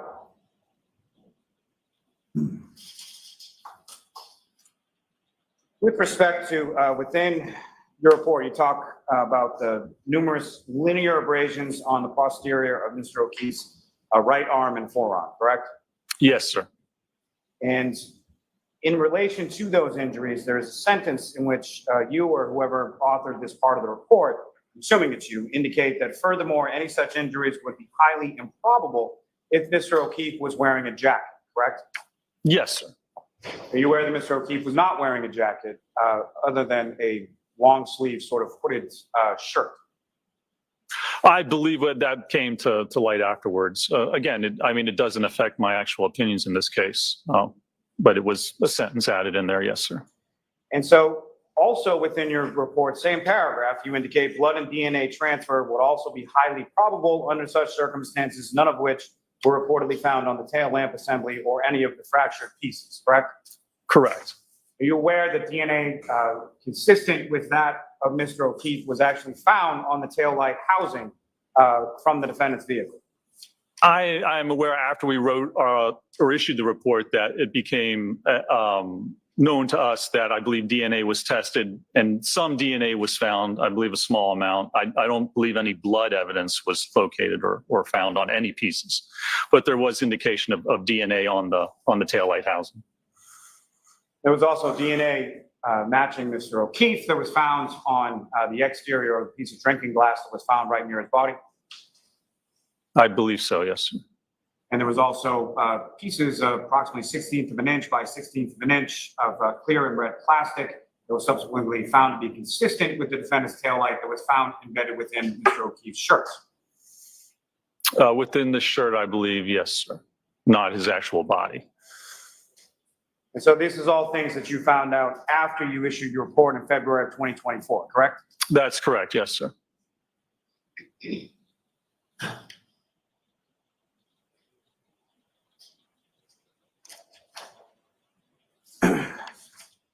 Now, when you were talking about the injuries to the back of the head of Mr. O'Keefe, consistent with coming in contact with a hard surface, correct?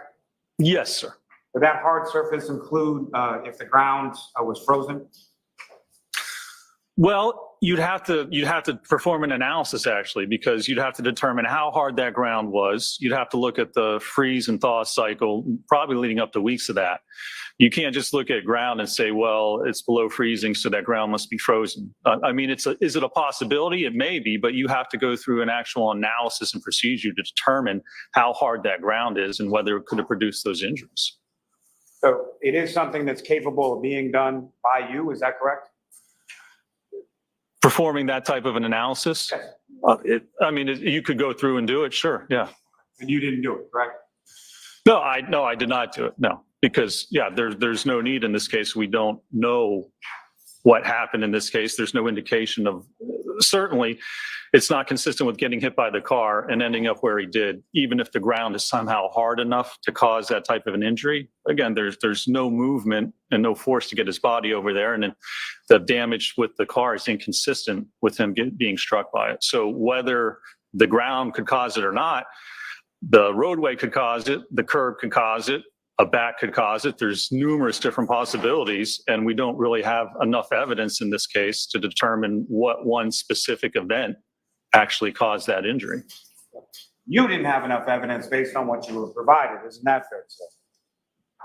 I didn't have enough evidence based on what I was provided, and even looking at the additional evidence that I became aware of after the fact, there's still no evidence. I mean, you can't deny the science and the physics as to what would have happened if he was struck by the vehicle. So anything past that, you have to somehow overcome that hurdle, which is very difficult to do. When was it that you looked at this additional material and who provided it to you? We were informed after a report was issued that DNA was found. And that was really the primary issue. I believe that some DNA was found on the housing, which, again, there's numerous explanations or ways that DNA can get on a light housing. Let me ask you this, sir. With regard to the materials that you were provided with, was there anything in there that stated that Mr. O'Keefe's skull fracture on the back of his head was caused by contact with the taillight? No, I don't believe there was anything in those materials that stated that. Is there anything in those materials that indicated or that anyone stated at any point in time that Mr. O'Keefe's arm was outstretched at the time that he was struck by the vehicle? No, sir, there wasn't. Was there anything in there indicating that his arm was tucked in at the time that he was struck by the vehicle? You know, there's no indication in any of that evidence of what he may or may not have been doing, how he may or may not have been positioned. I mean, that's the whole issue. There's no evidence to indicate what may have allegedly occurred in this case. Now, a typical pedestrian collision that you see through the course of your work involves a pedestrian being struck by the front of a vehicle. Is that fair to say? I see all types of different people getting run over backwards, cars spinning, hitting sideways, frontal impacts certainly occur, yes, but we see pedestrians getting struck by all parts of the vehicle. I'm sure you see all kinds. What I'm asking you is predominantly when you see a pedestrian collision, the typical pedestrian collision would be a pedestrian crossing a road in front of a vehicle as it's approaching. Is that correct? That's certainly not uncommon, yes, sir. Now, as far as maybe described a little bit on your direct testimony, as far as there's differences in the type of injuries that you would expect or anticipate depending on how the vehicle interacted with the pedestrian in a pedestrian collision, correct? Yes, sir. And as far as you're familiar with what's called a sideswipe collision? Yes, sir, I am. And am I correct when I say that in a typical pedestrian collision with pedestrian crossing in front of a vehicle, there are a number of different types of interactions as far as a wrap and a forward projection versus a fender vault versus a number of different ways that a pedestrian can interact with the front of a vehicle, correct? It depends on the position of the pedestrian and certainly the profile of that vehicle and the speed of the vehicle. Yes, sir. There's many different factors involved in it. And so in a typical pedestrian collision, when a pedestrian is struck by the front of the vehicle, that involves more of an assumption of the velocity of the striking motor vehicle by the pedestrian than you would expect to see in a sideswipe collision, correct? Well, I mean, yes, generally speaking, a sideswipe means that the person or the pedestrian in the vehicle don't obtain a similar or common velocity. So if you're standing in front of a car and it hits you, it's going to speed you up to that same speed and then disengage. The sideswipe means that there's not this mass-to-mass impact. By its very nature, sideswipe has minimal forces. We see it even between vehicles that just rub against each other. So if there's a sideswipe impact with a pedestrian in a vehicle, there's going to be very little damage to the pedestrian. And similarly, there's going to be very little movement. There's really no force at all acting. You know, for instance, if a car came and swiped by your arm, but didn't have enough force or enough contact to cause any damage, well, it wouldn't actually cause any movement of the person either. So a sideswipe by its very nature involves minimal impact, minimal forces, minimal velocities. Also contained in the report that you at least co-authored, there's an indication that Mr. O'Keefe's injuries, at least to his skull, the fractures to his skull, are consistent with him having been pushed or possibly been impacted by the subject Lexus and fallen backwards, striking his head. Isn't that correct? Yeah, so that's another possibility. Sorry, sir, yes or no? No, let him answer. Let him answer the question. So if we're saying that there's enough force if you fall backwards to strike your head and cause that skull fracture, well, he could have slipped and struck his head. The car could have backed up and not known that he was there and nudged him and caused him to fall. I mean, any event that would cause him to fall backwards obviously would result in him striking his head. So there's numerous, almost infinite possibility of different scenarios that could result in that type of an event. Thanks. Mr. Jackson? Okay. Dr. Rentschler, you are all set, sir. Thank you, Your Honor. Okay. Jurors, I want to see counsel for the last time at sidebar right now. Whoa! He destroyed it, Lolly. Oh my God. He gave the defense a case. I just don't know. I don't know if Lally is who he's working for. I also, Sean, the whole DNA thing I was worried about. This guy just said, yeah, but that could have gone on anyway. Anyway. The DNA doesn't affect anything. So it doesn't affect my opinion at all. This is Lally. This is all from Lally. All that stuff got in. Thank God no one got up. It's done. His testimony's in. You can't deny the science and the physics. That's the quote of the day. PhD. You cannot deny the science and the physics in this case. I'll be honest with you, Sean. That was the best witness for me in the whole trial. Oh, no doubt. No doubt. I know we've had some great witnesses last couple of days, but hand down, he has covered all the bases. Even Bev got him to like, no, Mr. Lally, let him explain because he's speaking sense. Right. And I think the jury will understand him. No you know? doubt. Oh, No doubt. No doubt at all. I mean, listen. Do you know what like that I said, means? We've Though? been saying it since day one. All right. But now Well- you have a PhD, boatload of experience, and he basically just destroyed Lally, destroyed the Dedham Superior Court. This case is done. Done. Let's hear what this will say. You are unmuted. Thank you, Your Honor. With that, defense rests. Okay. Jurors, that is the evidence in this case. After all these weeks, that's the evidence that you will hear in this case. The lawyers and I still have work to do for tomorrow. But tomorrow morning, we will have closing arguments of counsel. They'll get an hour apiece to be able to argue this case to you. I'll instruct you on the law, and then 12 of you will begin your deliberations sometime tomorrow. Okay, so with that, please do not discuss this case with anyone. Don't do any independent research or investigation into this case. If you happen to see, hear, or read anything about this case, please disregard it. Let us know. We'll see you tomorrow. All rise for the court, please. Senator, follow me, please.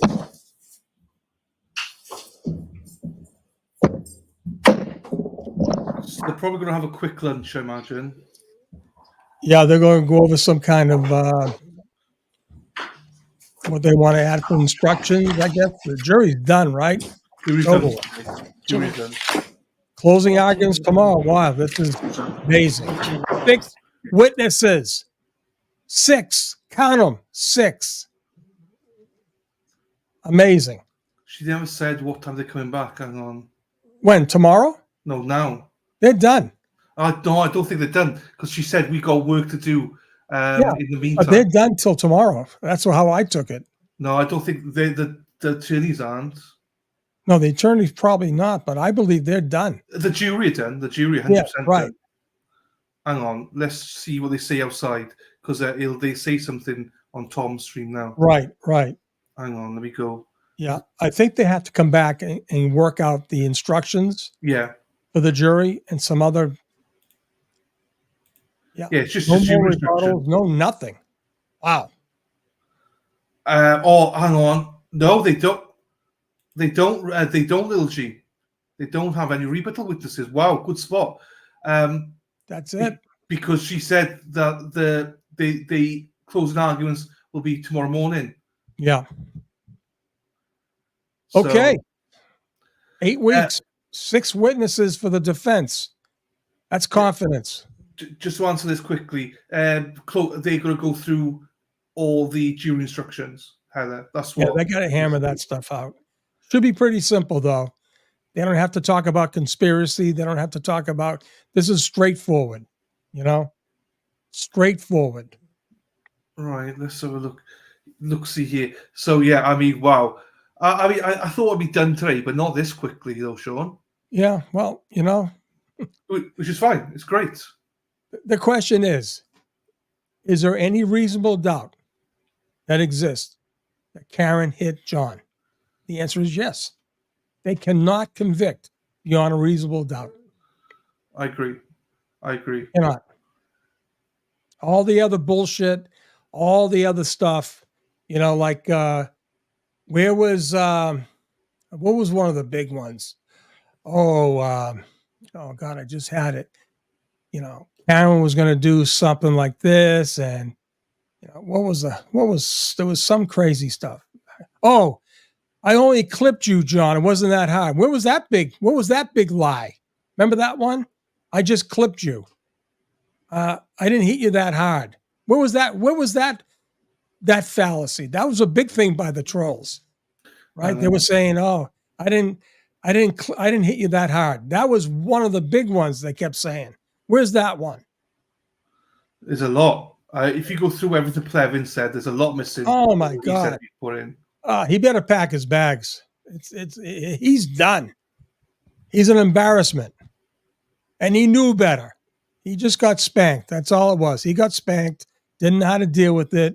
It must have brought back emotional distress because he probably got smacked as a kid, abused, bullied, whatever the hell you want to call it, as a kid. He got his lunch money taken from him every day. He did. That's what happened to him. And he had a flashback when the rioters rode him right in front of me. Here we go. I know. Here we go, though. Let's see what's going to say if you say anything. Aaron, how do we feel? The defense rested? Feel great, Matt. Feel great. Where's my phone? Yeah, right here. Right here. Where's what? About the case ending report. Feel great. Right? It's a little truth and professional. It feels, there's no idea how good it feels to finally get this thing done. We can't. Oh, yeah. Oh, wait. I don't know. His name is Jimmy. And I don't know where he's from, but he's supposed to be the gallbladder surgery. Stop here. Or he goes to surgery. Oh, my God. So it's really him that does all this. Yeah. He's directly across the street. And he walks directly across in a black t-shirt. Thorough.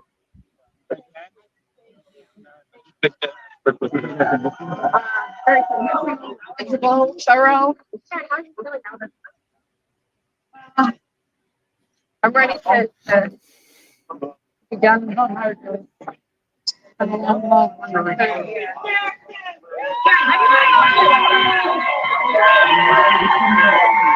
you feel about the size of this town? Yeah, it's not anything. It's a different report every day. It's a different perception. So How does it feel? How does it feel to have this?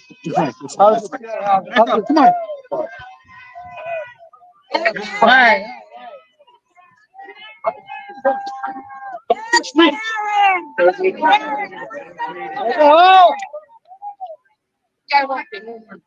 And how do you feel about that? Do you feel the case is going about it? You said that it's hard not to be outspoken. And you also mentioned to the media that there are some things that you wish that you could clarify. Is there any hint? It'll be clarified one day, Matt. But you've decided not to. But it will be. You've decided not to testify. Yes. It's over. Yes. Tough decision. No, that's some segue. The way things came out.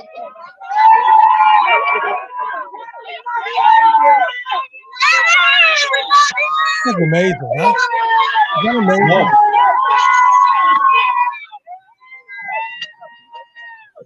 Yeah. One last question. Do you think life can ever be normal again for you? It'll be different, but it'll be more subtle. No, it'll be the same. But it isn't for anybody ever. And after this, if you're acquitted, They're gonna wait for it. okay, let's move it. How do you feel going in with arguments? You better answer positively. More prepared than you've been for any other product. I think you've been prepared for every part of this. Can't wait. Can't wait. We're not going in, Tom. I didn't know that. Well, amazing. So I presume that they're coming back then after lunch because. Oh, they have to. Yeah, I mean they're going to come back. They're going to work things out, which is great. Which means that they will. We'll have all the administrative stuff done. So someone asked me, what do I think is going to happen? Okay. Closing arguments will be key. I'm very upset that only limiting to an hour. I imagine both sides will go over. Now I understand what I understand is that in Massachusetts, someone can correct me if I'm wrong. The defense gives their opening argument or their closing argument first. Never heard that before. No, in the federal system, they do the prosecution, defense, and the prosecution at the end because of the burden. So that's pretty wild. I've never heard that before in my life, Sean. That's just the weirdest thing. Defense, yeah, exactly. So because the defense don't have to do a closing. No, they don't have to, right?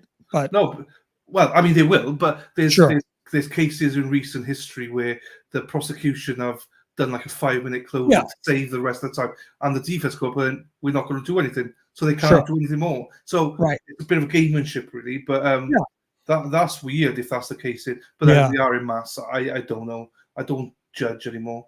Well, you know, the bottom line is, I mean, they know how to read that jury. They watch them. Hopefully, you know, hopefully it's all 12. I mean, that should be the goal. All 12 NGs, right? Should be. Right. So my prediction, this will be, I don't see this going over 2 hours when they deliberate, if that, and will be, I believe, completely exonerated, not guilty, all the way around. Yeah. They can't. Lally couldn't even come back and defend the dog marks, the bites, right? No pushback. What am I doing? What is wrong with this foolish? Don't worry about it. Don't worry about it, because you have to re. Yeah. All right. You can hear me, right? Yeah, we can hear you. It's fine. All right. No pushback on the dog bites. No pushback really on the theory of their case. They're worrying about DNA in found in and around the taillight housing, whatever. Listen, he has driven in that car many times. Of course, his DNA is going to be found. Of course, his hair is going to be found. Now, do you believe that a hair was there for how long it was there for him? Okay, so 12:30 at night, right? Till 6 o'clock the next night in a raging storm. Come on. I know. I mean, like I said, the physics, the science, and common sense. That's all this was about. That's all this was about. And it's so great. You know, you cannot deny the science and the physics of this case. You can't. So no, I know. Okay, well, listen, I think that's it for me, my friend. No, that's fine. That's fair. Yeah, I think that's it for me. I'm going to prepare for tonight's show. You hear it? No more than 2 hours, if that. Listen, it could be in and out. That's how. But I'm going to give it a 2 hour. I'm going to set the over under at 2. I'm picking the under. Completely exonerated. No G's, NG's all the way around. What about you there, Dill? Yeah, I'm still waiting to see the closings, obviously, even though they can't. Yeah, I think my worry has always been that I hit him, and the DNA bit. True. Because some people's even now still go, well, she said it. She said I hit him. And, but when you go in the crux of it, though, that should not even be in consideration, because it's not beyond a reasonable doubt. Right. And that's key for me, is hopefully the jury understand what beyond a reasonable doubt means, because there's plenty here. It should be a slam dunk, not guilty. I do think it's going to take a little bit longer, only because I think that there's so much information for them to dissect, and some of them are on some of them have done 3-4 books each. So that's true. If they're diligent, they'll want to go through some of their info. Well, give me something. Give me something. You're taking the over. I think she's going to be found not guilty. No, I'm saying, but you're taking the over. You're going to say it's going to take more than 2 hours. I think it's going to take more than 2 hours. Peter Trago said it'll take 2 days. Between 1 and 2 days, he thought. If it takes 1 or 2 days, I'll be a little nervous. Yeah, well, no, you would be, but it's not. So what? Nervous not about the fact that she's going to be found guilty. Nervous that it'll be a hung jury. Yes, I think they're going to go in and go not guilty straight away for the murder charge. That's not going to even be a thing. That's going to be gone. Right. It's the manslaughter, because we see it all the time, Sean, where people just go, "Oh, Joe, let's compromise then. Let's compromise." And look at that. That's the only worry I have, is if they want to compromise, which they shouldn't do. Right. But that's always the worry, that they compromise. So I guess the question is, will Jackson lay the seed in his closing about her being framed, and lay that seed again, saying, as you heard from these PhDs, as you heard from the evidence, no accident took place here. I mean, I don't know. I mean, they're going to have to lay some seeds, put out in their minds as they leave to deliberate. So, yeah, we'll see. The thing what I would like to know more about are these jurors. What type of jurors are they? Are they diligent? I know there's a few there that are diligent in data and stuff like that. Right. That's why I think it might take a little bit longer because they can't take the books home with them. They can't take it over lunch. No. So a lot of these people are going to go, shit, what happened 8 weeks ago? I don't even remember. So I'm going to have to go back on my notes and stuff. If you were to say to people, you can't even deliberate on your notes, then I think it'd be a slam dunk, not guilty straight away. Sure. But there will be a couple there, I think, that might just be like, I have to go through my notes and check. Right. What did you have? What about this? What about that? I don't know. And that'd be better than I think the only thing they'll get hung up on is the DUI. Or the OUI, whatever the hell they call it. Yeah. Was she driving under the influence? All right. Yeah. They may nullify that because everyone was driving drunk that night. I don't know. I mean, who knows? I think we're all consensus. That's going to be overall. It's going to be a not guilty anyway. Just like if it takes 2 hours, if it takes a day, it take what justice will take as long as it needs to take. So. There's not much we can do about that. And also, in some ways, I don't mind if it takes a day if people are diligent, because that's true. If you got diligent jurors, Sean, that means it's good because they concentrate on everything. And I've got every trust in that process now that they will then come to the right conclusions, but they will have ticked every box as they go through where they go, right. And that's the right way to do it, by the way. That's the right way to do it. Tick every single box so right, beyond reasonable doubt, she is not guilty. So well, it's like I said again.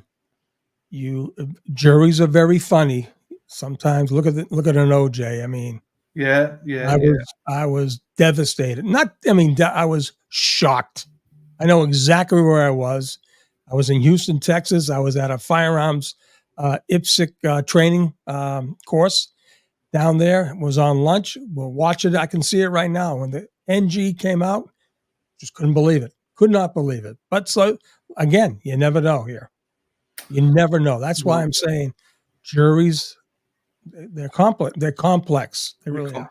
But we got to trust the dream team that they know more than what we do. So And I am a little bit pissed off. The final thing before you go, Sean, I'm a bit pissed off about the 1 hour thing, though, if I'm being honest. They may, if anything, they may lobby, both of them may lobby, to say, hey, listen, this was an 8-week, almost 9.5 week trial. You can't limit us to an hour, Both sides may, why? Why not? You're not up against a weekend, right? Tomorrow's Tuesday, rather. Jesus. I know. You got the whole week. I know. So. Just for people to know, they're coming back at 2:30, people. So those that want to look at the just to explain the jury instructions, they will be going through the charging documents, going through that and agreeing what the charging documents look like. I will be here and I will be streaming it. Sean will not be here, but some people will be interested. Some people will not be interested in that. But I will be here at 2:30 Eastern doing that. So it'll be streamed here. So I understand if people don't want to look at it, because for some people it's not yet a cup of tea, but for a lot of people they want to know exactly what the instructions will be. So I'll be here at 2:30 streaming that. And you'll be back at tomorrow morning, 8 o'clock, Sean, yeah? Yes, I will. You're a legend. Absolutely. I'll be on tonight at 6, full of piss and vinegar. Piss and vinegar, as always. Loving it. Hey, thank you, my friend. I really do. And thank you for keeping the stream going today, because I've been really lollied out today. It's all right, buddy. It's all right. Listen, hey, we got it. We got it in. That's the big thing. We got it in. So, anyways, take care of yourself, people in the chat there. You guys are incredible, awesome. If you can make it tonight at 6, it'll be great. If not, I'll see you tomorrow. They could be there with bells on, Sean. 8 o'clock. Yep, absolutely. Hang in there, people. I don't know why I'm friggin' frozen here. Take care. Don't worry. Hey, have a good one, Betty. Take care, Sean. Ta-ra. That was Sean McDonough. Go and watch him tonight. Going through the motions tonight. We'll share his link again later on. Right, I will. So 2:30. So hang on. Let's go back here. 2:30. I'm going to play Turtle Boy's thing from yesterday for you guys. So you can see what happened yesterday. It's an hour and a half, but we only have an hour of it. But still good enough. Better than nothing. So hang on, let me put that there. So let me put the thing up here as well. Oh my God, I can't believe it. We're here, people. Apologies. It's not a great day for me, if I'm being honest. So I do apologize. I'm not very full of energy today, but one of those days, I think. Right, here we go. Lunch break until 2:30 Eastern, which is what, 7:30 p.m. UK time.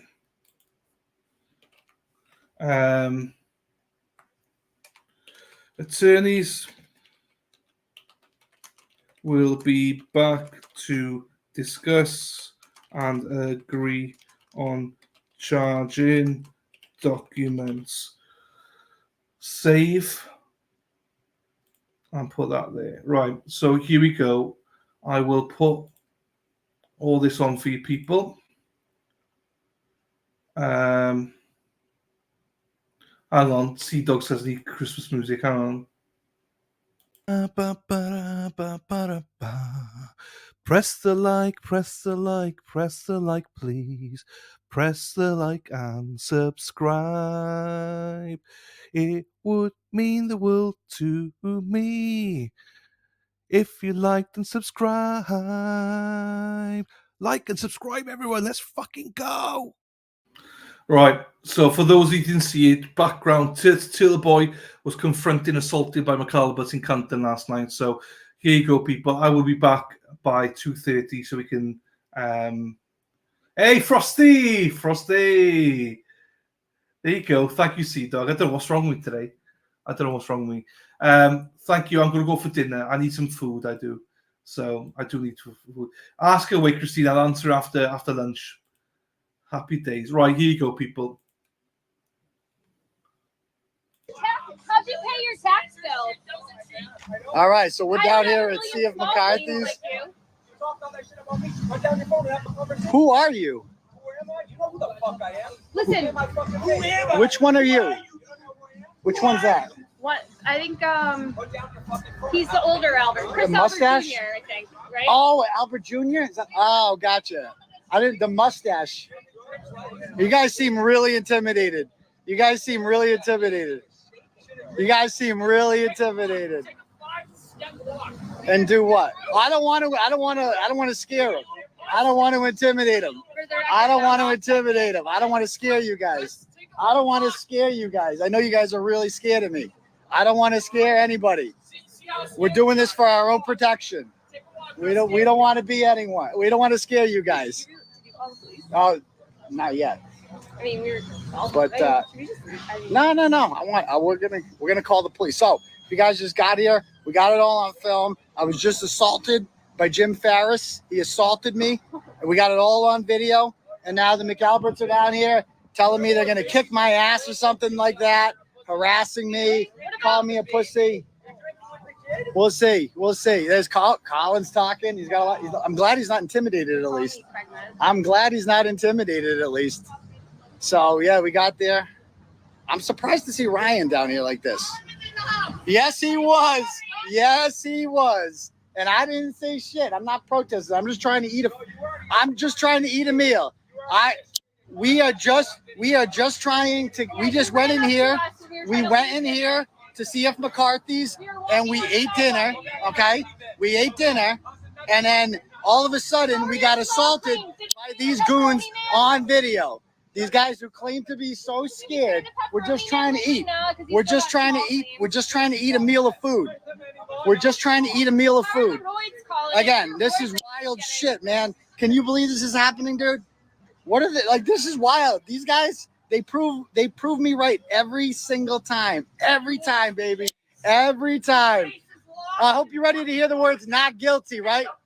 Get ready for the words not guilty. Not guilty. Not guilty. Not guilty. Get used to those words. You're going to hear it this week. Not guilty. 3 times you're going to hear that shit. Not guilty. Not guilty. Get ready. Get ready. It's coming. So anyway,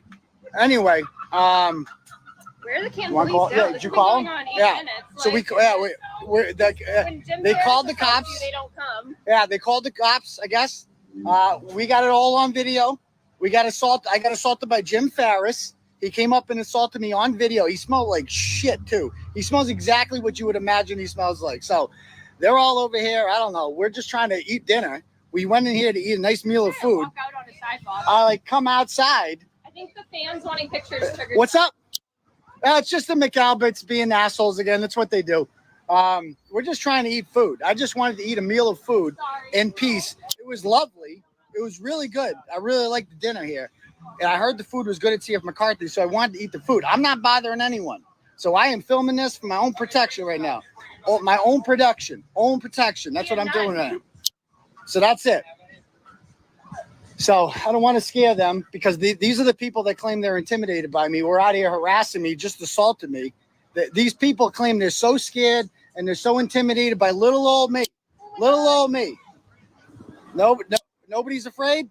That's not what they told the police. That's not what they told the police. That's a good spot for tips. So, I mean, that's good. I'm glad you said that, though. I'm glad you said that no one's scared. My lawyer's going to love that one. No, my lawyer's going to love that one. Assaulted, so why would we have your goons just assaulted me. Yeah, assaulted. Yeah, when you hit. I know. I'm so little, bro. I'm so little. I'm so little. I know. I'm so little. I know. I get it. I know. Well, I feel like I'm something. I feel like I'm something because you guys know who I am. You guys know who I am. I'm a pedophile. Okay. Sure thing. So they seem really scared. Yeah, I mean, it's worth it to come and yell at us. I mean, we were just minding them out. So we were just trying to mind our own business. Take a picture of who? Oh, I took a picture. Yeah. Taking a picture is instigating? No, Colin was leaving and then he decided taking to a picture. So what? He came up So to what? us. What did I do? He came up to us. We were walking in. No, we didn't. Justice for Peter Berger. You'll beat my face. You could, right? You seem really intimidated. I'm glad you said that on film. Oh, really? Guys, see? Just in case you were entitled to feel bad for these people at all. This is who they really are. Look at these animals. Look at these goons. Look at these goons. Goons. I'm actually with somebody in the. I don't know. I feel like she's somebody. I know, Under Armour, it's gay as shit. I know, it's gay. I'm so gay. Actually, I'm not the. I don't think I'm a bomb. For what kid? I don't know, Colin. I feel like of the two of us, I'd be a little more worried about jail if I was you, son. I'm just saying, I feel like I'm going to be good. Yeah. Are you scared? I thought you were intimidated. I'm just trying to eat dinner, bro. I'm just trying to eat dinner. I come out here, there's a goon. Well, you got assaulted by your goons. How are the Canton police now? This has been going on 11 minutes. 11 minutes. Call the Canton police. Tell them to come down here. We got a video of Jim Farris assaulting me on video. So. Yeah, it's been 11 minutes. Yeah. Now. They show up really fast when they call. So, because. So why is your wife taking video? Am I in America? I'm allowed to do whatever. I'm in America. Yeah, we're just trying to. I just came out of. I just got dinner and I come outside and I got assaulted by Jim Farris. It was bizarre. It was bizarre. It's also like, wow. You guys send her back to that bench. Yeah. The FBI investigating. I feel bad for her. Pregnant with a baby too while you're pregnant? I'm not pregnant. pregnant, but unfortunately for your friend Lindsay, we would actually have a baby. We wouldn't get an abortion because she's trash. We've actually talked about it. Okay. Yeah. These are the victims. Yeah. These are people who are, they're so intimidated, guys. They're so intimidated. No, we did not come here. We're not harassing Nobody shit. wants to come to your place of business. We're not harassing Nobody shit. wants to come to your place of business. Yeah, nobody ever. wants the We went media. to Yeah, McCarthy. we're good. We Let's got get it real straight. food. We got real food. We're good. We got some real food. Just like nobody else is coming to your business. So we are down here, guys. And I don't know. We just went and again, if you're just getting here, I'll explain what I was doing later. But basically, we came to doing a little project in Canton. We're hungry. We go to see if McCarthy's for dinner. And then on my way in, Colin Albert's there, right? He says something to me. I took a picture on my way in, and he goes in excited. He goes, "Call the cops." I'm like, "No need." And we go right in. We eat our food. Everybody in there. We had a great time. That girl, and the next girl, and the next girl, and the next girl, and then I had another turtle riding come by and grab my stuff. And then she's next. You know that you just. How's Officer Wade? How's Officer Wade? Why do you think the whole town How's is Officer the way that Wade? they are? How's you're Officer supposed to Wade? represent this town. Ah. How's Officer Wade? You are supposed to be a representative This is of this town. that's the chairman of the Board of Selectmen right there. He's not a chairman. Whatever he is. He's on the He's Board of one. Selectmen. Canton, so they're not allowed. It's an elected I'm official. I am a resident of Canton. This guy, look. He just said we're not from Canton, so we're not allowed. We're not allowed in You're here. supposed to be representing. So I guess this is what happens. I literally got assaulted. Yeah. Okay, they're not coming to your family. Yeah. Did you get a chance to call, Kristen?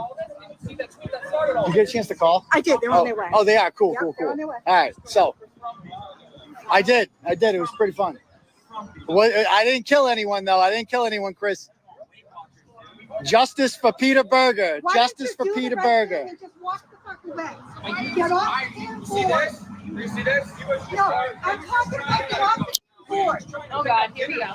So here come the police. Okay. Step down. So you too. Step down. Step down. You need to step on the scale is what you need to do. Shut up. Who taught you how to talk to Myself. You're not a woman. You look like a dude. You shouldn't talk about your looks. You look like you I think you're a fucking piece of shit. No, because I want it all documented. Because when they try to put in I want to be fucking covered. You think I give a shit? What did I do? I fucking live in this town. And Well, we don't need to. Yeah, don't even get into it with him. Don't even get into it with him. How has this been going on 15 minutes now and no police still with this? We'll find out. So we are filming for our own protection here. Oh boy. Oh, look who it is. Look who's here. Here she is. You know what? I'm so sick of your shit. Oh, she stole I'm sick of your shit. Okay? Enough is enough. You're a prick. Can I have my phone? How's the kid? They must be so proud of their dad. That's assault, Joe. That's assault. I'm gonna need my phone back. Fuck up, Big Bird. You're a fucking bird. You look 20 years older than me. You look fatter than me. I need my phone back. Boom. Because I had the money. I need my phone back, Joe. Where's your shirt? Where's your top lip? I'm gonna need my Where's your phone back, top Joe. lip? And oh, I'm sorry. Did you go loopy? Did you go crazy? Bill, can I please have my Shut the fuck up. No, Can I have my phone back, please? Have his property. Can I have my phone back, please, Joe? Go ahead and Give him his I phone. need my phone back, Joe. How's Don't your you phone? worry, I need my phone back. I need my phone back. Okay, so that just happened. That just happened. That just happened. Piece of shit. I have wrinkles. I don't care, but guess what? I have a good heart. You have a great heart. Prick. You're going to jail, and I cannot wait. And guess what? You're going to be without a boyfriend because this prick is going to jail. I mean, I'll be with my boyfriend longer than you will. You're just gonna die. Okay, don't even worry about it. She's not worried. This is a try. Just let her talk. Just let her talk. Just let her talk. Just let her talk. You're the one yelling right Just now. let her talk. Don't Guess even what? talk She's back. on Don't you. even talk back. Don't even talk back. Don't even talk back. Who are you yelling at? Who are you? Like, look at you. How many times you got punched in the nose? I don't know. Your teeth, you make fun of my teeth. Yours are shit. No, it's mostly your skin, but okay. My skin, I Yeah. have wrinkles. I don't care. I Guess mean- what? I stick up for people. How many siblings do you have? Has anyone stuck up for you? A bunch. No, they don't like you. They don't? like you. Okay, if you say so. You guys can all Don't tape me. Like, why are you taping me? I can't imagine why. I can't imagine why anyone would want to tape you. Your behavior is normal. No one's harassing anyone. I'm just trying to eat dinner. Why are you here? Because I'm hungry. Because they serve food in here. Why are you here? Cause trouble. Because I want food. Because when you're hungry, you eat food. Why don't you just leave everyone alone? I am. I'm just trying to eat food. Because I got assaulted by Jim Farris. We're walking out. Some people asked me to take pictures, and next thing you know, Jim Farris comes up to me and assaults me. You drove up here. Look at this shit. You're double parking. Because they killed John O'Keefe. Yes, they did. They obviously killed John O'Keefe. I was not there, but Colin was. I did not kill John O'Keefe. Are you guys coming? Like, So we'll see. He got assaulted. He got assaulted again, and his phone was. I mean, that's why Ryan said that he didn't see John O'Keefe was not in the car or outside the car. Like, that's why he testified that. So we got that on video, right? Yes, I did. Okay. We got. So. You tape me all you want. I don't care. No, we're not going to tape. I'm just going to tell the cops what happened. I don't Yeah, keep going. Keep going. Keep going. Go away. Why are you here? She stole my camera out of. She drove up here, jumped out, and stole my camera. And we got it on video. We got it all on video. So, officer, we ate dinner here, but minding our own business. Came outside afterwards, right? And these guys are all sitting right here waiting for us. And a guy by the name, them. So there's a guy named Jim Farris. He works it there. He came. So I start filming for my own protection because they're harassing. I got it all on video, and we're minding our own business. Jim Farris comes over, hits my hand, hits the camera out of my hand, knocks it into the street. He assaults me. We got it all on video. And you can stop filming because I'm filming now too, and show him the video. Well, how are we gonna show him the video then? You have it, right, of Jill? No, of me getting hit by Farris. I'm still filming. Don't worry about it. Don't worry about it. Go on to your live. Yes, he hit me, came over, hit me with his hand, goes boom. I filmed the whole thing.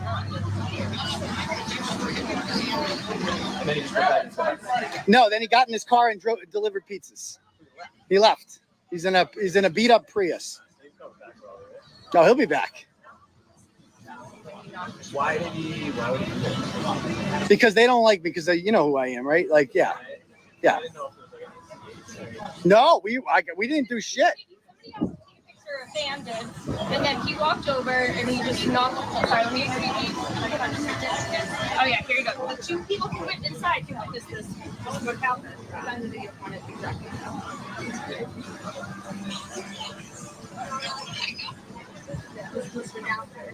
You guys saw that, right? We had a lot of people watching. You guys saw. I got assaulted by Jim Farris and by Jill Daniels. We saw it. I mean, I want charges on both of them. Jill and Jim. They're both getting charged. Yeah, we got a shitload of witnesses. A shitload of witnesses. And she grabbed his A shitload of witnesses. My lawyer's gonna love this. Oh boy. Yeah, Jill did. Jill, and then threw it. Yeah. So what's up? No, it's not that I know of. I don't know. It's got a good case, I guess. I don't know. So she stole my phone out of my hand. How long did she have your phone for? Like 2 minutes, maybe. She wouldn't give it back. I kept going, can you give me my phone back? And then she threw it on that area.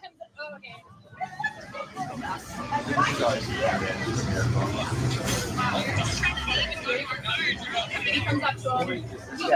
Jim Farris, he just knocked his phone out. Knocked it into the street. And then we can go to when Jill was here. That's the guy. He lives on Meadows. No, you're not. What? Oh, something's gonna come of this. Jim Farris is getting charges, and so is Jill Daniels.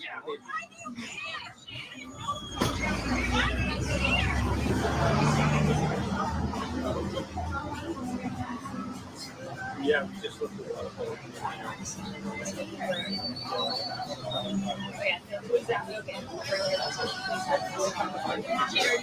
I definitely got what I was on.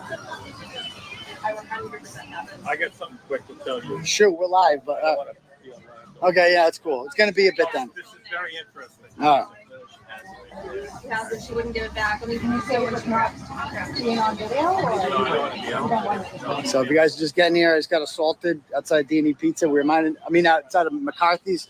We just went to get dinner here, and I got assaulted by Jim Farris and Jill Daniels. They both assaulted me. And we got it all on film. And we got all these people who claim they're intimidated over here.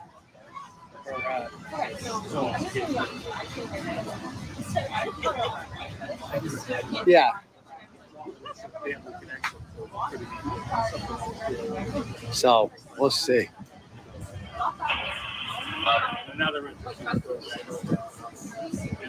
So that whole thing, dude, you guys see that shit? Can you guys believe this happened? Like, can you believe this? Can you believe this happened? I'm literally minding my own business, trying to eat a meal of food at CF McCarthy's. It was delicious. And come outside. Some people asked me to take pictures of them. I did. All these goons are waiting out here. Chris Albert's whole family's out here with Julie Nagel, Ryan Nagel. It turns out Ryan's kind of a dick. And even though he gave great testimony, he's kind of a dick. And Julie Nagel's out here because she was in the bar the whole time taking pictures of us. And it was awkward. She's like across the bar from us. They ate a whole double cheeseburger. And, she saw me because I don't look like a black blob. So I guess I'm a green blob. So she noticed the green blob. But, dude, this is wild shit. Wild shit. So they're over here. Chris is over here. He's still filming us, as you guys can see here. See that? They're still over there. Yep. I guess we're having a film off. Like, this is wild, dude. This is wild.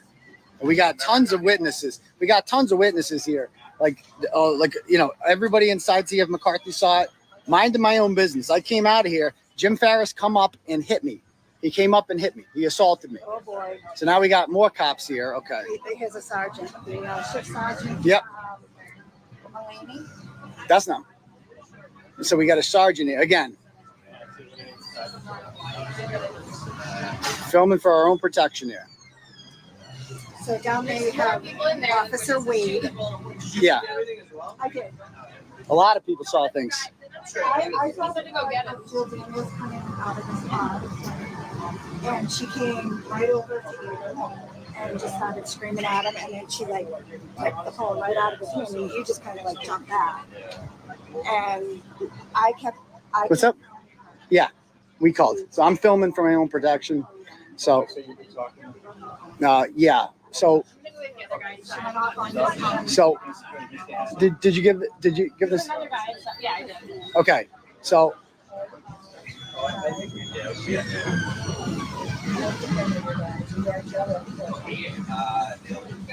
Yeah, she did get touched. Meredith was touched by this creepy dude at the beginning. He went up to her and it all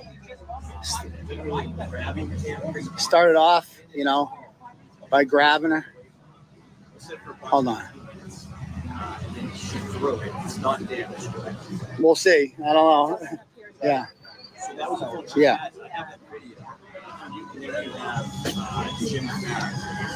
He hit me. Yeah, he hit my hand. I was holding the phone. He hit my hand. The phone landed in the middle of the street because he hit my hand. Miss assault. Both of them assaulted me. Yeah.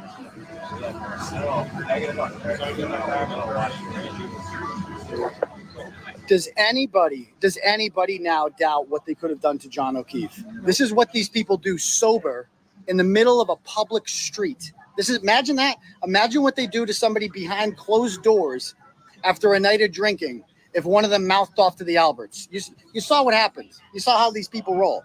These people think they're gangsters or some shit. They think they can intimidate you. And then they have the audacity to pretend like they're the victims. The audacity. So we are not going to leave. Jill Daniels is going to get charged with assault, and so is Jim Farris. They both assaulted me. We got it on film. It's undeniable. These people cannot control their tempers. They cannot help themselves. They're vicious animals, and this is how they think it's appropriate to behave. So this is, I guess, Chris Albert Jr. over here. Was that? Yeah, Colin's been over there the whole time yelling shit, sexually harassing Meredith. yelling things at Kristen here, right? So, they do think they're untouchable, Bob. They do think they're untouchable. They do. Literally assaulted. Everybody saw it. Everybody who's watching right now saw Jill Daniels assault me on video, right? You saw Jim Farris assault me on video. These people think they can get away with anything. They think they run the town, and they kind of do. These are the kind of people that can kill someone and not have their house searched. They can have a dead body on their front lawn and nobody shows up. I go out to eat dinner at this lovely restaurant, and it was great. The fries were excellent. The service was great. It was awesome in there. I loved it in there. And then everybody was nice. People kept coming up to me, taking pictures, having a good time. Then I come out here. Somebody else asked me to take a picture on the way out. And then this mob of thugs is waiting for me. Mob of thugs is waiting for me. And they start sexually harassing Meredith. And then they came over here and they started yelling shit at me and talking about God knows what and challenging me to a fight. And then next thing you know, Jim Farris comes over and literally assaults me on camera. And so Jill Daniels is freaking out right now because I think she's being told that she is going to be charged with assault. And she's not handling it well. She is going to be charged with assault. She's not happy. Again, I don't know if they can cuff. I don't know if they can cuff unless they witnessed it. I'm pretty sure assault has to be witnessed by the police. She might get a summons for this. Either way, she's getting charged because it's not okay what she did. It's not okay what she did. It was horrible what she did. I'm trying to stimulate the economy. This guy's supposed to be a selectman. The cop that's over there with his hand kind of like in his chest, that's Officer Healy. That's the one that gave Jen O'Donnell trouble. Okay. The one closest to us. Like, Yeah. the three, Yeah. the one in the middle. Well, we're going to watch how this plays out. Hopefully we get equal justice here. You cannot just come up to people and assault them in the middle of a public street. You can't do that. It's not okay with what they're doing. Oh, I'm sorry. You were out here the whole time and they didn't even bring you ready. I'm sorry. So Chris is over there explaining shit. I'm not going in closer. We have not. You're all right. No, I just got some water in there. What's Yeah. up? Did anyone touch you, Meredith? Yeah. That guy touched you. Oh, he touched you. No, you're not. Yeah, and he came up and he put his arm around you. Inside the bar before, like, He went up to you and he came up to you and he touched you. But I'm talking about her neck. Her neck is all red. Oh, neck's red? Yes. Oh. That's what I'm asking. So did anybody touch her hair or neck? Not that I saw.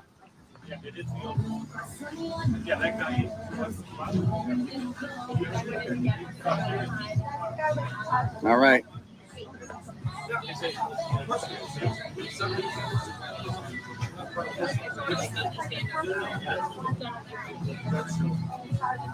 What's up? How would you proceed?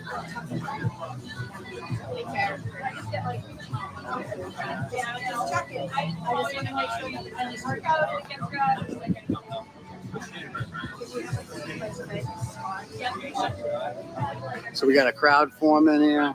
I mean, geez, I just wanted to get dinner. I can't even go and get dinner without all hell breaking loose. I didn't do anything. I literally just got dinner. That's it. So if you guys are just getting here, I'm in Canton for something. We had to do. We're proving that Nicholas Guarino's a liar. Basically, I got a video coming on that later. And then we were hungry, so we're like, let's go to CF McCarthy's. I heard they have good food there. I've never been. So park my car, walk right by. Colin Albert's walking out of D&E Pizza. I've never seen him before, and he says some words to me. And it's like, bro, leave me alone. I'm like, dude, I didn't even recognize him. He looks like he's dressed like it's negative 10 degrees outside. He's dressed up in sweatpants. I didn't even recognize him. And then he says to me, like, why don't you leave my family alone? I'm like, and I look and I'm like, oh shit, it's Colin Albert. So I took a little picture, a little selfie, and I documented it. I go inside and I eat our food, gone for like an hour, come outside, there's a whole mob of McAlberts here. There's a whole bunch of them. And, that's Chris Jr. I didn't recognize him with the mustache. And I don't know. He's like, he wanted me to go over there. He kept saying, come on over here. Put the camera down. It's so tough without the camera. It's like, dude, I'm also a grown-ass man. Like, I'm a grown-ass man. Like, But what do you expect me to do? You mean you want to fight? Like, I'm not going to fight you. Like, why would I fight? What? We can have a conversation. What's up? Why not do it on cell phone? Why not? Nothing to hide, right? Come on. Nothing to hide, right? I hide nothing. I'll do anything on film. I got nothing to hide. I don't have secrets. So anyway, he like kind of challenged me over there like a tough guy. Like, come on. Then the whole family came out. Chris was out here. Colin is out here. Julie Nagel's here. Ryan Nagel came over. Ryan Nagel turns out to be an asshole too, even though Ryan Nagel's testimony is going to save Karen Reed. Because Ryan Nagel's testimony proves that John O'Keefe was inside 34 Fairview Road when he was there. Because John was not inside Karen's car or outside it. So he came over. He got a lippy with me. And then Jim Ferris comes over while I'm filming this. Jim Ferris comes over and hits my hand. The phone goes in the middle of the street. I couldn't believe it's still functional. So I pick it up and I go live. Was I live when Jim Ferris hit me? I forget. Anyway, then like a couple minutes later, this car rolls up and just parks here. Like, I don't know who that driver is. She looked wicked familiar. I don't know if it was Courtney Proctor or who it was, but looked familiar. They rolled up. Jill Daniels jumps out of the driver's seat because the passenger seat. When she hears I'm in Canton, it's like a dinner bell for her. So she jumps out of the passenger seat. She runs over to me. And she just starts screaming at me. And people earlier saw it happen. You can rewind it and watch it happen. And Jill Daniels comes over and she steals the phone out of my hand. And I'm like, what the hell? And she won't I'm like, can you give me the phone back, please? I'm not going to touch her. I just want So we'll see what happens here. Did you get that video to me? It's still like saying preparing. Hold on, let me try one more time. Video, we're going to need if I was on Wi-Fi, I think it would go a lot quicker. So what we have here, clearly, we have assault and battery. Assault. By 2 individuals. But yep. Assault and battery is only arrestable in our presence. Right. Understand that. Yep. Summons. Summons, fine. Okay. We have plenty of witnesses. And Thank you. Pretty clear video. Thank you. We're trying to get into contact with Jim to see if he can come back or we're waiting for delivery or what. No, Jim, you'd notice if his Prius was here. Okay. I mean, it is what it is. You can't do that. She's like, yeah. If that's the image, then let me know. Okay. All right. Cool. I'm just trying to get a statement from Jim as to what happened. What do you mean? Everything on video. So. I have it. It's just I don't know why it keeps taking forever to send you. Probably because it's so big. Sometimes those videos can be long. How do I do that? I send videos to people all the time. Like, and it's funny because it's one. I know. Should I try splitting it in half and see? Okay. Bye. Figure it out. I think when I'm on Wi-Fi, I will also, when I end this stream, I'll have a link to it. It'll all be. I got it on video too. I got it all on video. My view of them. Yeah. You didn't get the best view of. Yeah. Unfortunately. Did you get it on video as well? Are you here? Do you have when Jill Daniels grabs the phone? Did you get that? Oh, I showed him a very, very clear. Oh, who did? You got it on video? Okay. Yeah. Yeah. I got a chat. So you can get my email. Yeah. Email me what you have. Pasquarelli? Okay, gotcha. Okay. Yeah, so like. Yeah, I saw that. You saw where she rips it out of it. And then in terms of Jim, I know we have plenty of. Yeah. What let me see the Jim one. It was like at the very beginning. I think. It's gonna come back.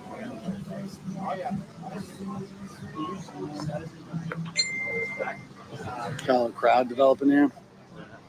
Again, we're just trying to stimulate the economy, man. Keep in mind, Chris Albert's also a selectman in this town. He should want people from out of town to come here and spend money, which we did. Like, not to brag or anything, I spent like $85 in here for a dinner for 2. It was good. I tip well. And that's stimulating the economy. This is a tax base. CF McCarthy's pays taxes, unlike Chris. They pay their taxes. And, that's good for the local economy. That funds the schools. It funds the roads, all that stuff. It pays the DPW, it pays the police, it pays all that stuff. And so we're stimulating the economy. And we have an elected official, a member of the Board of Selectmen, telling us to get out. That we're not allowed here. I mean, can you believe this? This is outrageous. I've done nothing. She was touched. Like, that really pissed me off. Like, that scum, Sam is his name. He smelled like shit. He was sitting with Julian. He touched you. We had a conversation in the bar before. He was like, what are you doing with him? He's not allowed to touch you like that. Again, what they want me, they go up, they touch her, they want me to knock him out or something like that. I'm not falling for that. You know, so to call and do anything. Oh, you'll see the whole video, guys. He has a lot to say. We got crowds developing across the street. Everyone in town's talking about this now. Oh, Rita's here. Hello. I gotta go down there and see what's going on. It's been crazy. Yeah, I know. Well, I didn't do any. So Jill Daniels is being charged, and so is Jim Ferris. They're both being charged with assault and battery. They're going to get summons. They can't get arrested, so police have to witness it. They have to be there to actually take someone in cuffs and see it. But they've seen it on video from multiple angles. Dozens of witnesses that all told the police this. I mean, she was insane. You should have seen when she drove up here. Like, that's how they parked. She jumps out of that car like a mad woman. How's it going? How are you? She jumps out of the car like a lunatic and runs up to me. And wait till you see it. It's all on video. I'm live. I'm been live. We got 3,700 people watching. Oh, you got it on video too? Okay. Of her jumping out of the car. Okay. Let me tell. Okay. So there was somebody inside. Julie Nagel was inside. Julie Nagel was inside. Well, I think it was Colin that did. Oh, okay. No. I beat him. Fucking piece of shit. Who's that? Who's that, John? Who's that? Oh, your big brother. And Chris. Yeah. I know. They're gonna take care of it. Oh, so we got NBC News is here now. We got Tom DeRosa on live. Oh, we got. Oh, this is turned into a thing. This has turned into a thing. I can't even go out to dinner in Canton without getting assaulted by the McAlberts. So did Chris Albert have any participation in this? Yeah, oh, he's Chris Albert, Colin Albert, Chris Albert Jr., Ryan Nagel, Julie Nagel, all of them. They tell me, get the fuck out. You can't be. Get the fuck out of Canton. You're not welcome in Canton. Get the fuck out of here. And then Jim Ferris just came up. They all started crowding me, and Jim Ferris came up and he hit me. We got. Oh, it's a McCabe. We got a McCabe. That's Jen McCabe's car. Jen McCabe's car. Yeah, so we're attracting a crowd. Oh, great. The news is here. Like, bro, what is happening right now? This is my Sunday night out to dinner. And this is like how I can't even go out. I can't even go out to eat a meal of food without everything. We got kids showing up now. Kids on bikes. Oh, thank you very much. I appreciate that. Again, I'm just trying to eat dinner. There's Jim Ferris. Jim's there. There's Jim. So Jim is here. So Jim assaulted me first. He hit the camera out of my hand. He hit my hand that was holding the camera, knocks the camera out, goes in the middle of the road. And he's like telling me he's going to fuck me up and all this stuff. And then, so I just keep filming. And next thing you know, this person drives up, some chick who looked like Courtney Proctor. I don't know who it is, some McAlbert, drives up here, double parks. Jill Daniels jumps out of shotgun like a lunatic, like an absolute lunatic, and just comes at me and steals the phone, right? And I'm like, what she wants to do is she wants to provoke like me to be like, try to grab it from her. And then she's going to be like, that's assault, because that's what the fake victim did on Christmas Eve. Like, she took something of mine, and I'm like, can I get that back? They want you to be like, give me that back. I don't do that. I don't do that. You take my shit, I'm going to ask for it back. I'm not taking it back out of your hand. You take my shit, I'm going to ask for it back. Okay? And so that's assault, what she did. And she held on to my phone for about 2 minutes. And now like, now look what they've done. This is what Chris Albert does to the town of Canton. This is what your selectman is doing to the town of Canton. Can you believe that? An elected official. And this is how his mob of goons acts when somebody comes down here and tries to stimulate the economy, tries to eat a meal of food. And these goons who claim that they're intimidated by me. That's the real injustice here. These people, I'm being charged with felony witness intimidation because they say they're scared of me. They say they're scared of me. The people that came up to me and started crap with me and come up and assault me, and then they have the audacity to run to the police and say, I'm so scared. I'm so scared. That mean little turtle boy, he's really mean to me. He's so scary. Liars. They've all been exposed. I can't wait to show my lawyer this. I can't wait. I can't wait. It's just your average Sunday night out in Canton. I can't even eat a meal of food without getting jacked up, assaulted by multiple people. Ridiculous. Hi. I think I explained to you earlier. Yep. Okay. We'll find out afterwards. It's iPhone 13. Yeah, thank you. Let me mute this. Hey, Mary, hold this 1 second. Oh my God. I'm like shaking.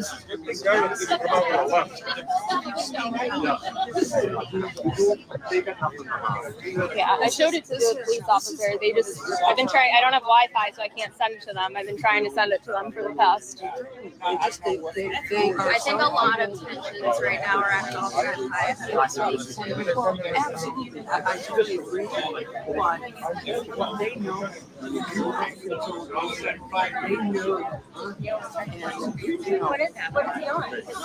I honestly, like, Officer Pasquarelli seems like a nice guy. I think he's probably sick of being, like, bullied by these people. And, like, you know, he's newer on the force. Can you imagine going to a new job and being told by all the people above you to, like, be, like, not question anything? Like, he seems like a nice, usual guy, and I mean, he was presented with clear evidence. Like, I showed him the video. He was like, oh, yeah, that's assault. When he saw this Officer Pasquarelli, who's talking to Aiden right now, like, he was one of the people who was there with the Canton 9 thing in November. And, like, then, too, you could tell he didn't really want to do anything.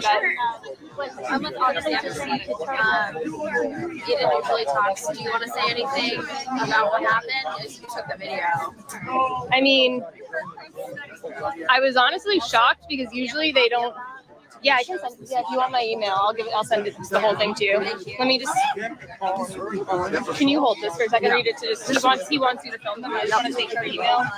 I've been trying to send it to this like 18 minutes. I just felt like super live and certified.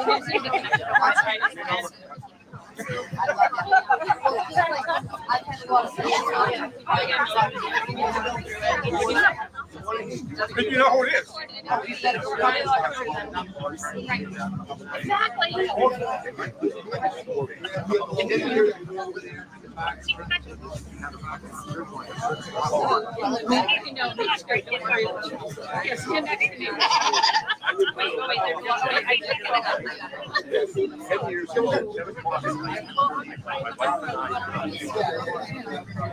You want me to accept Meredith? Airdrop Meredith.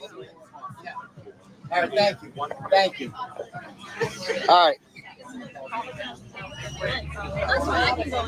It's around 41 second mark. That's the first one, and I'm like, Yeah, let's picture time. Hold on. All right. Oh, we got make way. All right, here we go. let's get this chick out of there. We got it.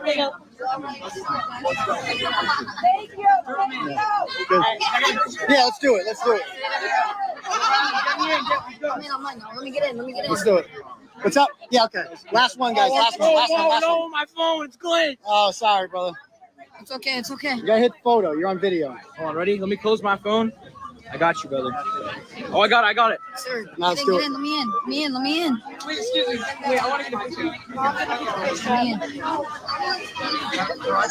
right, let's go. Yeah, sure. All right, thank you. All right, let's all get in there. Wait, yeah, let's all get in there. Sorry, hold on. Wait, what are you live on? Facebook. Facebook? You guys are Wait, probably hold on. too young for Facebook, huh? Yeah, too young for Facebook. Your parents probably use it. Oh, for the marketplace, of course. Yeah, definitely. Let's do it. I'm here with my man, Got it? Turtle You got it? Is that Snapchat? All right, we're good. All right, let's go. All right, thank you. Cool. Let's do it. Hey, Michael, get me in the picture. Let's do it. My phone Let's do died. it. It didn't say. It didn't say. Wait, let me take a picture of your phone. Chill. My phone died. You're welcome. What's up? I can get one. Yeah, let's do it, brother. Let's do it. Because my phone died. Let's do Get it. in here. Get in here. Go dogs! Go dogs! Yes, sir. Let's go. Yo, bye. Can you check me? Come on, man. Wait, do you have a Sharpie? I don't have a Sharpie, no. You're gonna just, come on. He wants me to show. It's gonna come off in the shower anyway. You don't want that. All right.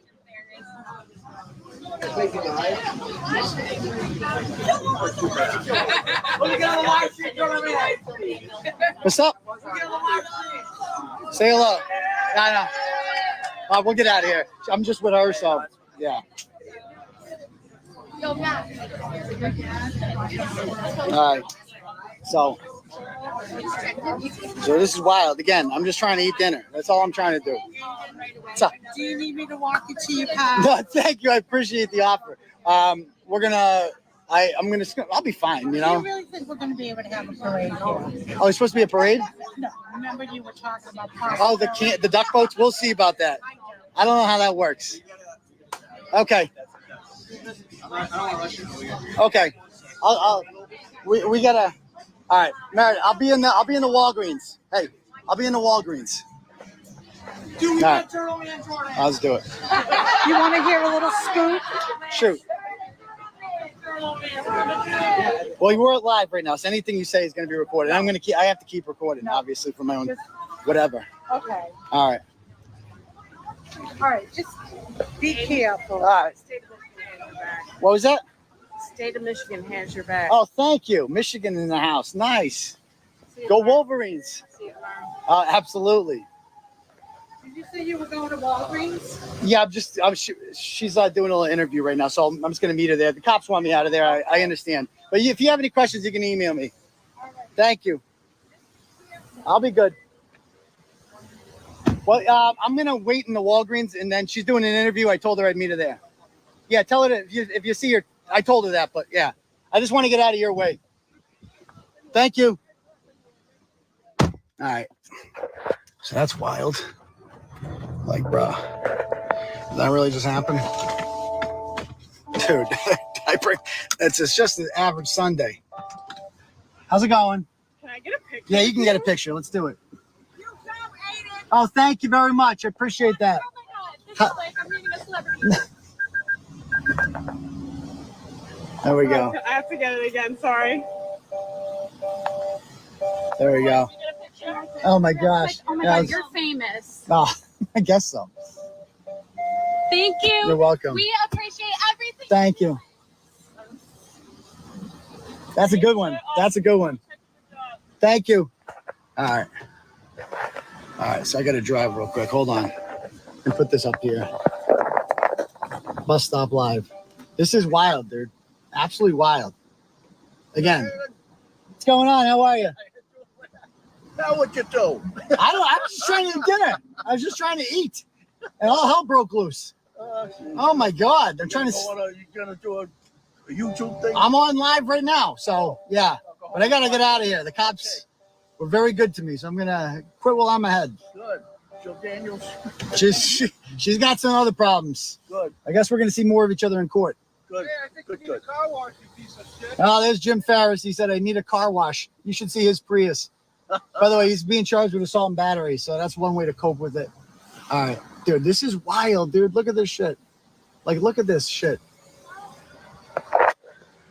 Like, this is wild, bro. Turtle Boy comes to Canton. Turtle Boy comes to Canton for one meal. Back. He just tried backing his Prius into me. So that's good. All right. So we're going to park up here. All right. We're going to pull into this Walgreens.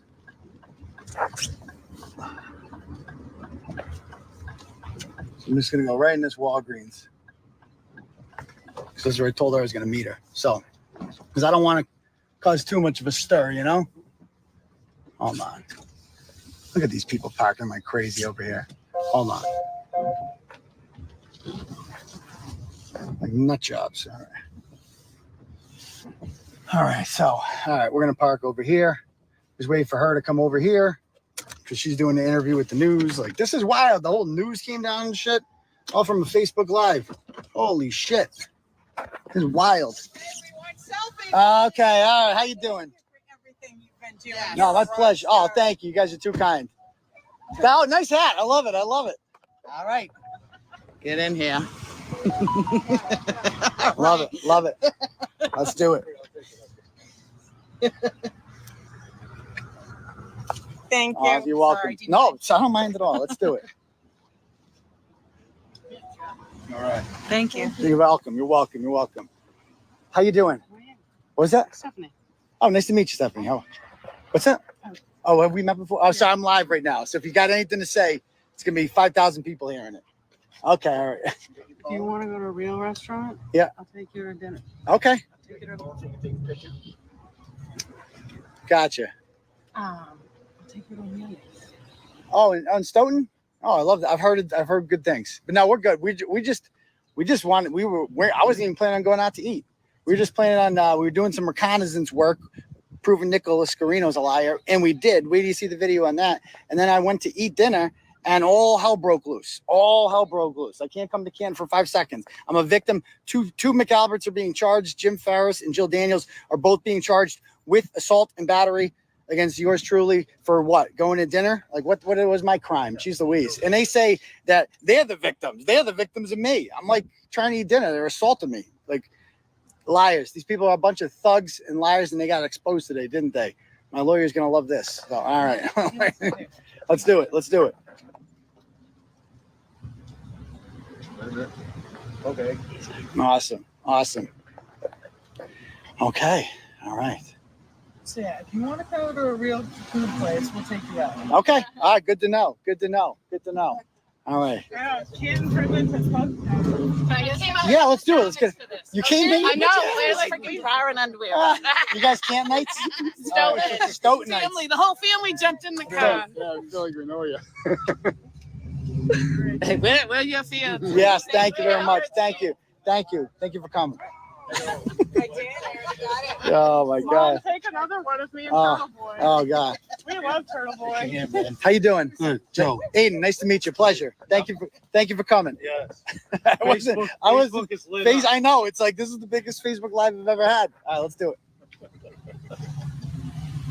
Let's do it. Okay. Okay. The news is here. Yes! Yes! Yes! That guy's awesome. That guy is awesome. I love that guy. That guy's awesome. All right. So I just gotta wait for Meredith to come back because I'm her ride. And like free Karen Reed. It's happening this week. Free Karen Reed. So anyway, I can't leave yet because I drove her here. So I can't leave her. Can't just abandon her. What's up, brother? Picture? Oh, let's do it. There it is. Dude. Thanks, man. I appreciate it. Thank you very much. I love it. Nothing but love in Canton. What's up? How are you guys doing? Is she still over there? No, she's gone. Oh, Long gone. Meredith? Oh. No, Meredith is still with Penny Commit. Oh. Like 20, 30 seconds ago. Okay. Is the news still over there? Again. This is. No, I'm all right. Thank you. You're gonna get me in trouble. What's up? You sign my bike? You got me sign your bike? Yeah, let's go. Let's do it. You got a pen? No, I don't. Well, what am I supposed to sign it with? My teeth? Wait, I think I got a pen. You got a pen? Get it out. I'll sign his bike. A couple people got pictures with you. Oh, yeah. We flew down here the second we saw it. Did you really? Can I get a picture? Yeah, let's do it, brother. Thank you. You're welcome, man. I have a couple of people over there who want to take pictures with you, but they don't want to be on the live. So Okay, yeah, do want me to you hold on it? to that. You hold on to I don't that. want it Go on ahead. like selfie though. Okay, there we go. Come on, that's inappropriate. Stop.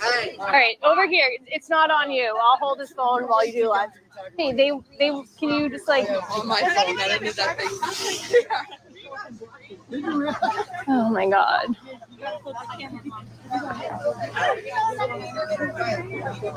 Is this real life right now? Yes, it is. The McAlberts gave us some really great content tonight. Literally, I have 18 minutes.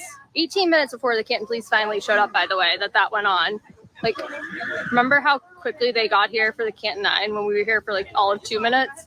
But took 18 minutes for them to show up with like, there was probably a group of 30 you saw going like on with screaming at each other, phones being yelled, and it was 18 minutes before they showed up. But they finally did, and I'm hoping they're going to do the right thing. I'm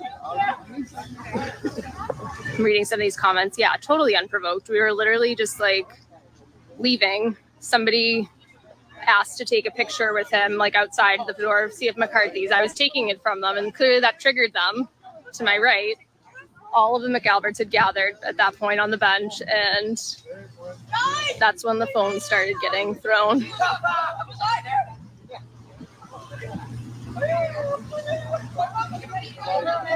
Oh, thanks, Paul.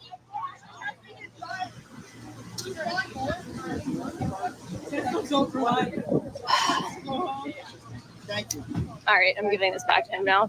Are we good? I think it's still going, yeah. Yeah, we're good. All right. How you doing? You want to take a picture? Let's do it. Let's do it.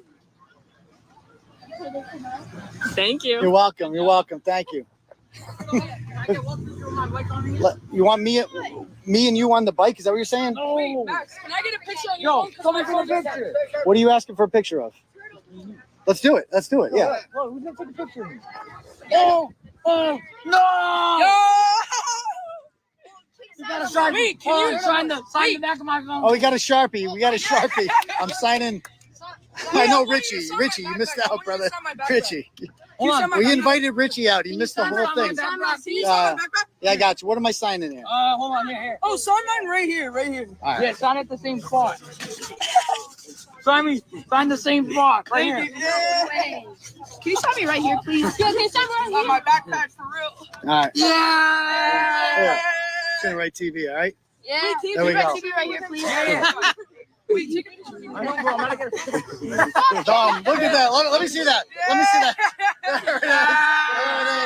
There it is. Okay. Get me. Okay. This is wild. There we go. Let's do it. Let's do it. Yeah. Oh, wait, that's actually tough. Yeah, TV gang on top. Yo. Wait, take a picture of me. There we go. There we go. Yo. Take a picture of me. Yo. What am I signing here? Your name. Okay. I need a picture of Turtle Boy. Yo, I need one to take this for me. Sorry. Not easy. It's my first time signing an arm. Are you gonna tattoo that? Sign my arm. Are you gonna tattoo it? I'm just going to give it TB. All right. There we go. Wait, take a picture of me, please. Let's do it. Let's do it. Wait, take a picture of me. Take a picture of us. Take a picture. I want to get in with them. Yo, somebody get take a picture. All right. All right, take a picture. Take a picture. Take a picture. Yeah, she'll do it real quick. Yeah, let's do it. Let's do it. Me and the boys. Me and the boys. Yeah. Yeah, 0.5. No, do a regular photo, like a good photo. Like 0.5. 0.5. Yeah. Alright, ready? 3, 2, 1. Free Karen Reed. Free Carrie. Thank you. Thank Can you sign my shirt? Sure, let's do it. Oh, that's tight. Send it to my number. Send me the foot. Wait, send it to me. Can you text it to me? I'll give you my number. There we go. That girl wants to. Oh, she's You're welcome. Wait, can you take a Oh, yeah. What do you want me to sign on the I bill? don't really care. Okay. How did you have a hat? It's my dad's. Dad. You need a new tire. There we go. Look at that. Look at this guy showing the hat. Look at that. That's pretty cool. There we go. Thank you. Come on. Yeah, I got you. The brim? On the Inside? Okay. Yeah, just TV. All right. You're my favorite. There you go, brother. Thank you. Thank you, sir. Yeah, I'm still live. Yeah, I mean, your face won't be on here. I'm pointing it this way anyway, so you can't see shit. You should keep that. Yo, Thanks. TV too. We all got it. Awesome. Whose is this? Bye. Nice to see you. You can keep this for when people come up to you. Good looks, man. Good looks, fellas. Yeah, good looks, Stay in good school. looks. Do your summer reading, all right? Do your summer reading. Free Karen Reed. What's up? No, it's okay. It's on me, so. Okay. Yeah, I'm filming. I mean, there's audio. I'm on video, not you. Mavericks K. They can't. Then now's not the time to talk. Then, okay.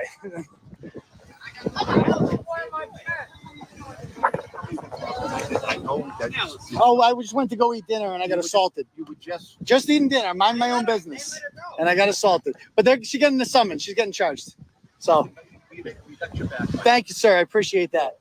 Thank you. Great people. Great people in Canton. What's up?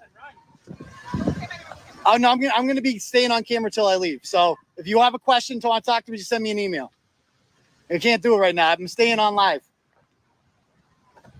Oh, thank you. Thank you, sir. Where'd she go? Where'd Meredith go? Where'd she go? The girl in the pink dress. Yes, I do. I met. Yeah. How you doing? Nice to see you. Are you kidding me? I'm great. It's nice Yeah. to see you. I'm sorry everything's going down. Who do you need, Meredith? Yeah, where'd she go, you know? I saw her on, with NBC and that was it. Hey, if you're watching there, I got to give you a ride home. All right. Yeah, let's do it. If you see her, tell her to come over here. Thank you. I'm going to take you first. Thanks, man. You're welcome. All right, I need this one. What's up? What's up? Oh, there it is. Thank you so much. You're welcome. Thank you. Appreciate you coming. Free Karen Reed, buddy. It's happening this week. Awesome. You guys are doing awesome. Thank you very much. I appreciate that. Oh, there you are. I was running out of Okay, cool. All right, we're out of here. We'll be here all night if I don't. All right. Anyway, guys, so I'm going to end this shit. That was wild. I'm going to do a write-up on this later. Holy shit. What a Sunday night that was. Just another Sunday night in We Canton. just wanted to get like some Apple phone data tests. And then this Yeah, we were literally here to prove Nicholas Guarino is a liar. And then we got hungry, and so we went to... show that there's no Yeah, flights there's, by the way... timed when you drive on Pinecone. Yeah, you guys want to go see Pinecone Street? Let's go. We'll see it on the way out. We're going to go see that shit on the way out right now. I'm going to show you how flat this street. I got a video of it, but I want you guys to see it since I got an audience here. So the reason we came to Canton tonight wasn't to harass anyone. It's because Nicholas Guarino said in court on Thursday that John's phone said he was ascending and descending 3 flights of stairs from 1222 to 1224 because he was on a street called Oakdale Street, which is like, you know, half a mile to whatchamacallit. Which way to freaking... What are you trying to do? I'm trying to get back to town. Yeah, we're going to go right here. Okay, cool. Dude, like we got like crazy traffic here. He's going right here, right? Yeah, right onto Washington. Yeah. Dude, this is wild shit. Can't even get out of here. No one's letting Turtle Boy go. Everybody wanted a picture with me. No one will let me out. Vinny Politan's on TV in that house. Look at that. This is Vinny Politan on TV. All right. Oh, we got another picture coming up here. I see another one coming up. Hold on. How you doing? How you doing? Keep moving. Right, I'm going to stop it there because guess who's back? I am back. Let's get this party started. Let's get this right.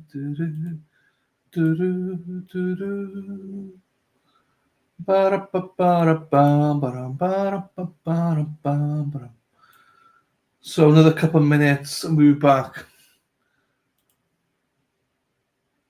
Let's get it on.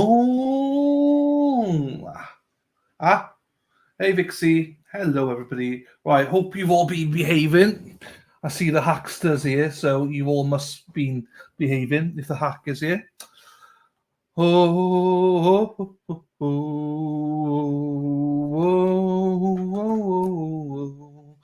oh, bow, wow, wow, wow, wow, wow, wow, wow, wow, wow, wow, wow, wow. Bow, bow, bow, bow. Here we go. We did. We're all angels. I did. Thank you, Christine. I did. Thank you so much. Hey, Gary. How you doing, fella? Dennis Sweeney. Hey, Den!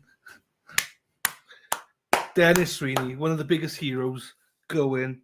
Love Dennis. Do you know what? Brenda sent me a message, Dennis. I've not opened it yet. Tell her. It's just because it's on my to-do list to get back in touch with her with the photos. Tell her thank you so much. I love the Sweeneys so much. Dennis, thank you so much for being an incredible human being, my friend. Erin Hack. Walk. Popeye the Sailor Man. Hack. Here we go. Put TV back up. No, Erin. Go and find it yourself. He's on Tillboy Live. Erin Hack. Right. Same here. There you go. Ape. And Eric Lindur, I don't know him. Like I said, the only time I've heard him speak was this video. We in the UK, England, have these people with YouTube platforms record anything going on. So I'm dissing. I'm not sure. I must have missed something. I don't know what that is about, but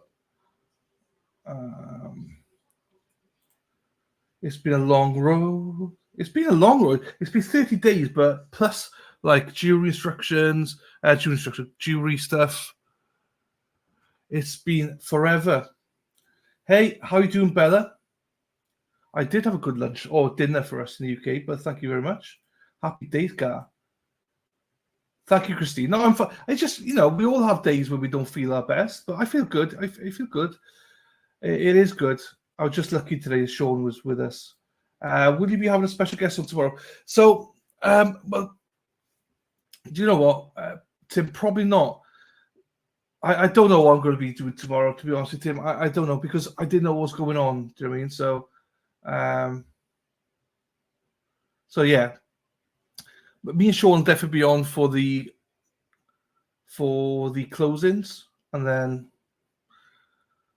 we'll see after that. We'll see how I feel as well, Tim. I'm a little bit run down, Tim. So if I stream through lunch, it's quite hard sometimes. So I'll try my best. I will try my best. We'll see. I'm Welsh. I've been immersed in this case since the early days of Aidan and his reporting. There you go. Verdict not guilty. There you go, at least. I'll give you a wave. I don't know why, but I feel really nervous after today. Jackson's closing needs to be an epic. What a task to do now. I know. Oof, I know. Hey, how's Archie? How's the testing gone? Is he okay? I hope he's fine. He'll be fine. But we love Archie. Archie's like our little mascot in this for El Chatty now. It's about TV. Yeah, TV is not everyone's cup of tea. 100%. What was it? What a question. What was everyone's aha moment? Do you know what one of my aha moments was understanding that Tony knew a lot about the paramedic side of it. I learned a lot from Tony. Not that we won't tell him that though, Frosty, yeah? We won't say nothing. Keep it to yourself. Just think of the outcome, less party, I know. But you're always going to be a little bit nervous going into verdict watch because juries are jurors. Juries are jurors. Jurors are jurors. Jennifer, good question. Jennifer Guns, the guns are out. What will you be doing on the channel after this trial? So it'll be a next trial. Next trial. So whatever the next trial. I might take a week or two. No, I'll probably take a week off. And then, or a few days off at least, and then cover the next trial, really. We just cover trials here all the time, constantly. I'm just knackered after this one. We'll also be doing, like, when there's days off, like Sandra Birchmore, and there's a few other things we need to promote, but yeah. Yeah. But yeah, basically, welcome back anytime, Jennifer. And even if people aren't watching trials, always pop in and say hello. We love when people pop in. No worries, Elise. Wait a minute. What's wrong with you? Just feeling under the weather, Erin. Just one of those things, do you mean? Is when you feel under the weather, just run down. It's been a long, 10 weeks. You know the score. Did you see what happened last night with Aidan? Lol. The tail light was huge. Tail light was what brought me in. Well, brought me back in, that and Erin Hack. Sweetheart, the mascot of El Chatty. Archie, baby Archie. I'm just tired. Oh, Susanna, I'm just tired. I'm just not, when you don't feel it. Not feeling it. That's nothing wrong at all. Just not feeling it today. That's all. But we'll be back. It's fine. And I don't want to fake it either. Do you know what I mean? I don't want to put a fake stuff on for you guys. It's like, I have bad days, people. Do you know what I mean? So today's just one of those bad days. I'm not going to fake it. It is what it is. But you guys pulled me through. Sean was great, and you guys pulled me through. So thank you, everybody. Yeah, well, and obviously Sandra Birchmore now. The conclusion of the coroner has now been homicide rather than suicide, which is huge. 3 a.m. I know, Tim. Cool, Dr. Wolfe explaining building the candle. Hey, it was great. All of this was great today. How are you doing, Christy, by the way? Hope you're well, my darling.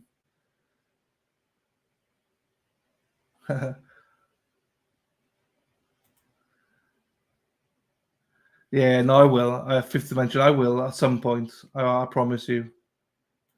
Thank you, Jennifer. As I said, we just covered trials, and there's a few things going on in the pipeline.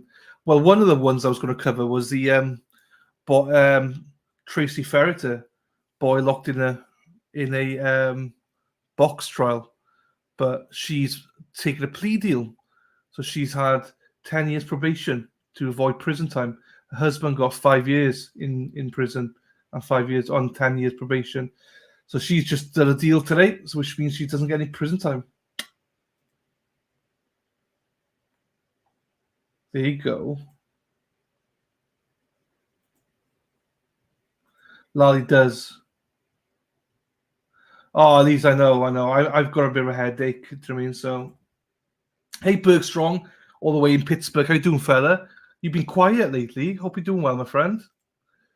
Said about the trial has come true. Yeah, I think he's been pretty good, pretty spot on. Backseat Juror, I know. But in some ways, it's good that they're not, because it lets the jury go back home now to sit there after those excellent witnesses and be like, "Oof," you know. So we'll see. Hey, thank you, darling. Thank you, my darling. Can always rely on Big D Dog, my darling, in the chat. There you go. You know we love and appreciate it. I know, Sarah. This is why I do it, people. This is why I do it. I love it.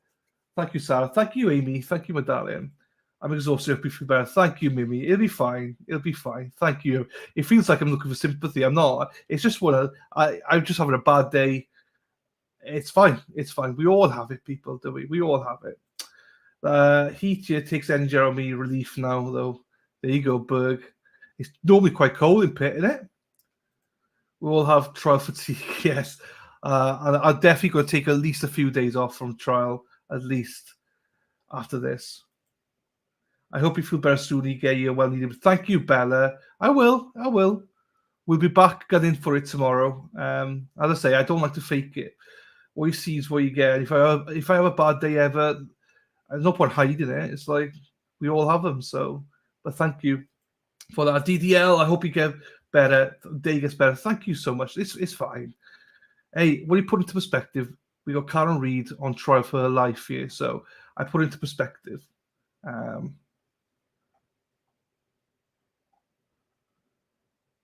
I voted Quill. Glass Joe, you think she's guilty?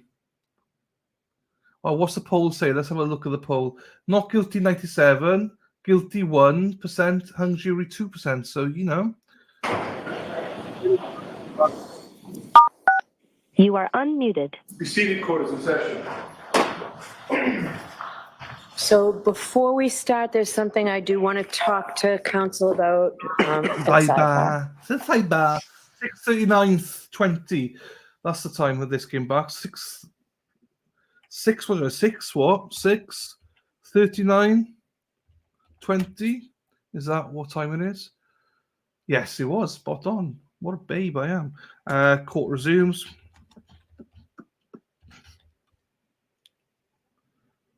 I need to check that 5:10:00 question mark. Lunch break. Hey, yeah. Oh, Karen's there. Hang on. Karen's going up. Must be something happening. Karen's going up. It's all good, Joe. Oh, you didn't mean to do it. It's all good, bud. It's all good. Mow the lawn. There you go. I know. I did stretch over the lunch break. I'm all good. I'm all good. Sarah P, time to go to bed. That's how I started. Headache 1 week out, still stay sick. There you go. I know. It'll be fine. We'll be fine tomorrow. Mons will wish out to me. Thank you, my darling. It's quite hot, isn't it? It's so hot in the UK at the minute. Yeah, okay, you're right. Hey, you know that we'll be covering it if anything happens. Stubborn ass. Talk about yourself, Erin. Plead guilty, but it's all good. It's all good, Glass Joe. It's all good. Mistakes happen. It's all good, my friend. Don't worry about it. It's all good. We definitely appreciate it. Thank you, Rode. Appreciate you as well for being here. Exactly. I think we've been had to, be good throughout the stream trial. Just need to pick me up today. That's all. Was the most qualified. I know. It's probably because he couldn't find anybody to rebut it. So trying to please his people, all the people, El Chate. Middle 90s for days, freaking hell. I done with us, yes, I'll be covering that. I need to start that from scratch because I'm so out of touch with it, Erin. I need to start from scratch. Now considering, yes, there we go, Big Keith. We love it. That was a great announcement, Keith. There you go. Talk about off days. I was nearly in tears this morning because I thought I threw away one of my earbuds. Oh, I can only imagine. Hey, the trio has been quite quiet today. What's going on with the trio? Yeah, it's all good though, Gas Joe. It's all good, my friend. Let's see what happens now. It's back. Frosty's back. Side ba. She loves a side ba. I gotta miss the Boston accent. Side ba. Peepity. They're back. What? Yeah, just a mistake, Lizard. But some people will think she's guilty. Just a mistake. Glass Joe did a mistake. That's all. Case for he did at the end. Unbelievable. The only piece I was worried about was the DNA, but then he covered that right at the end. You are unmuted. All right. So the charge conference. The first question I have is regarding I'll go through them in the order that I have them in my very rough draft, but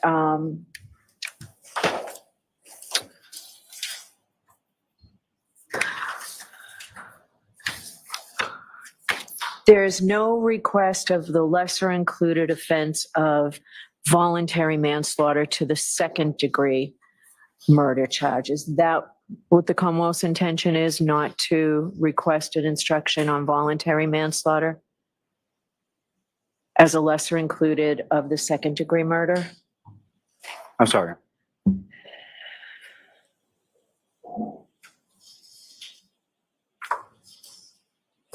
That's correct, Ron. Okay. And neither side has requested an instruction of a lesser included of OUI? It's correct as well. And the defense is not requesting that? That's correct, Ron. Okay. All right. So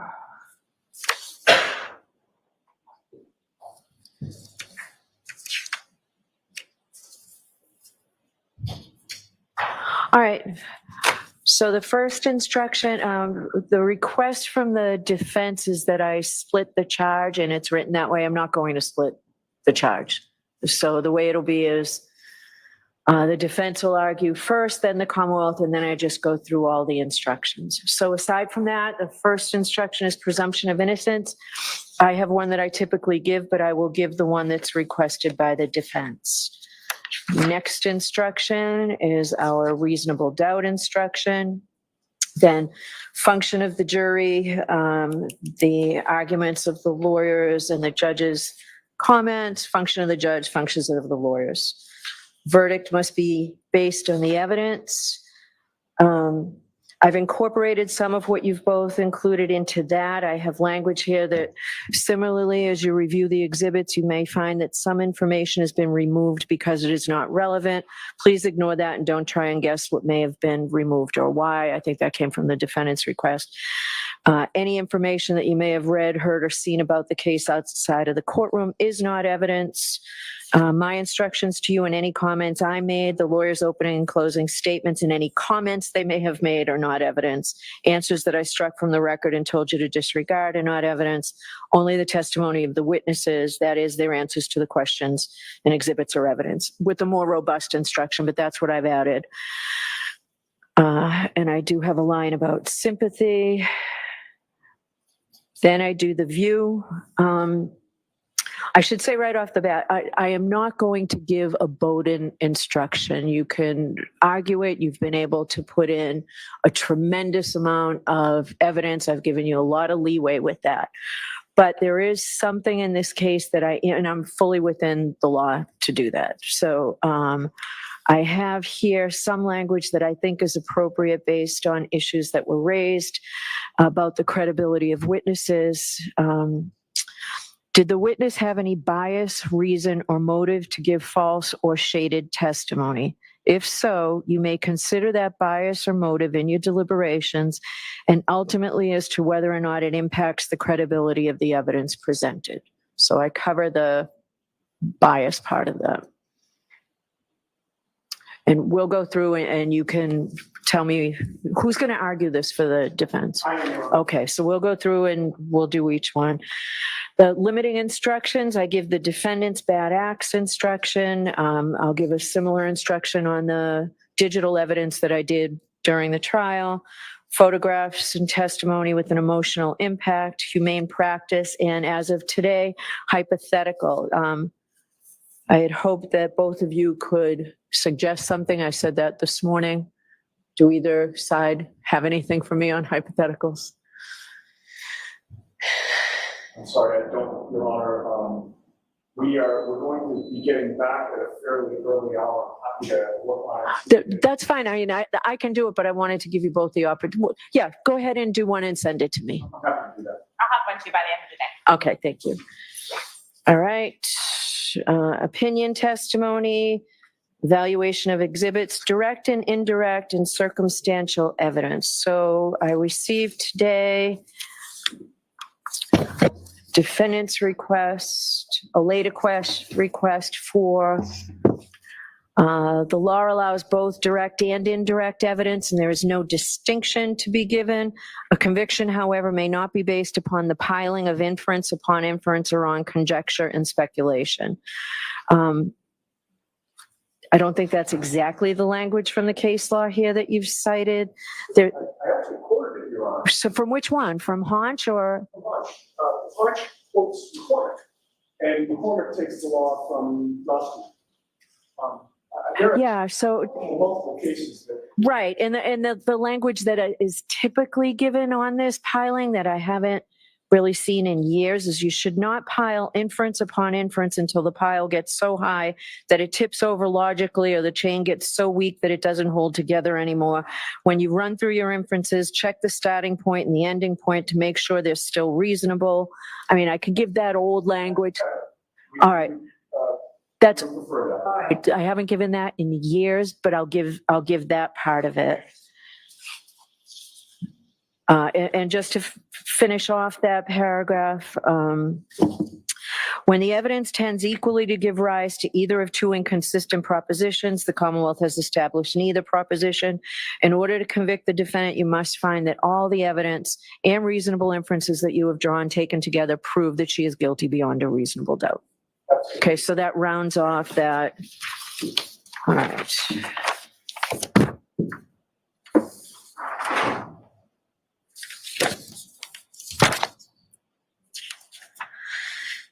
All right, so now we'll talk about the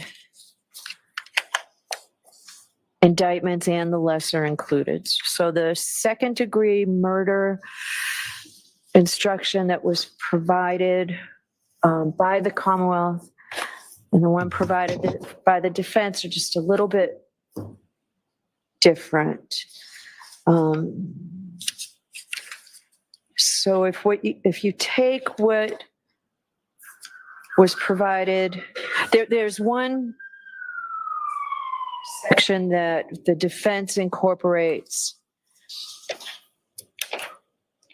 that I think is missing from the instruction, and I'm going by the SJC instructions. So when you get to the second element of second degree murder, the defendant intended to kill John O'Keefe, the second element, first prong. So the second element is that the defendant intended to kill John O'Keefe. As you can see, the second element has 3 sub-elements. I'm reading from the Commonwealth's proposed instructions, which I shall call prongs, and the Commonwealth satisfies its burden of proof if it proves any one of the 3 prongs beyond a reasonable doubt. The first prong is that the defendant intended to kill. Now here, I am going to insert, because if you go back to the SJC instructions,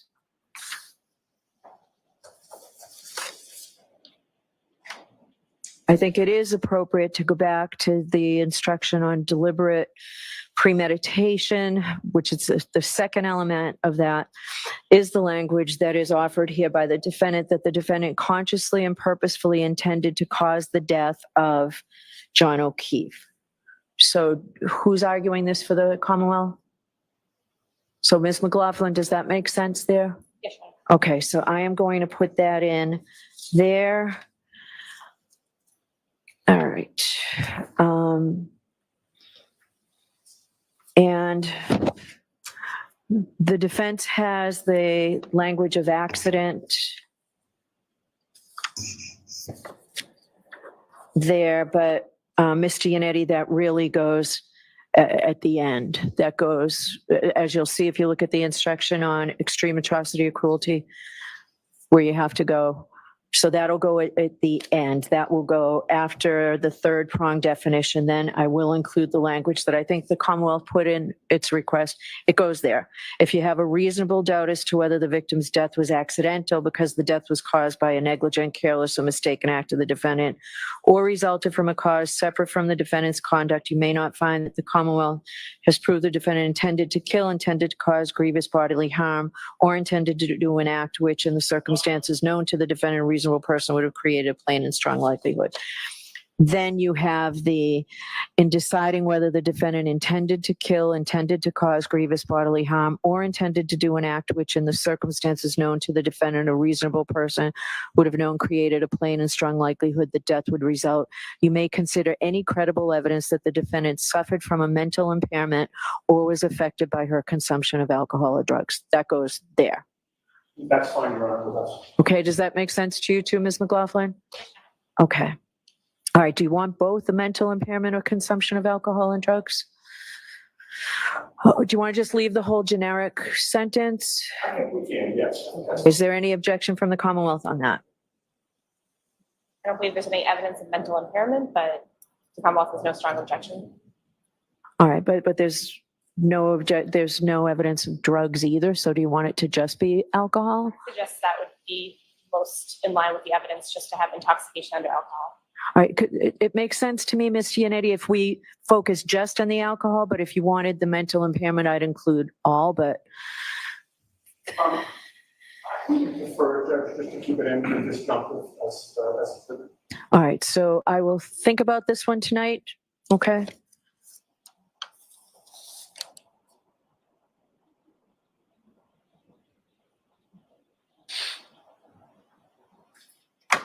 Okay, then manslaughter while operating a motor vehicle under the influence of liquor. So, Ms. Giannetti, you have included in the language, what does it mean to be under the influence of alcohol? That paragraph that starts after the third element? Yeah.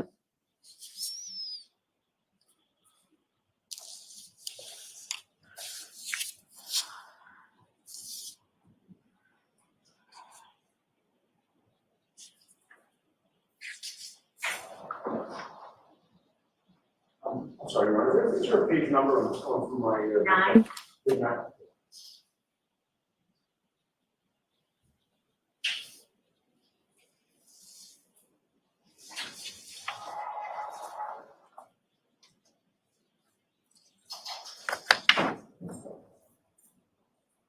I have it, yes, All sorry. right, so you have included, it means that a person has consumed enough alcohol to reduce their mental clarity, self-control, and reflexes, and thereby left them with a reduced ability to drive safely.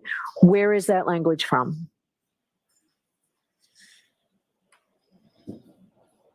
This particular portion of it, I thought was from the model instructions. If I'm wrong, then we're fine with model instructions on this issue. All right, what does the Commonwealth say? The Commonwealth's language comes from the model and jury instructions, I believe from the most recent 2024 instruction on intoxication. And that's not in the Commonwealth's request, correct? That sentence I just read. On page 5, third paragraph, it's either a similar sentence or a. Yeah, it's a similar sentence, and I was just having both. It was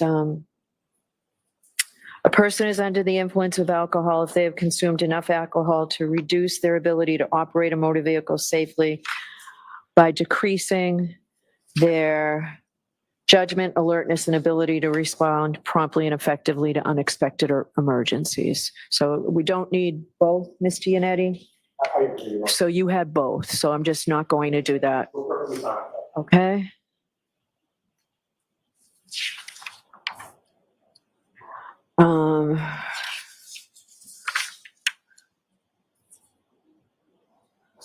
So under the second theory, so the Commonwealth is proposing the theory of the 0.08 or greater. The evidence supports that. I'm going to do that. So in the language from the Commonwealth, the fourth element, now then we talk about wanton and reckless. So for the fourth element, Ms. Gianetti, this is where your language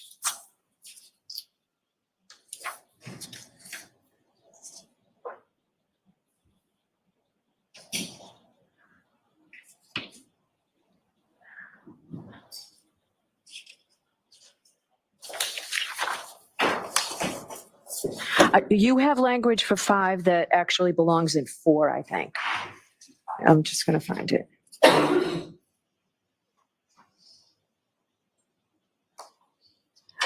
On the foreseeability,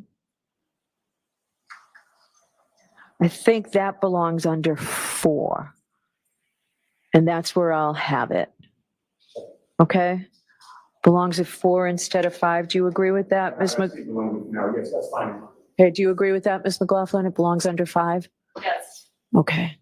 All right. So I'll keep it. I mean, it belongs under 4. I'll keep it at 4 and not have it at 5 where you put it, Ms. Gianetti. Okay. All right. I am going to give the lesser included offense of involuntary manslaughter.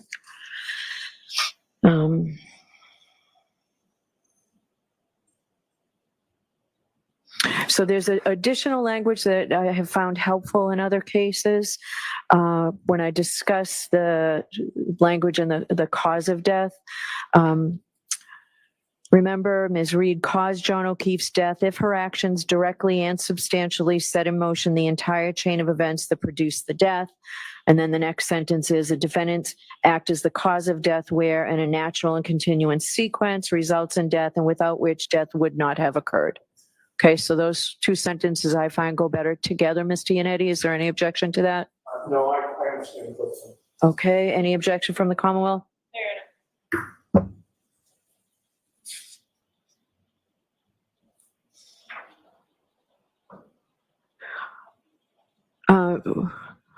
So, Ms. Gianetti, you have in here a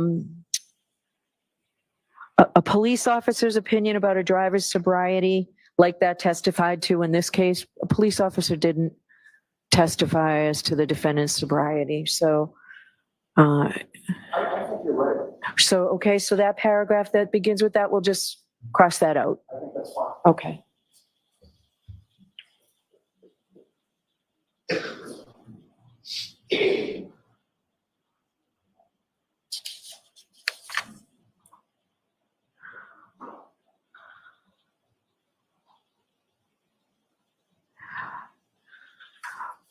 In this same instruction, I have included in the paragraph, in deciding whether the defendant knew or should have known her conduct created a high degree of likelihood that substantial harm would result to another. Some portion of the sentence that I'm going to think about tonight, I have, you may consider any credible evidence that the defendant suffered from a mental impairment or was affected by her consumption of alcohol. Okay. Any objection from the Commonwealth on that? No, Your Honor, that was requested by the Commonwealth. If you could consider it, please. Yep, so that will be in that last paragraph of that offense, Mr. Vanetti. Okay, then the lesser included offense, motor vehicle homicide, felony, OUI, liquor, and negligence. I'm going to give that. So I don't have anything because you didn't, the defense didn't propose any lesser included. So I didn't see anything that was inappropriate about the Commonwealth's instruction, Ms. Tianetti. I've added, I think, one line that a person acts negligently when she fails to use due care. That is, when they act in a way that a reasonable person would not act. This can happen either by doing something that a reasonable person would not do under the circumstances, or by failing to do something that a reasonable person would do. It's obviously the law, right? Right, that's the law of negligence, and I do understand the law of lesser included. And, you know, Okay. right, I think that. All right, thank you. So leaving the scene of an accident resulting in death. So what the Commonwealth has provided is basically just the six elements with nothing further. They're pretty much 1 and 2 have already been defined for the jury many times at this point. 3, the defendant knowingly collided with John O'Keefe. I think that's self-evident.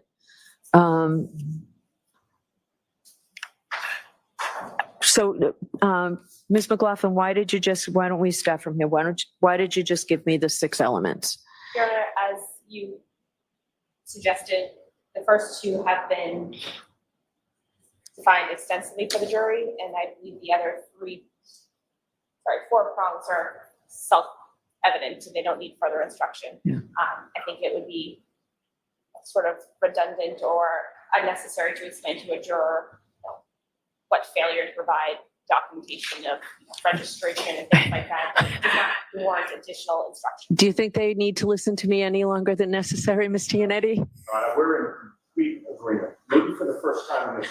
All right, so we'll just leave it. You've offered 6, 2 pages or 3 pages of definitions, so we won't do that. That's fine. Okay. All right.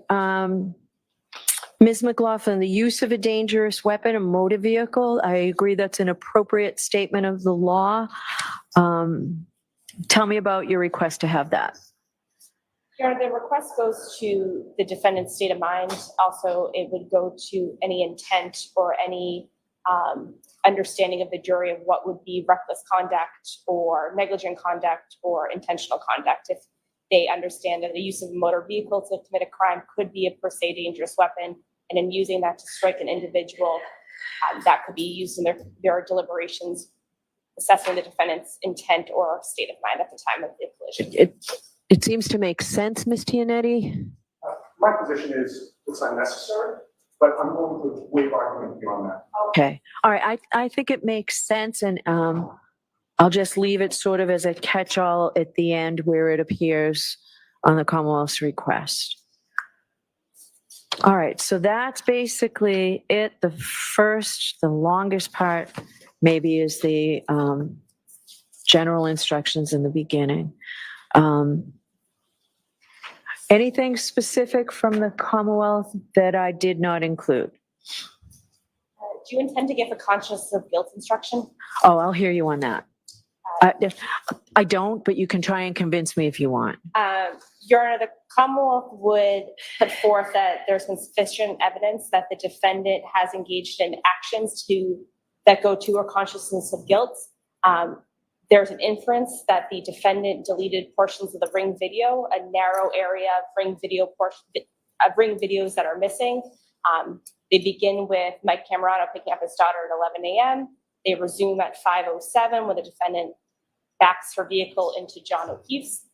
Then there's a period missing where the defendant shows the broken taillight to Jennifer McCabe and Carrie Roberts, and then the video resumes again when the victim's niece gets picked up. But not only the missing ring videos, but also the defendant's behavior. What began as testified to from the Dighton police officer, the defendant's father called the Dighton Police Department and requested a ride to the Good Samaritan Hospital due to the weather conditions. He then drove himself to Brockton to pick up the defendant and perhaps bring her home. What they do in the middle of a blizzard is now Dighton to Brockton is half a distance. Then they travel further all the way back to Canton to retrieve the murder weapon. Along with the defendant's brother, they all meet at the victim's residence to remove the murder vehicle and bring it all the way down to Dighton, Massachusetts. That would go to concealing evidence and intentional.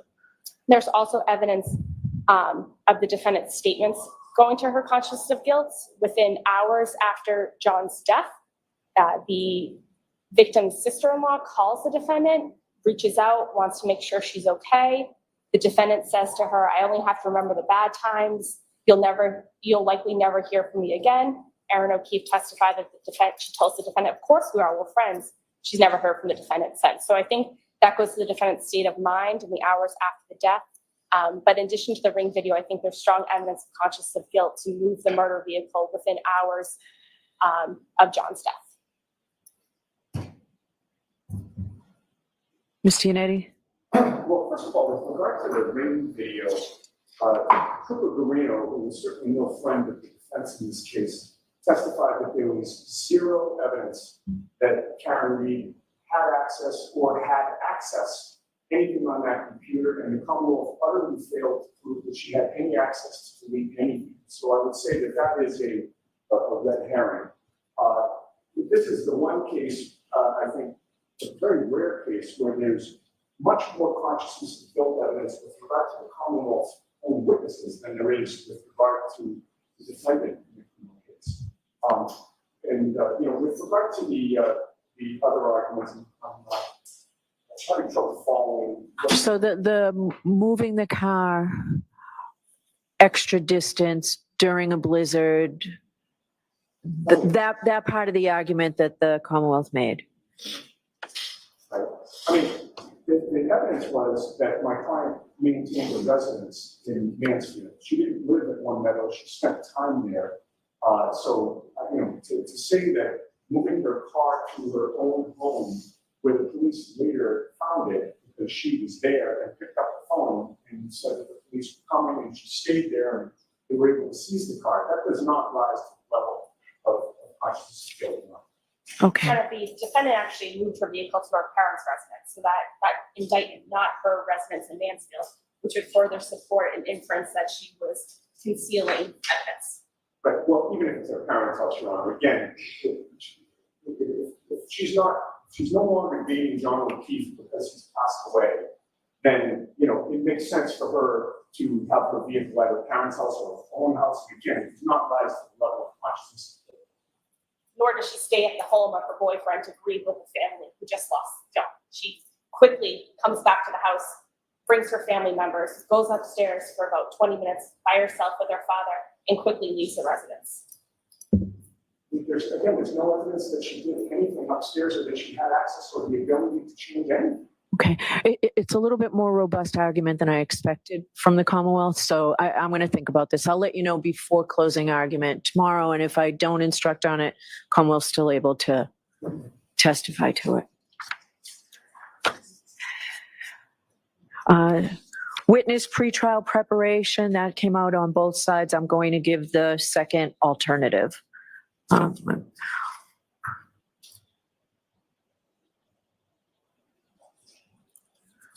Okay, Ms. Giannetti, I'll hear you on your instructions. So I believe that we covered the vast majority of it. I'll give you the opportunity to argue the Bowden one, just so you can make a record. Sure. All right, let me just pull up.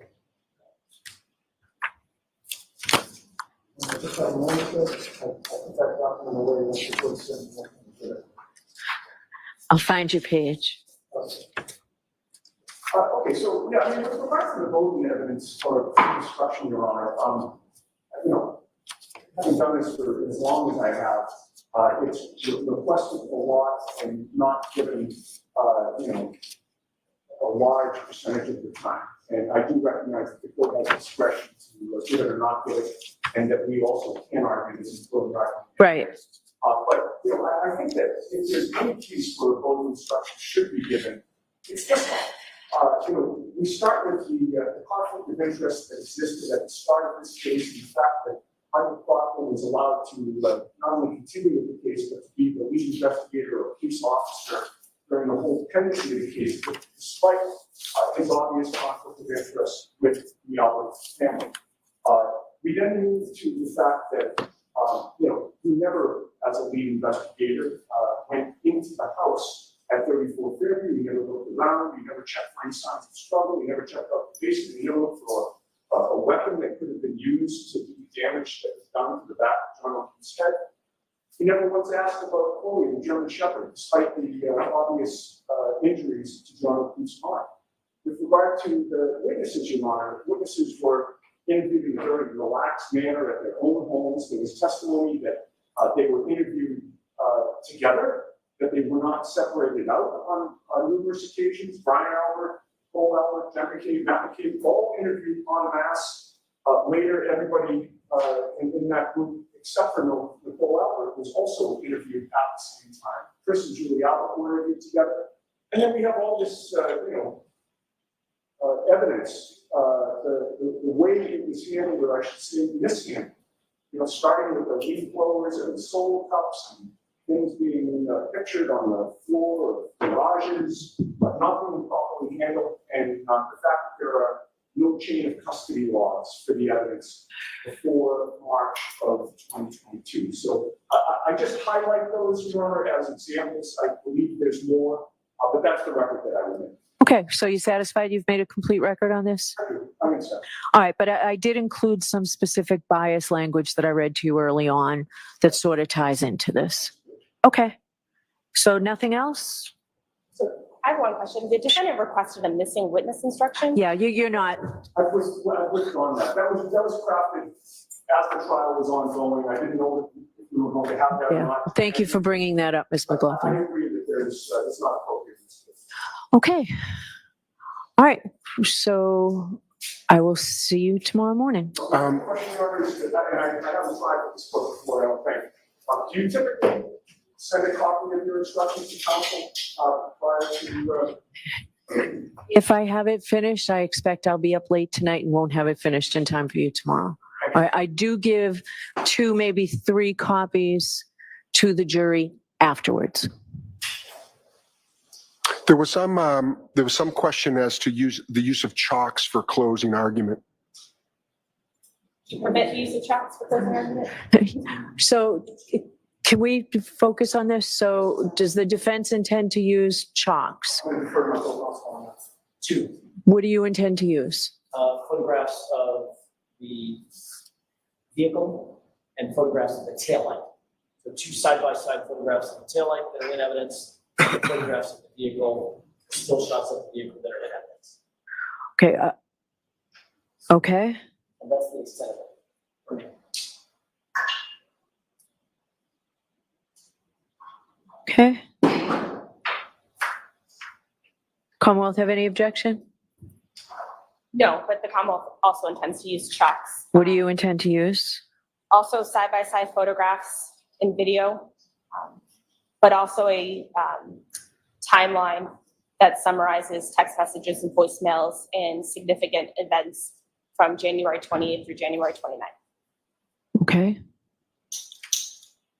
Any? The request is I'd like to see that. Sure, you should both exchange them, okay? Judge, my other question is that at one point during the trial, there was a changing of 2 jurors, their seats, just for purposes of their own comfort. The way I pick alternates is by seat number. So I'm going to ask you not to pick them by seat number, Jim, by juror number, juror card number. They may not remember what that is. No, I have absolutely. No, they may not. Okay. They may not know their old juror number? Their actual 3-digit number. Right. They may not know that. Do you want me to use it? No, if they know it, we'll use it. We'll talk about this. Okay. All right. Why did you want to move them into? We'll talk about this. Okay. All right. When is that done? At the end of the instruction, before I give the instruction on be fair, the SJC instruction on be fair. Can I ask a question? Yes. You pick a full person? Yes. Yeah. So sometimes it's done by lottery. I just want to. No, right. In Massachusetts, it's supposed to be chosen by the judge. So I know. All right. Anything else? I need to learn more about Massachusetts. Yeah. All right. Thank you. We'll see you tomorrow. Jim. Boy, all right. She's like, Jim, never speak like that again, Jim. I've told you, Jim. Jim, you and me will sort this over at the bar. Jim, get the gins in, Jim. Right. We didn't learn that much there because we don't know what the full instructions were anyway. So there's no lesser included to the lesser included. That's fine. So yeah, I'm not really sure. Well, she's very coy. Normally they read it out, but they didn't. She should not let in what the Commonwealth wanted about Karen, going to the house, only spending 20 minutes there, conscious of guilt, leaving with her car. Bullshit. She can leave wherever she wants. She can go away. It doesn't matter if she goes to her parents' house, wherever. She could go to fucking Brian Higgins' house. It doesn't fucking matter. It does not matter. So the judge should not be allowing any of that stuff in. So we'll see. Right, everybody. I am going to go because, it is what it is. But on the outro, I'll play some photos and stuff like that.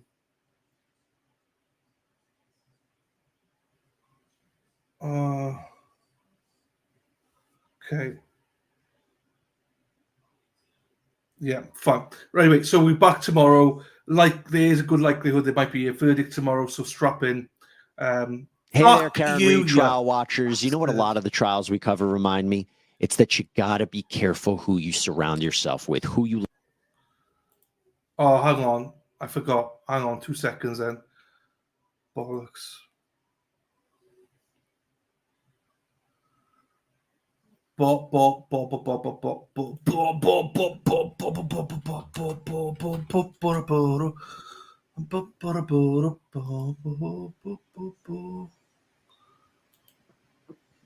he's gone. Okay, that's fine. Right. Right. Thank you, everybody. Sean's back tomorrow. Thank you, Donna. Thank you, everyone. Be careful, Erin. There we are. Thank you, B Legend. Oops. B Legend's there. Thank you, Kiki. Not just this. Yeah, it varies. It does vary. Right, everybody. Thank you so much for being here. I'm not going to go through everybody because I need to leave, but I will have a montage going now.